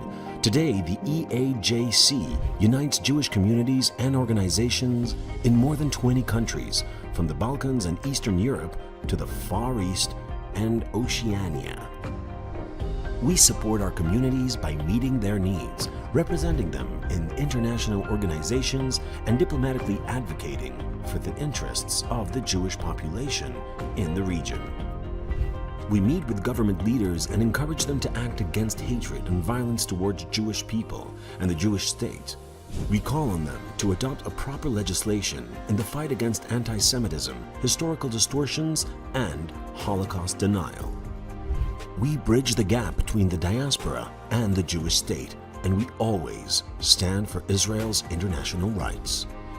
We help those in need, support successful projects and organizations, while constantly encouraging new initiatives in the Jewish world. We praise youth creativity and innovation, promoting the newest approaches and bringing novel ways of Jewish education. Advocating Holocaust history awareness, revealing this topic from new perspectives and angles, presenting new stories and facts. We maintain this dialogue, refresh it, and we do not let it tail off. In strategic decision-making, we rely on data from professional surveys, opinion polls, and analytics, which allow us to see the dynamics and outline real trends. We research the current state of communities and share our results with everybody involved in the Jewish life of the region. We also initiate our own strategic projects, reflecting the position of the Eajc as the regional and international Jewish leader. Eajc broadens its impact both locally and internationally by collaborating with some of the leading Jewish organizations in the world. The Congress is being run by successful businessmen, philanthropists, and public figures, joined by their faith in a strong and blooming Jewish diaspora, united around an ancient Jewish heritage and the modern Jewish state. We've backed the Jewish communities in the most difficult of times. We supported them during the pandemic. We are supporting them now in times of complete uncertainty. Immediately, we created a humanitarian aid fund for the Jews of Ukraine. We support the remaining Jewish communities in Ukraine and help the Jewish community of Moldova to accept and accommodate refugees. We are facilitating the evacuation to Israel and helping those who flee the war in other European countries as well. We strongly advocate for peace and hope that soon it will be reached. For 30 years, the Euro-Asian Jewish Congress has been setting the trend and priorities for the development of Jewish life in Europe and Asia, working hard to secure its better future. We are proud of it, but we keep in mind our big responsibility and our mission. We are proud of what we have accomplished, but we always strive to do better. Our roots are in the past, but we always look further into the future. Euro-Asian Jewish Congress, the future of Jewish life in the Euro-Asian region.